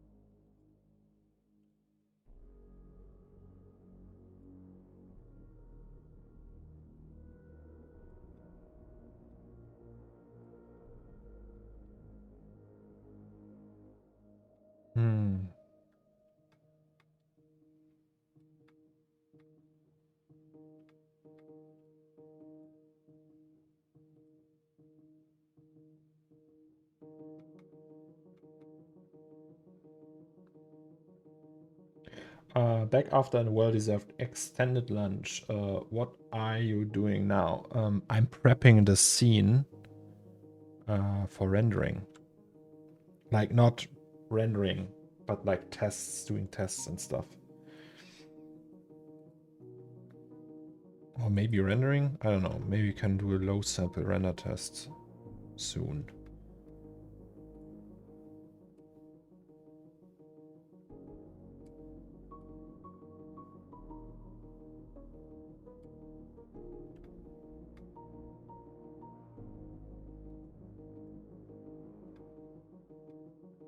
Hello.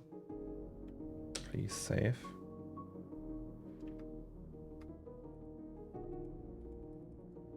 I hate it. Just do it.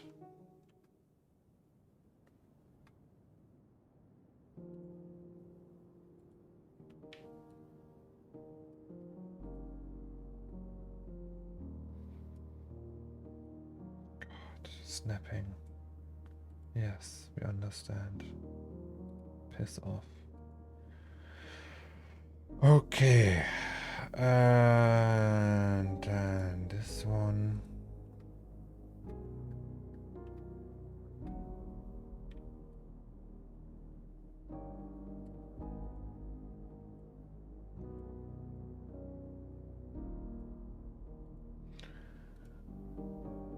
Cool. Save that.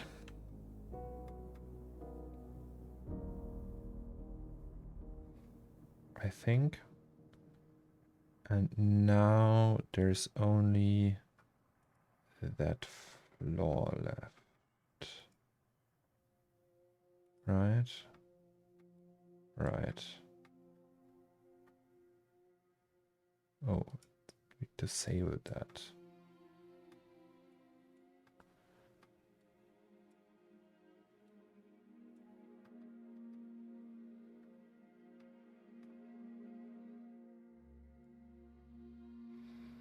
We do one by one. Hello, Twangoku. How is it going? So, floor goes here. Also with snapping, can we disable the door maybe?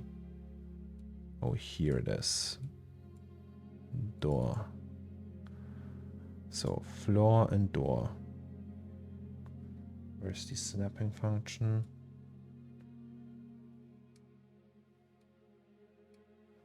Oh. Okay. So, building. For now we disable this. Doing that, we can just move here. That we just move here. And wait. Okay. So it means if we go into that camera. How did the camera matching worked out in the end? It worked. I don't have DaVinci open right now, but we made it work. So I had to put the target camera into like the one that was flipped into a null, align that null with the position of the goal camera, but then don't use the alignment. So zero that out, and then the null automatically aligned because, and then I could just turn it around and it would automatically align. It was like magic. So here we go.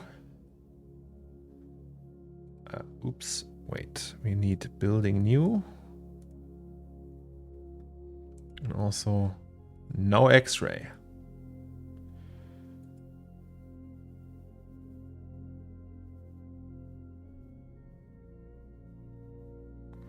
Yes, okay.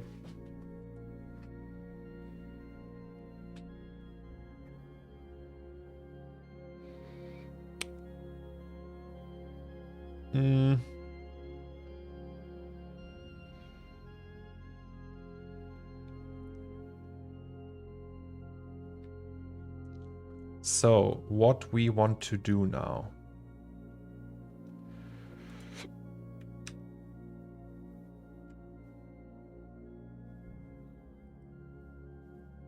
Oh, by the way, Volhoff, are you here? Or Volvolf, sorry, I butcher your name all the time.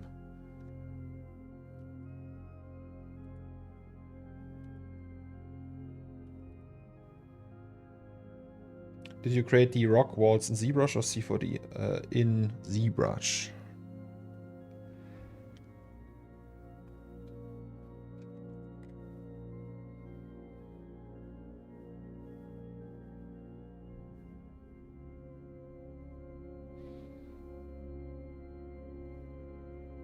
Okay, so we go to frame 300. And I think we just copy the lights and the back wall.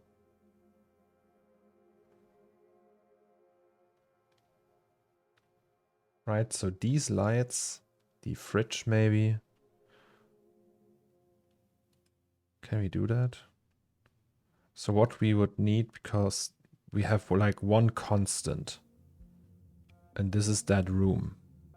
Right? So room. This one we'll just copy this. And these lampions, for example, all of them just go into that room. And then that back wall.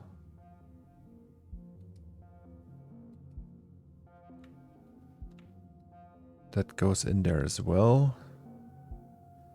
Then the fridge with all the lights inside. Fridge A.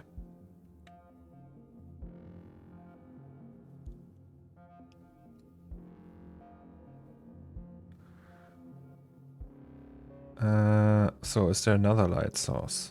Yes. That one. That's up there, right?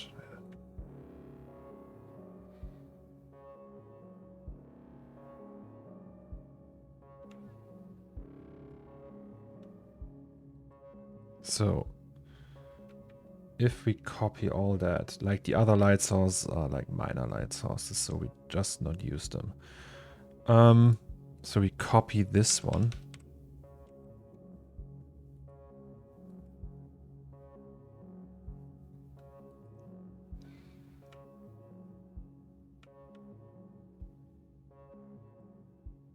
And then we just have to copy these coordinates. And that's that. Yes. So here that we can call that. And it's just light. Oh, and then we have the back wall here.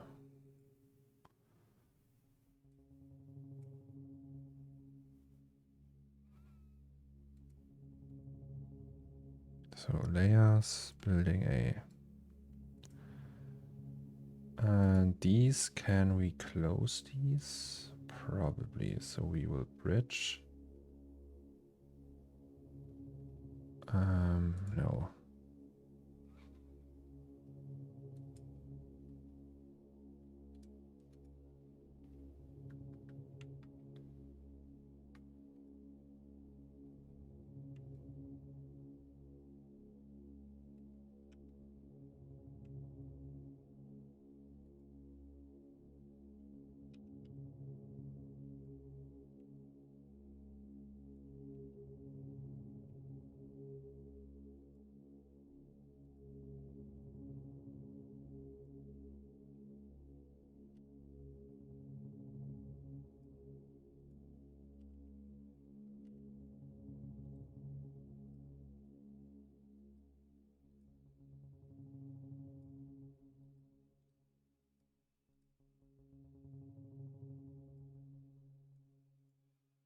Okay. So cam 2.3. Yes.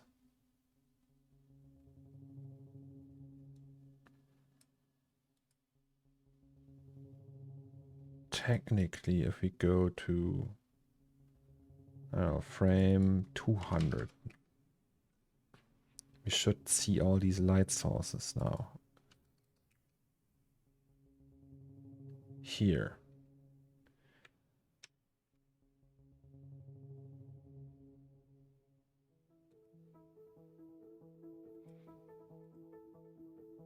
Right, so no more sunshine. We should see the inside of that room.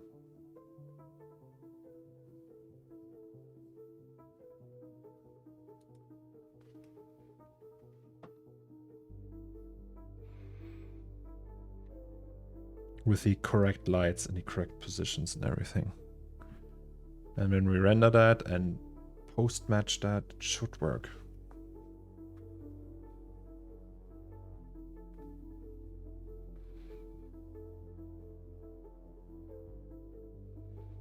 I hope.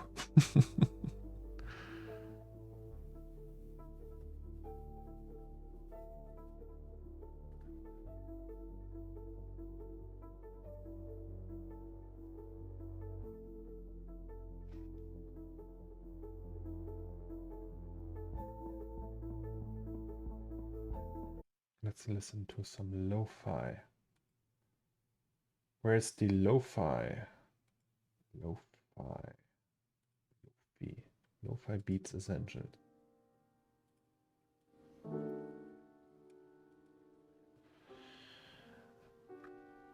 It's gonna be incredible. Incredible. Just takes a while to update. Don't you worry, guys. What about lights from the other scene? I don't get what you mean. That's what we just did.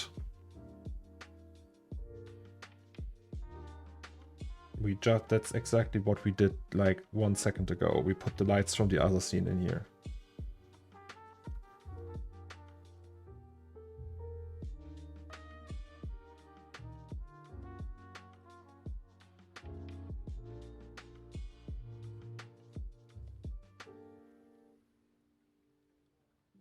Are you doing all your stuff in Asus? The viewport looks so vibrant. It has to be, right? No, that's not Asus.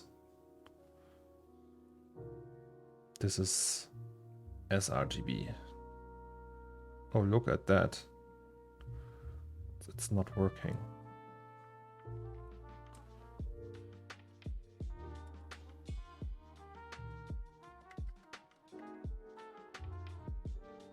Ah, it's because of that.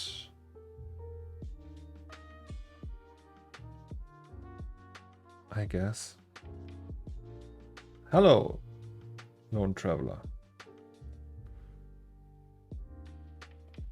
So no, this is not Asus. Also the floor. What's up with that?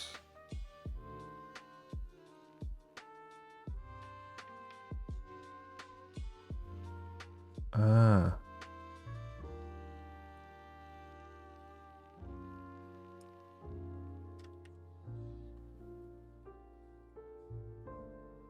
So the lampions need...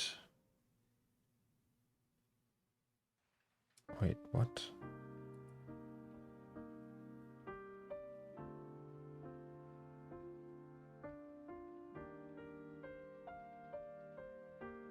Something is wrong.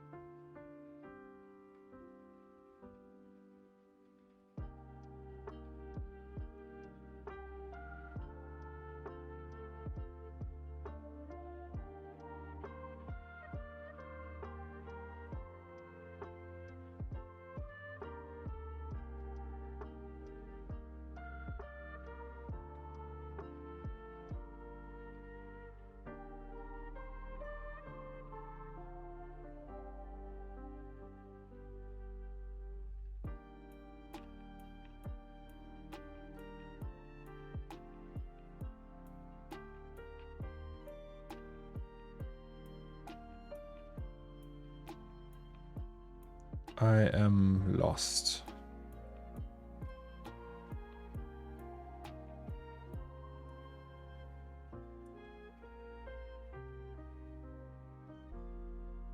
What is that?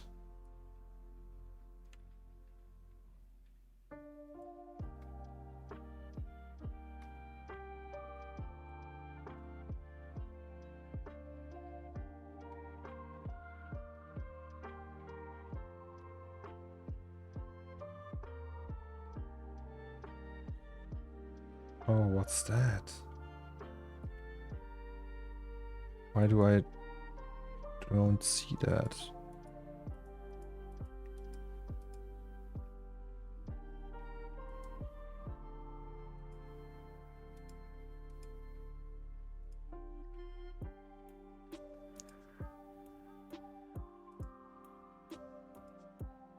Great. Piss off. What kind of bullshit is that? Who placed that there? Okay, you go back here and then we...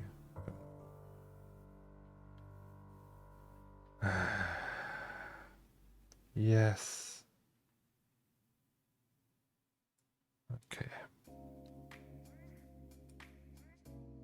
So, you go inside of here.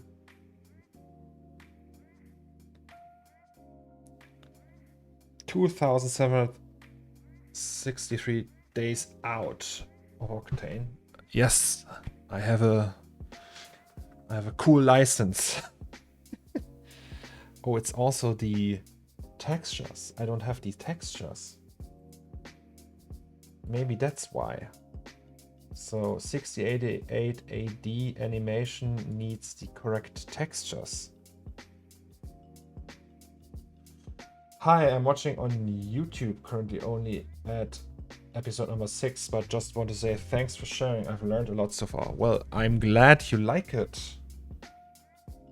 Abi-trick. Abi-trick? I don't know. But it's very kind of you to say that. And yeah, welcome to the stream. And if you have any questions, just let me know. Okay, so that means we will just copy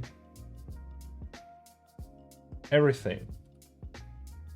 Guys, everything. CORNERSTORE, tags. I mean, why not, right? Can we just copy everything?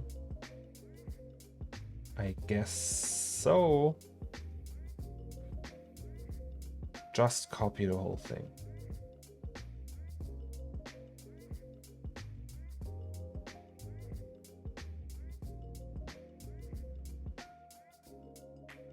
And it will just take the textures it needs. So, yay!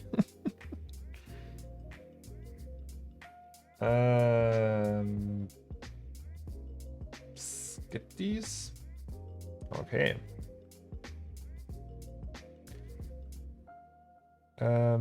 Also that means, what does that actually mean?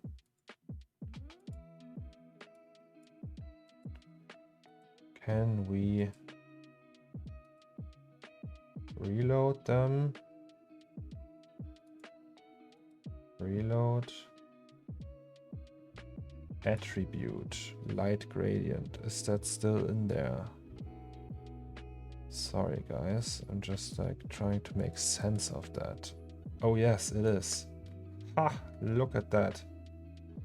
Same goes for the fridge, I guess. Also fridge add. Hello. Yes, sir. Okay. Fridge UV. I think just load all the textures. I don't want to do that myself. Why can... Is that the inside? Please let it be the inside. Yes. Okay. Cool. Cool beans. And then we have the walls that are for some magic reason dark AF.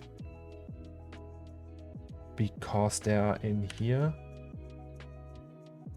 And these are walls. Just walls. Ah, I know why. Wait, room, walls, node editor. Load that bitch. Load. Load that 8K map. That we actually don't need. So nothing of this. I'm really thinking of quitting my 3D school because it's it's kind of awful. But I'm also not sure what to do after that to continue my 3D career. Any suggestions on what to study, where you still have time to work on your own stuff? So, do you want to do 3D for work? So, what I can tell you is that front clean. Oh, that's the same material. Sorry. I need to concentrate. So what I can tell you, you don't need to study 3D to get a job in 3D. That said, it's also not paid very well or anything, right? So, yeah. I don't know.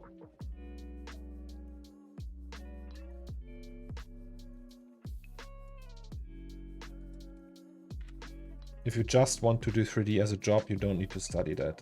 But if you want to do something else,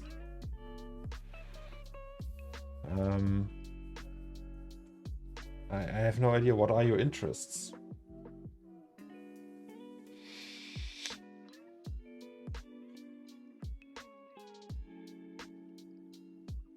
That's a tough question, Tom.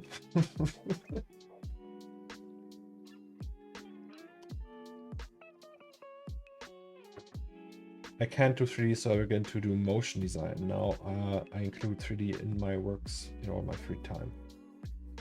Get a part-time job every day after or before work. You start learning about the things you want to do. You can find all the information on YouTube much cheaper than university and such. I mean, technically, yes.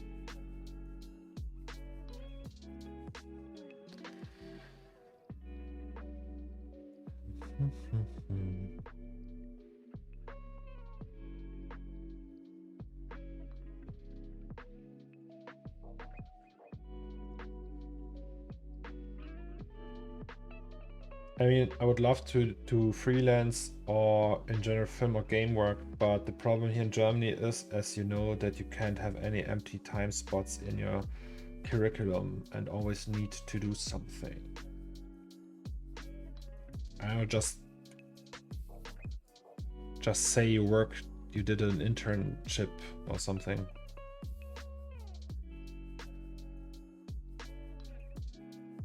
Just say you freelanced.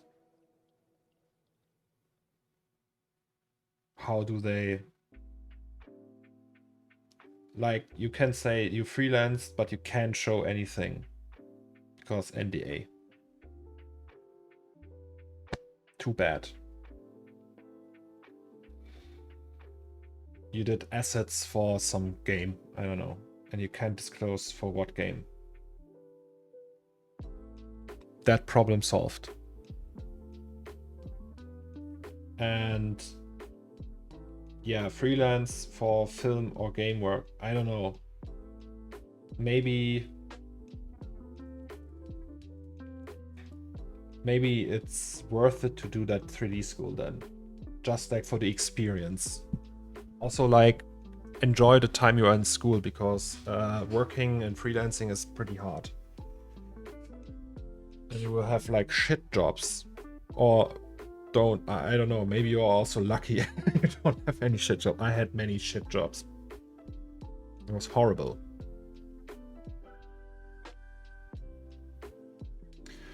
The benefit from being in school depends very much on your teachers and classmates. You could get connection if it's a good school. So the thing is, when I studied communications and design, it was pretty much a way to do what I want for 3 years. Because I was in school, I didn't have that much expenses. I was extremely poor in that time.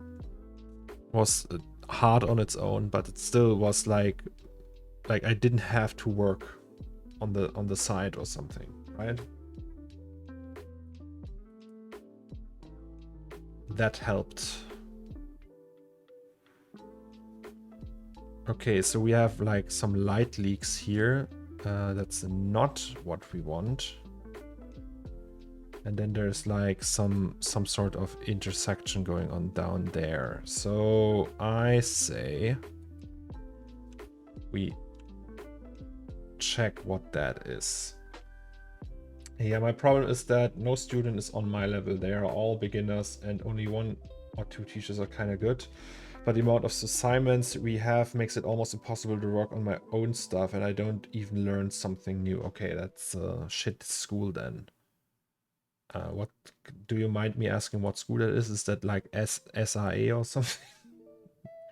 It's like some private school. Usually that's something that goes on in private schools.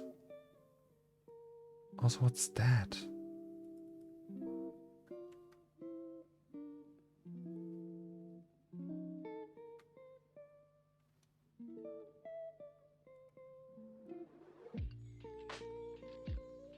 It's pixel vision.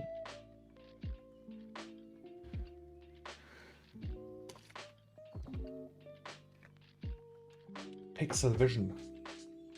They are also in Cologne, right? Do you happen to have a teacher who... wait, my ex-teacher. Wait.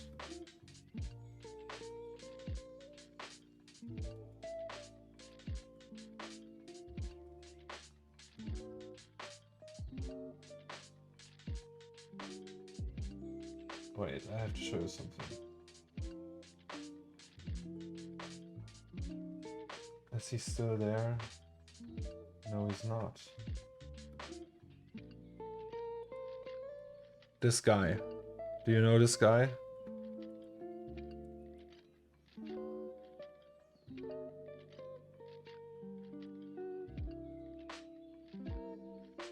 Is that your teacher?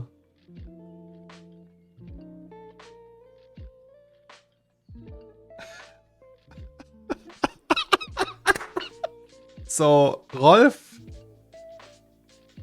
was my teacher. Like, way back in the day. Like, so I was in a school that was called BM. And we had... No, he's not any good. Like, I don't know, I knew more about 3D back then. I was like 17, 18. And back then I already knew more about 3D.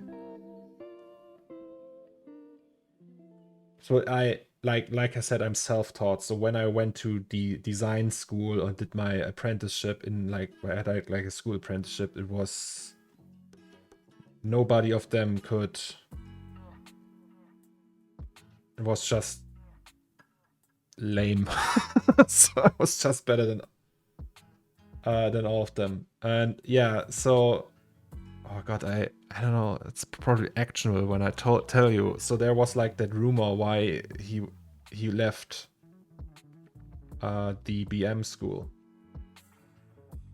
It's funny that he's your teacher now.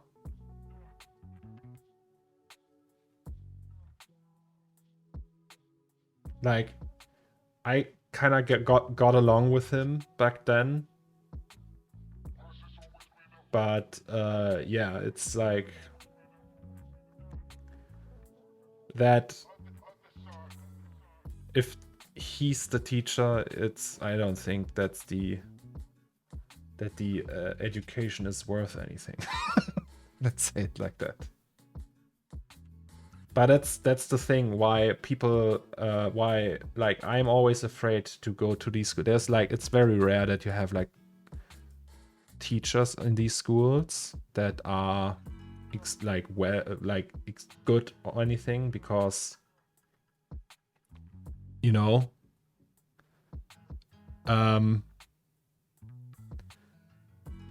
because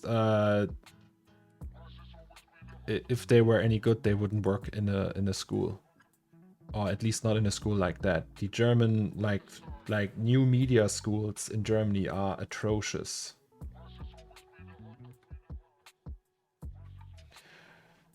He's only teaching photo and video editing now, but man, 10 hours of his words can be explained in a 10-minute YouTube video. My teacher said he would get me start modeling a car.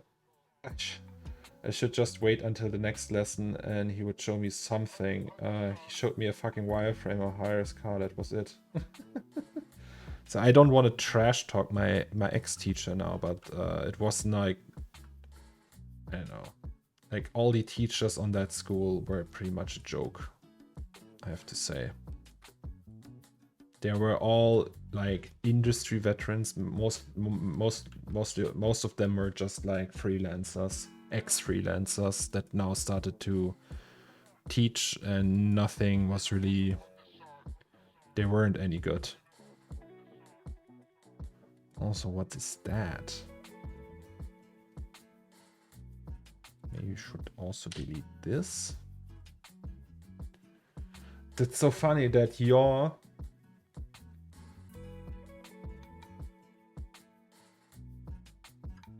he's a nice guy. Yeah, but if he's if he's as a person nice, I mean, it's not his fault that, or maybe it is, but I don't want to trash talk him. Want to see Rolf reacting to one of my assignments? Yes, please.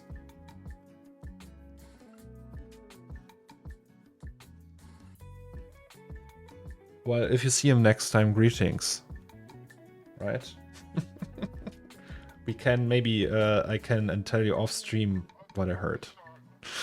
It's just a rumor. I don't know anything. Also, maybe these, not these. So wait, there was that error here. What is that? Is that just the bar below the ground? Maybe it is. Interesting. Also this. So we have that leak here, right? Ah, that's because of that. Makes sense.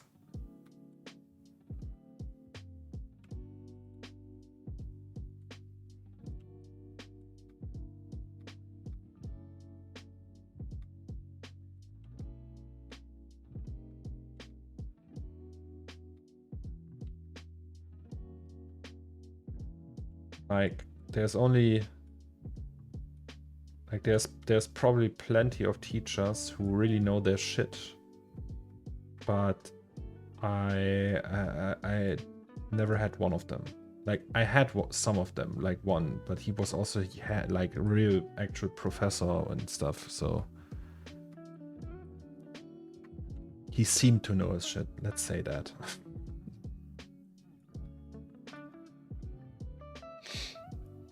People who are good keep working in a studio or whatever. The teachers take the job because of someone of them keeping up with the interest. Yeah, that's also the problem. They are like really, like they have these old school approaches, which isn't bad.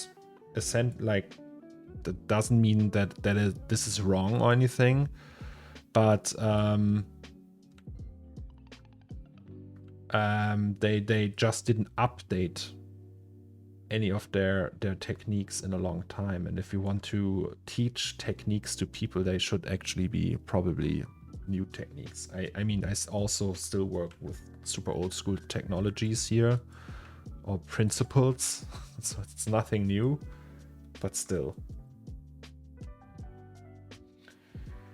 Usually in life, quitting school or work is a bad idea. Quitting big things has a negative impact on your character. Maybe at least you can get connections from it and the degree. Yeah, let's Tom, I would, how long is there, how much time is left for that school?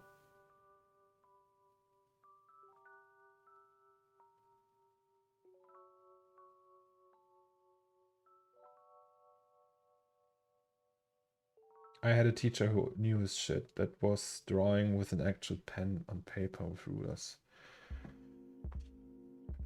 I am there only for 2 months now, so 16 to go. Oh Jesus, okay, maybe...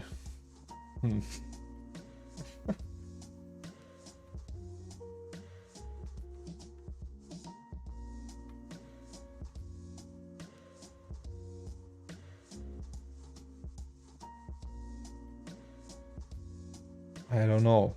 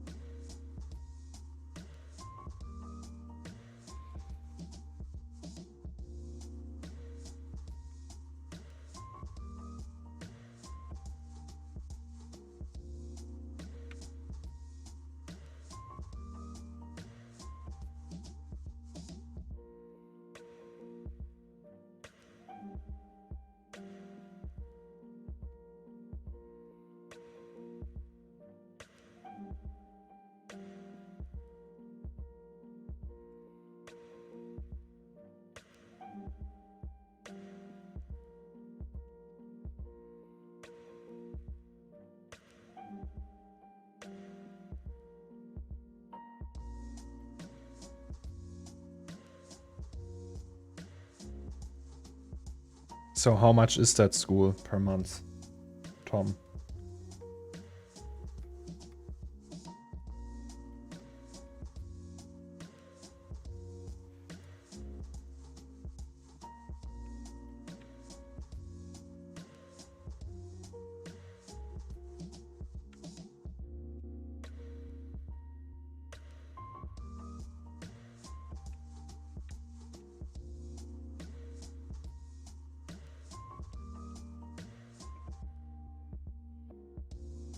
$22K for 18 months.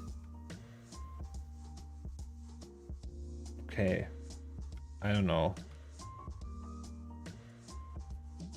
That's a ton of money for Rolf Elzmann.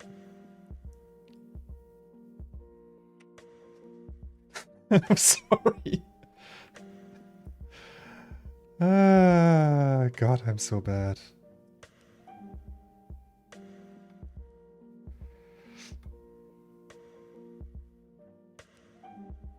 Oh yeah, it's actually true. You can move to Thüringen and you have Nuremberg, sorry, and then you have Manu as teacher. Manu is probably the best teacher you can have. For anyone who doesn't know who Manu is the other 50% of Entagma.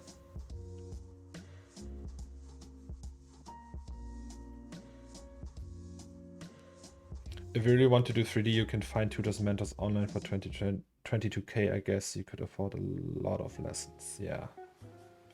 The thing is, so in Germany, like boomers and old people always say, yeah, well, you need that degree. You need to have a paper that says that you did that. But it's like, so nobody ever asked me about that paper.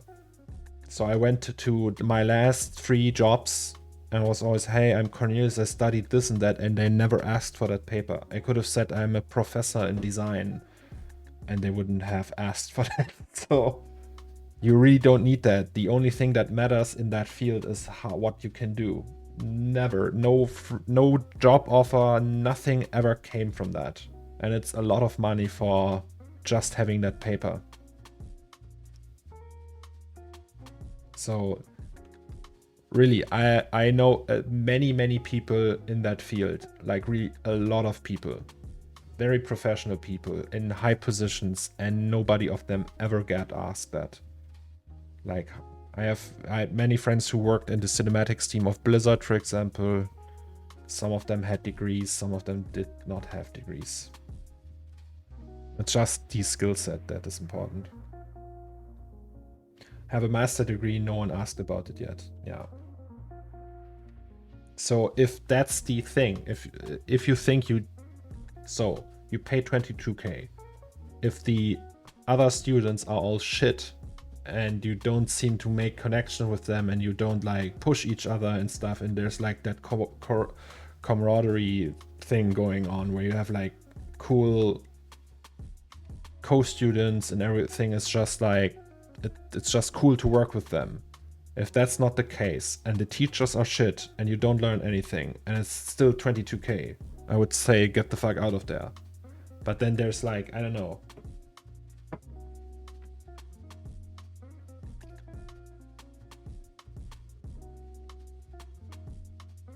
Maybe you can choose a different school. You could also freelance.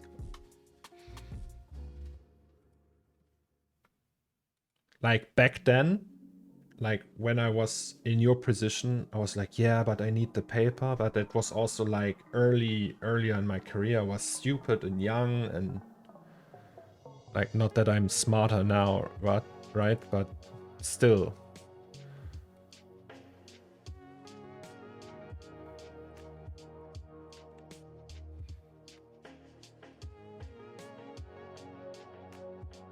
Wait, what did we do here?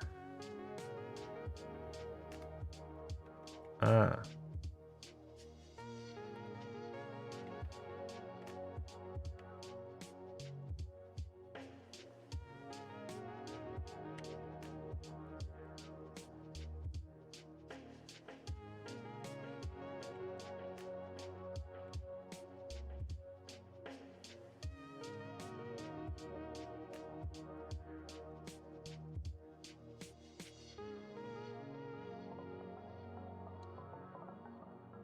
Yeah, that's the current plan. After 6 months, you can quit and get the money back for the last 12 months. So I better decide quick. Yeah, I don't do it for the official paper and degree, but I thought I would get actual good tips from the industry people and other good students who can help each other. But nope, all marketing so far. Yeah, that's the private schools in Germany. Private schools in Germany are super shit. Like a state-owned one, so are you at Pixel Vision in Cologne? Is there more than one? Probably, you're in Cologne, right? So there's also KIST, but I don't think they offer anything with 3D stuff. So I don't know what the other option would be. Sites. Pair 1. I don't know, how did we do that here?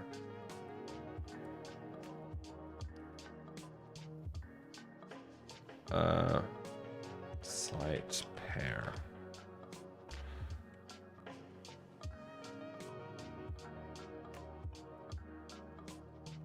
So I guess that should be alright. Hell yeah. Okay. Let me check. Oh Jesus, that's... okay, I will look... Wait, I will bookmark that.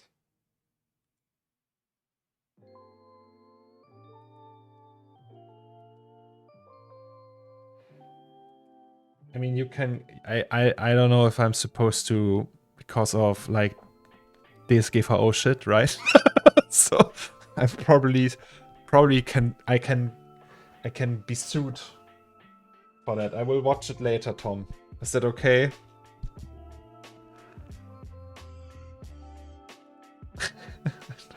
I mean, you guys can watch it. All you guys can watch it. I will just not do it on stream, but I'm very curious. Like, it's not my responsibility to control what people do in chat.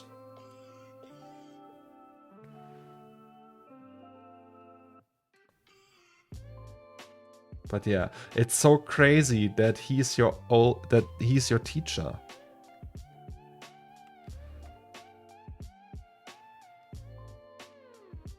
Because I knew he was at Pixel Vision. Maybe he remembers me. I don't think so, but maybe. Do you think he remembers me?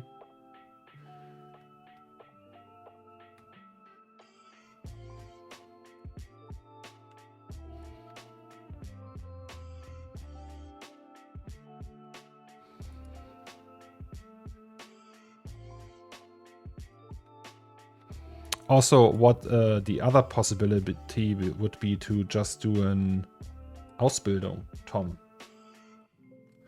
Like, for example, Marco. I don't know if you know Marco. Marco Friedrichs. the keyboard guy, keyboard Marco. He's extremely good. And he's just doing an Ausbildung.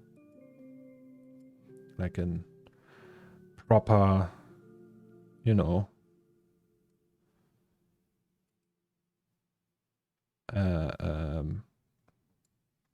like a proper, no, I'm missing the word.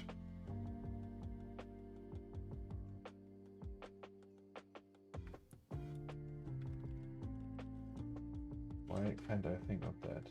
Like a proper training, apprenticeship. That's what I meant. Sorry. I will ask him if you want to, otherwise I can give you his mail. Oh no.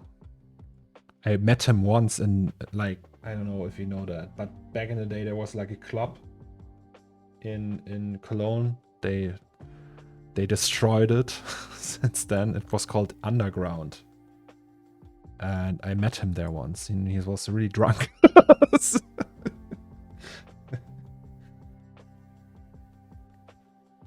Okay, so we have this now.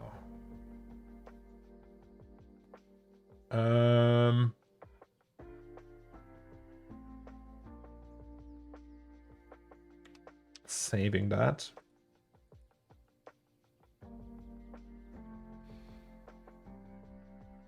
And then let's check how this looks.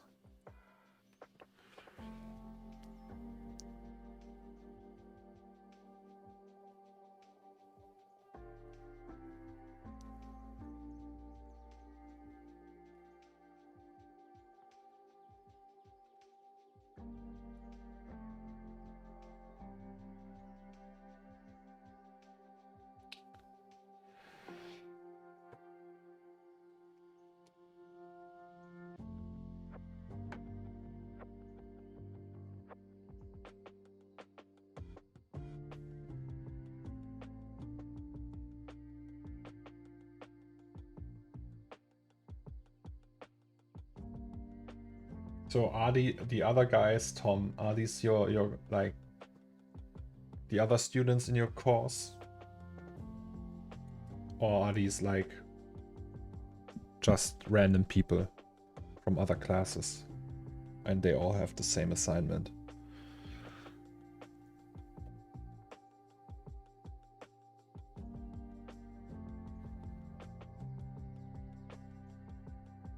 Those are all other classmates of mine. All right.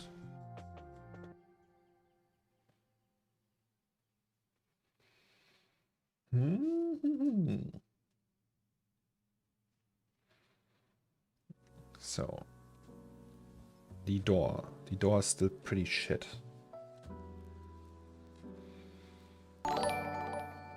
Oh, Jesus! Danny! What? Shit, what's going on? Oh boy. Alright, hello guys. Danny, that's the second time you raid me. What's going on? How do I deserve that, Danny? 68 new people in here. Hello guys, please don't run away. I'm also a 3D artist. I do many cool things. Do you want to see all these cool things I do? Hello. Oh, Jesus. Hello Raiders. Well, you have awesome work. Thank you so much, Danny. I appreciate that.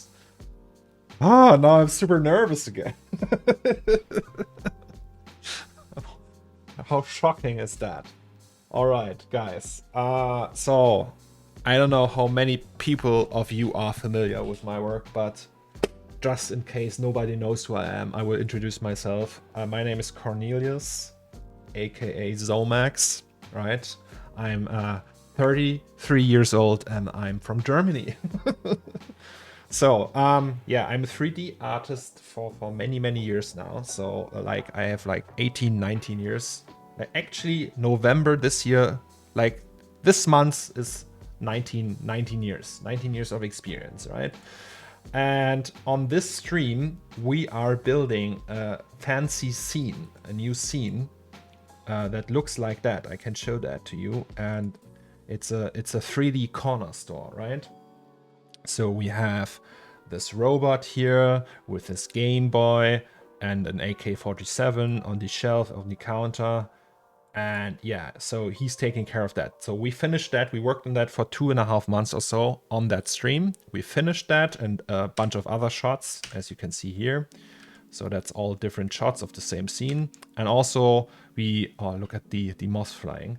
Pretty amazing, right? And then we also did like a bunch of like standalone assets from that scene and just like, yeah, did an artsy interpretation of these, right? So yeah, we have the cash register, a sausage cooker, a toothbrush with an embedded tooth and a banana for scale and so on. So that's what we did the last weeks on the stream.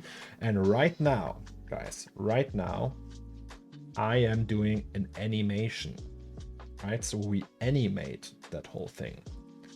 And that looks kinda like that. I can show that to you, right? So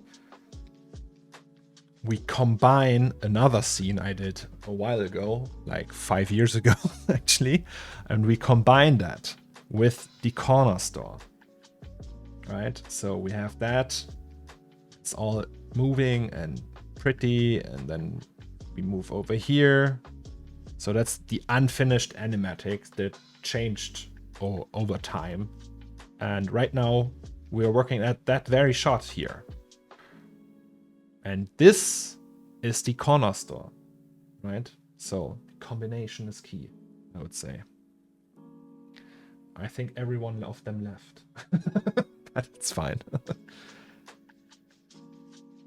Omega toothbrush is well good. Thank you, Jay.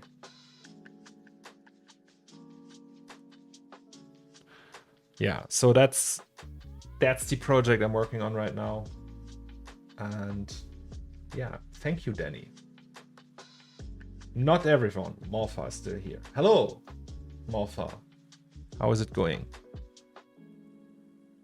All right, so this renders. Incredible. We have these lights, so now we have to figure out how to comp that shit together, right? Huh. Yeah, that's gonna be interesting. So that means we would need to make this one like mask that, or in a way, I don't know. So like have an AOV that would actually like create a mask for that room. That should be doable, right?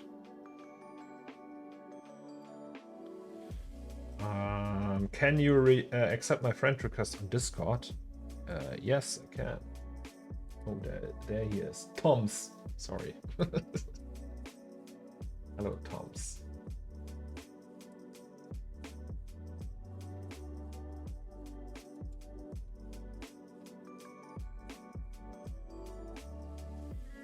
Alrighty.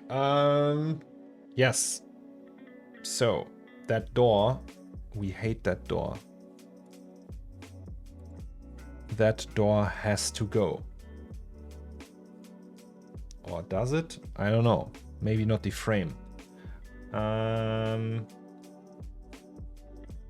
So the question now is, how do we replace that door? I think maybe we can look in Megascans or something. Is there like a Megascans door or something? Door? Oh yeah, there actually is one. Or two. There are actually several doors.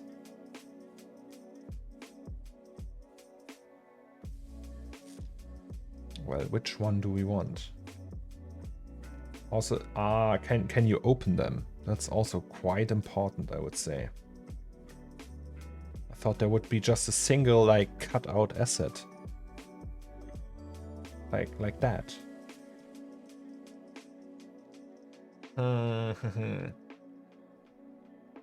Or that. But it's probably not made to be opened, right?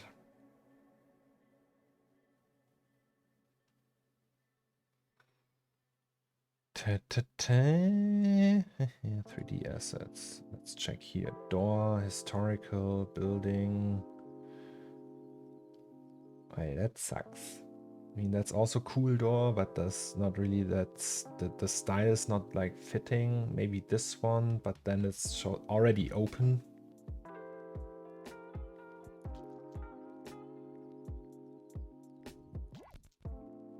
Painted wooden door.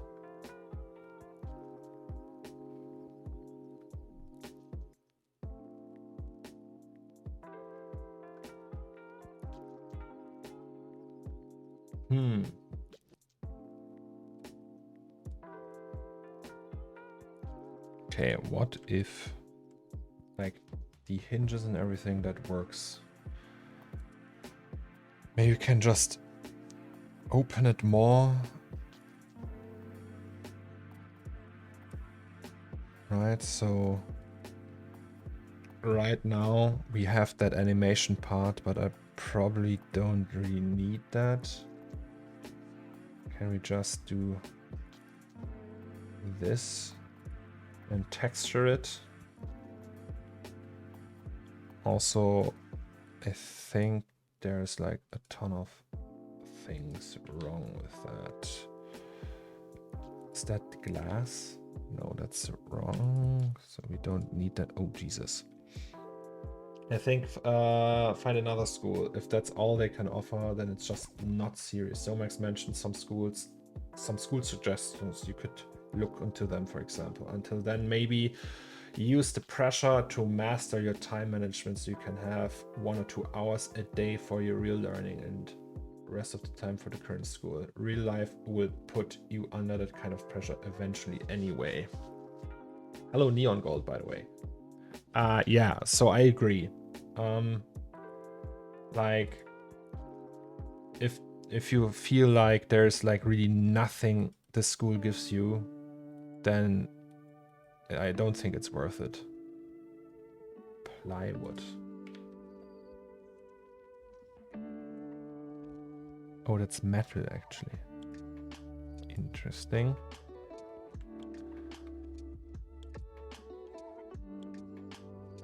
Also, okay, I think we need to replace that door. Like the frame with the hinges and everything is cool, but that's not what we need right now.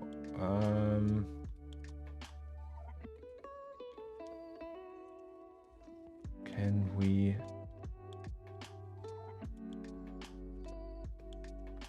hey, there's also a new website for 3D scan assets. 3D prop store is not new. Oh wait, no, never mind. This one is new. I just thought about something else. Sorry. Ooh. Okay. Single scans. Look at them. Is there a door? One door. Green door. Can you open it? No, you can't. Oh, cash register.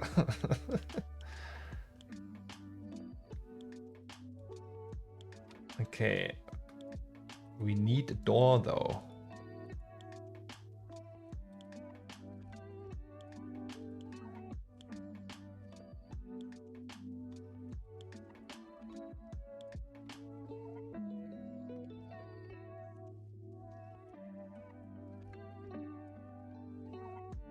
I mean, we could use that. Would actually look cool, probably. Can I just sign in? Okay. Hello. Oh, I will sign in like that. Just give me a second. Oh, I'm signed in. Hello. Okay. There's like the problem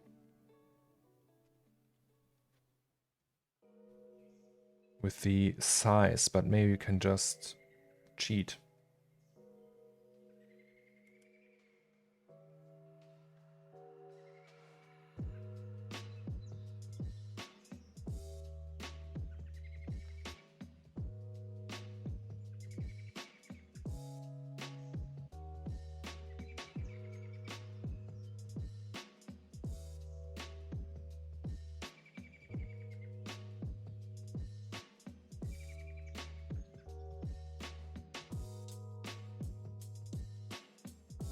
Okay, so that's the LOD.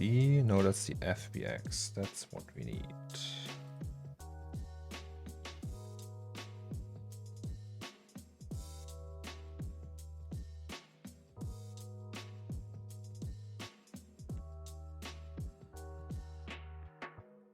Oh, you can open it. That's the frame and that's the doors.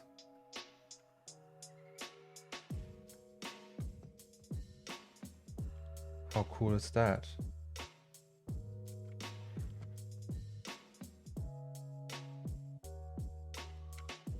That's a weird thing to do though. Ah, it's wrong.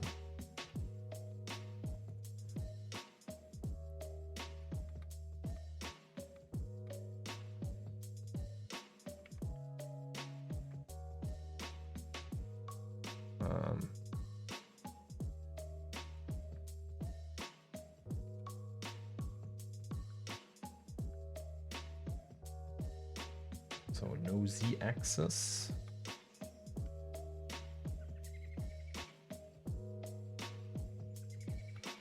I mean, is that really necessary here?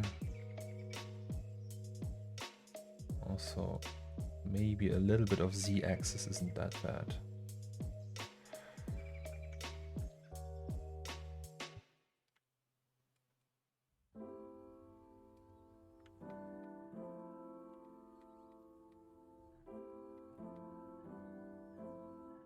Look at that.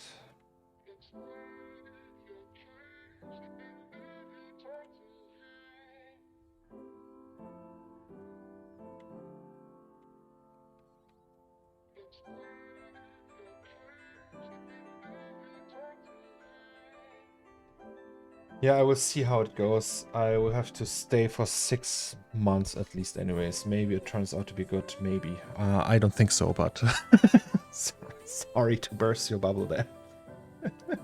Also, I hate that song. Yes. So tomorrow we'll just listen to Spotify and don't include it into the VOD. Guys, it's gonna be... That's gonna be epic. La, la, la.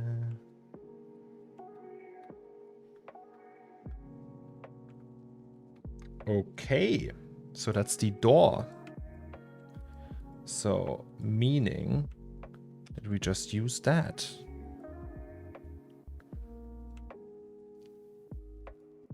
And so that's the frame, and that's the door 01 and door 02. All these we don't need. Default material can fuck off. And we don't want to use that too. I imagined him photoshopped as a goat, like that robot he showed. God.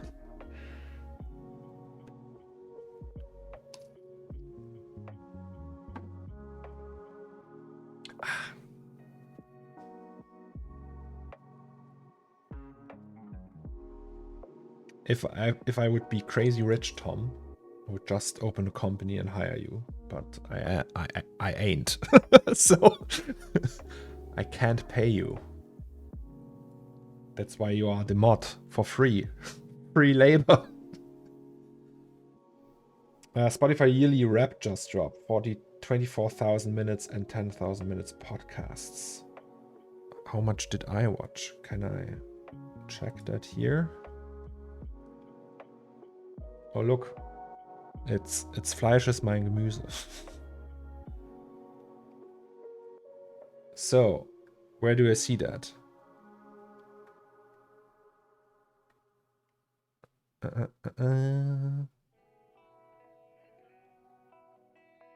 Oh, Dizzy is back. It's probably about with the web link, right?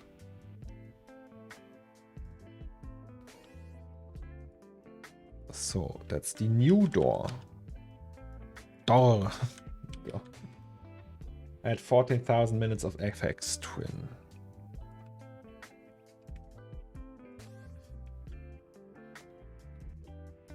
Hey, look, it's a door, right?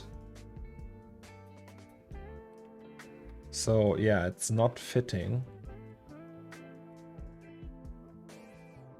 We just scale it down. And ignore the fact. Wait, maybe we can't ignore the fact.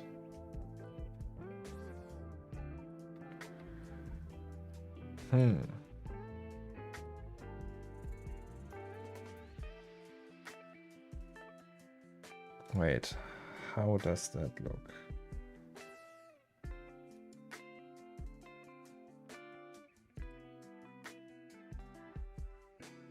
And it's actually not too bad.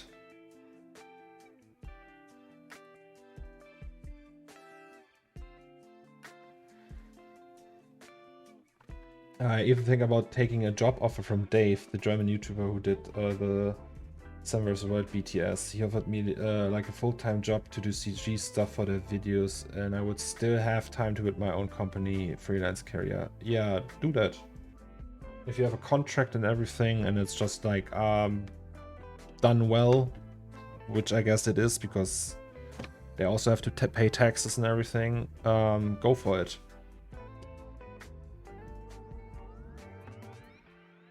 That sounds better than at school, and you actually probably learn more.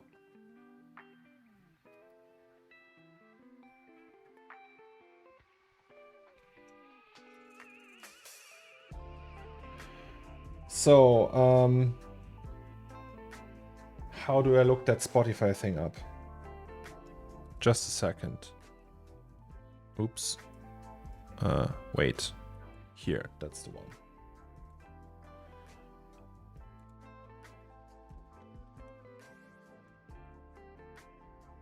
Spotify Wrapped.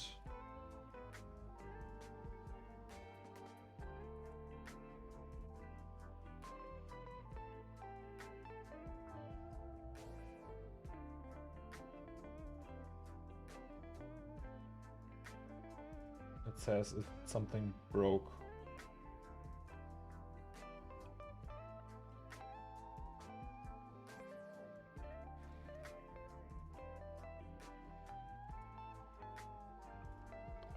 It says I find that in the app, but I don't find that in the app.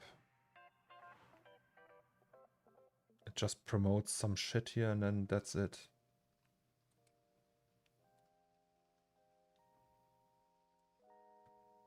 The stories of for your yearly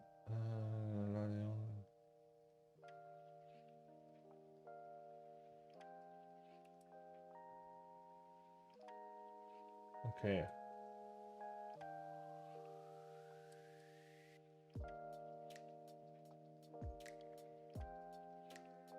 That's not at all accurate.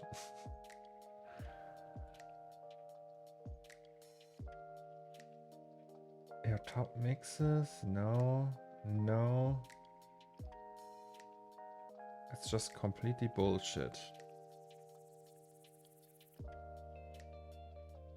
It says I find that on the Spotify website. That's not true though. It's a lie. I have it open here. Why do they say that? Okay, never mind. So no Spotify.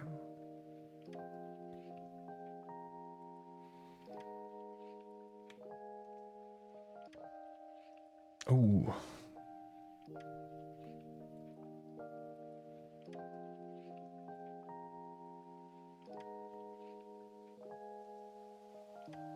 I mean, he started when the year I was born.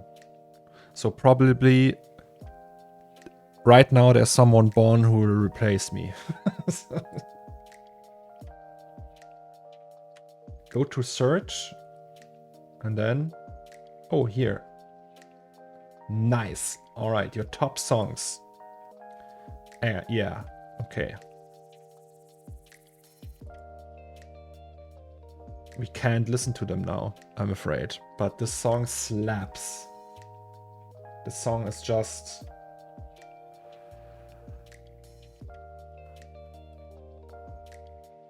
It's incredible.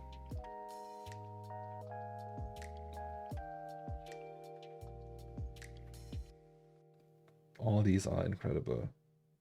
Monster is good. Oh, I listen to that a lot, apparently. Alberto Balsam, guys. Well, tomorrow we will listen to all of it. Okay, so yeah, that door here is working.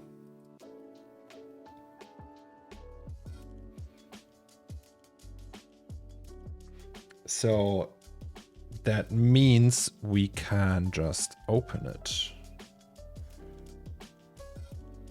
Right? Right.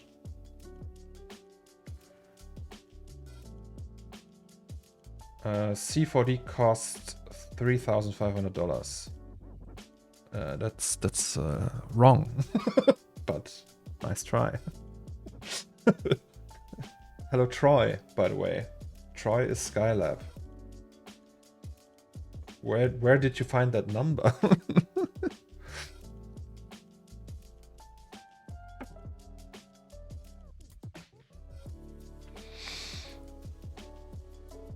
Oh, now it's blue. Okay, so we will create a new one. 3,500 for a perpetual license. No, you can't actually buy a perpetual license anymore. It's wrong. So you go to maxon.net, go to buy, and if you want to have just C4D, it's that, and it's 736 euros a year. There are no perpetual. Oh, perpetual pricing. Never mind. Okay, you were right. But you can't buy the old ones, like the actual ones. That's the last one, the last perpetual you can buy. So if you want a current gen version, you have to go with a subscription. And it's that much. But Troy, why do you come in here and tell me that? Are you on a mission to promote your favorite software, Blender? Is that your goal in life, to go into a stream and say, hey, Cinema 4D is expensive. Did you know Blender is free?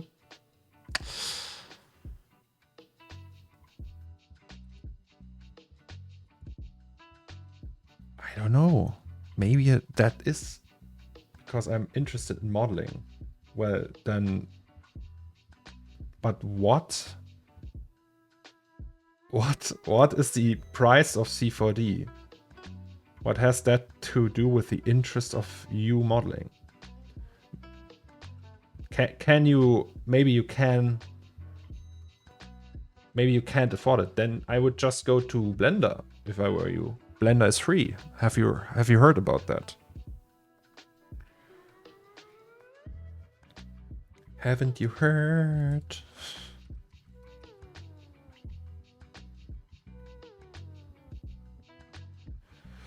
Okay, I was distracted. A Lambo is 250k. I'm interested in gardening, by the way. Also, Tom discontinued Soft Image, I heard. So, door. So, material one. Then we want universal, GGX. Not gonna ever start 3D all over again. I think I would start with Blender as it is now. Yeah, sure. Why not? I would do the same.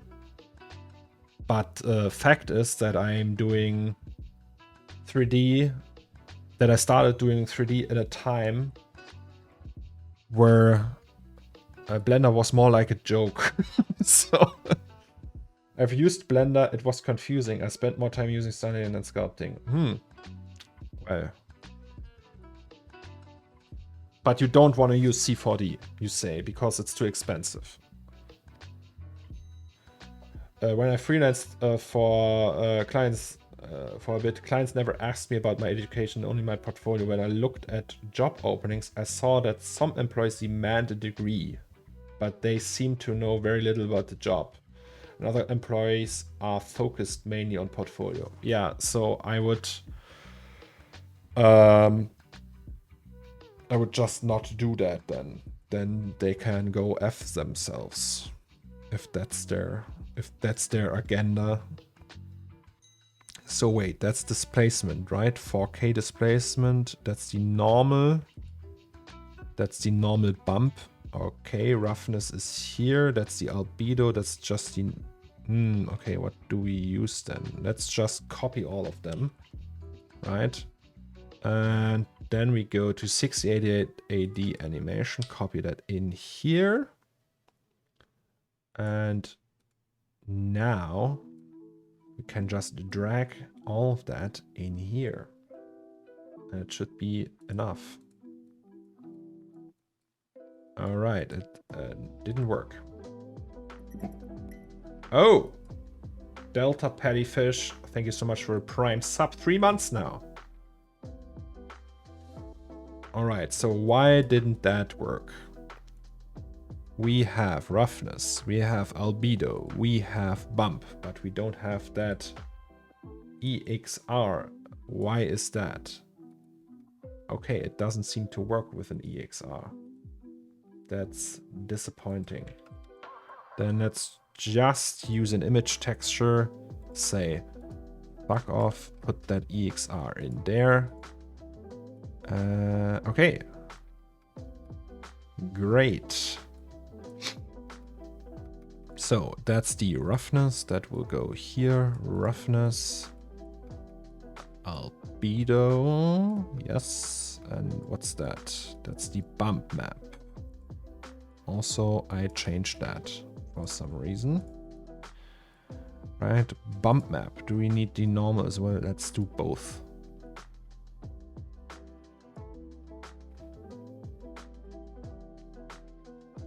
Octane should make a node editor that has the style of Windows Vista with bubbly everything.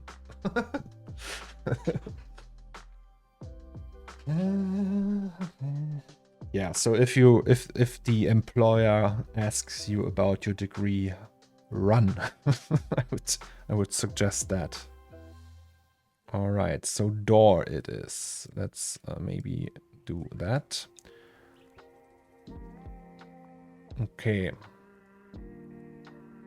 I mean, I have an idea. Let's just render that and then see how that looks.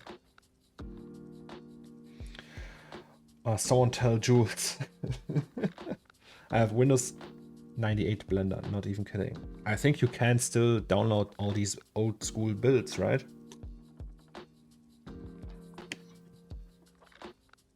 I have not used all node systems, but I would say Nuke is my favorite.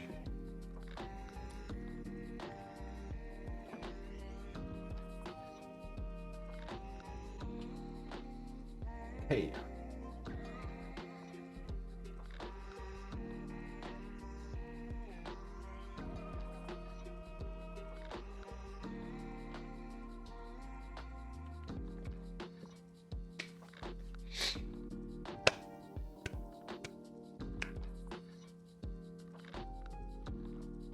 I have the same impression. I don't know. Maybe it's a confused HR people who post these requirements or the bosses. I can never tell. Some, for example, demand proficiency with Dreamweaver from web designers in 2022. Wasn't there also that thing with that there was like that they asked for 5 years of experience with that Figma or something, that UX tool, and it wasn't out for, it was out for 2 years. They were like, yeah, we need someone super experienced with that, but That's just not. That's just impossible. Hello, Lucas.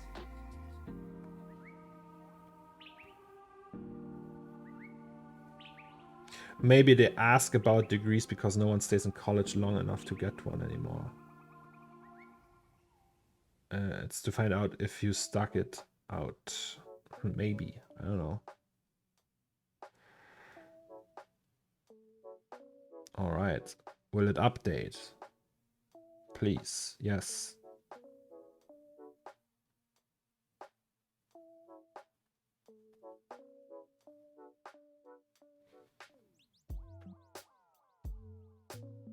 I just want to see how that looks.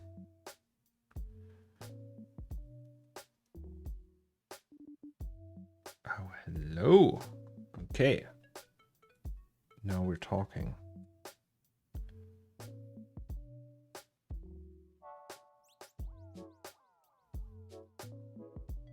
So the question is, that is now green, right? Can we actually... I mean, we could just use color tint. Color correction and then use that hue slider. Right, so if we use hue, can we just color it blue? Yes, we can.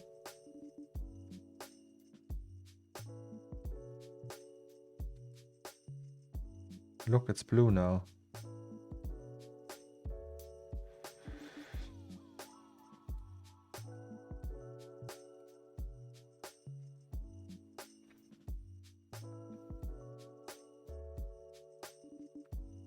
I just said that Foundry is so expensive, no hobbyist can use it. So the community is very small and confined to high-level professionals. Blender have such a broad user base and the internet is full of tutorials and such. Yes. Truth. All right.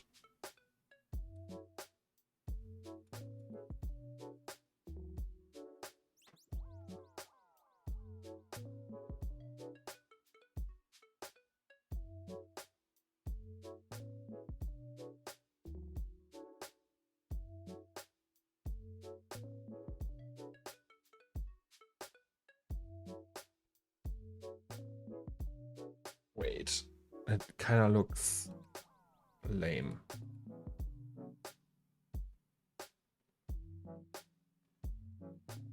Or does it?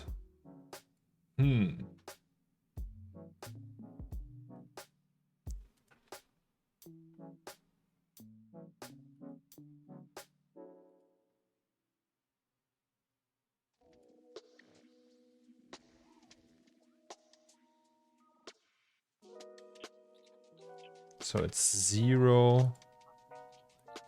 Can we just animate them both? Oh no.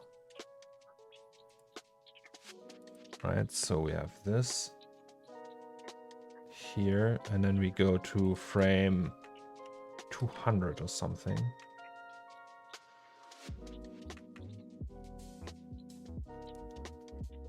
PlanetZomeX, I challenge you, download this version of Blender and remake 608880.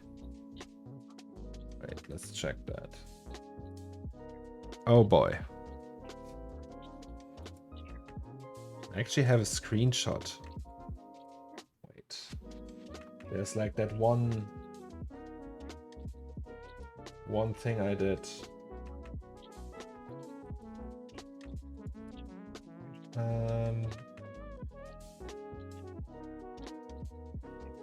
Just give me a second. Very old shit. I'm looking on a secondary PC. No, that's not that one.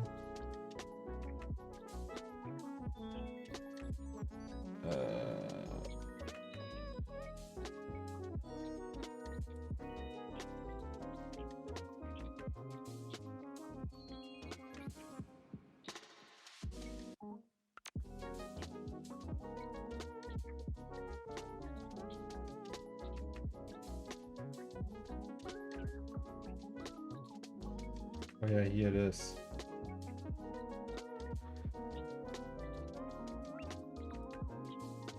That's my Cinema 4D. That's how Cinema 4D looked. What C4D looked like when I started, or like after I started. It's very old school. I don't even know what version that is. I think it's version 9 or something.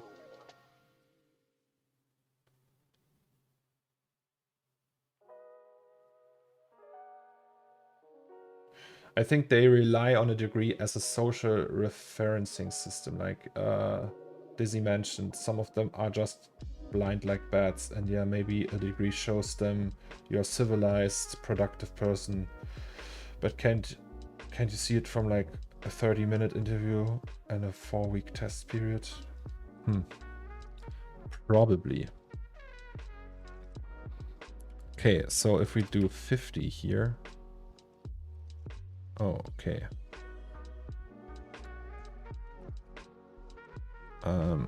We have to do them one by one, I guess. So if I want that, let's say 180 or like 170, 145, something like that.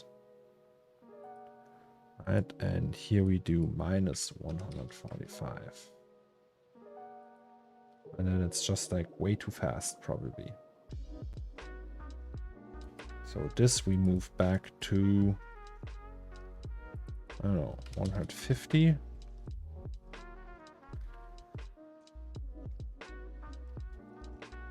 Right. And then maybe 125. And this we put 200. That's already that open. So can we put that to 250 or something?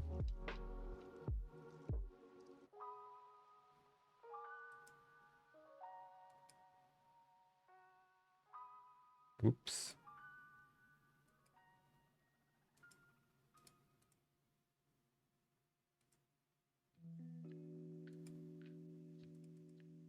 $250. No. 225. That's actually good. 225.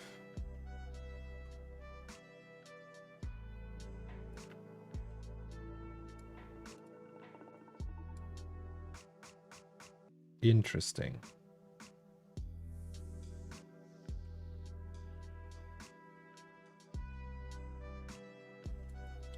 Yeah, and then we would animate the focus and everything. Probably.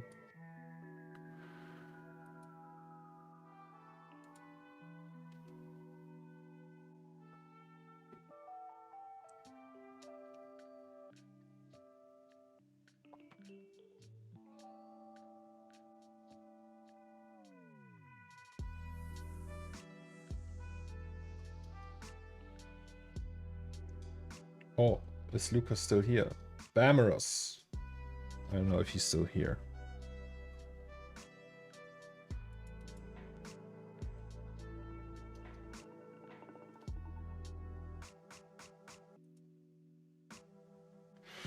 Okay, yeah, and then this we would need to be masked out completely.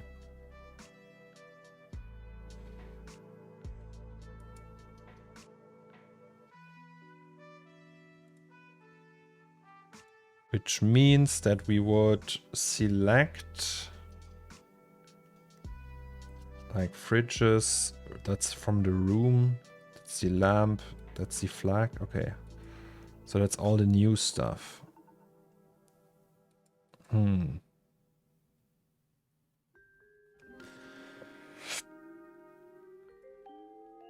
Well, technically we also don't need that glass, right?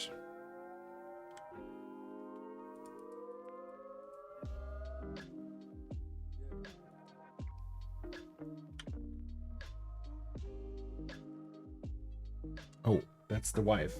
Be right back.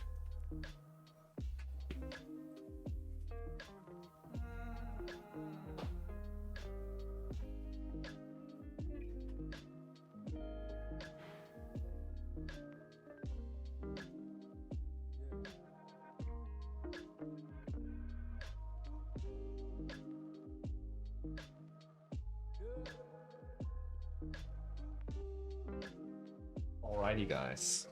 So I think I will end the stream for today. We're also pretty much over time already.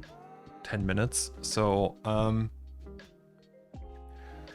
wife ringing the door was my sign to take care of food and stuff. So yes, we will just continue with that tomorrow, I would say. Continuing with the animatic. Maybe I render out a current version of the animatic and post it.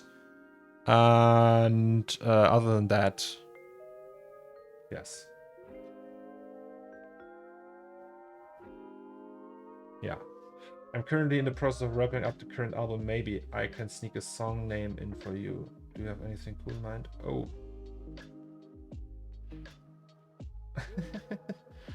All right, guys. Let's continue tomorrow. And yes, I'm pretty confident that we will make more progress tomorrow. So, hey, right? And tomorrow, with the help of Mr. Dizzy Viper, we will be able to listen to Twitch on stream without having copyright strikes. So, thumbs up for that. All right, guys. So, take care.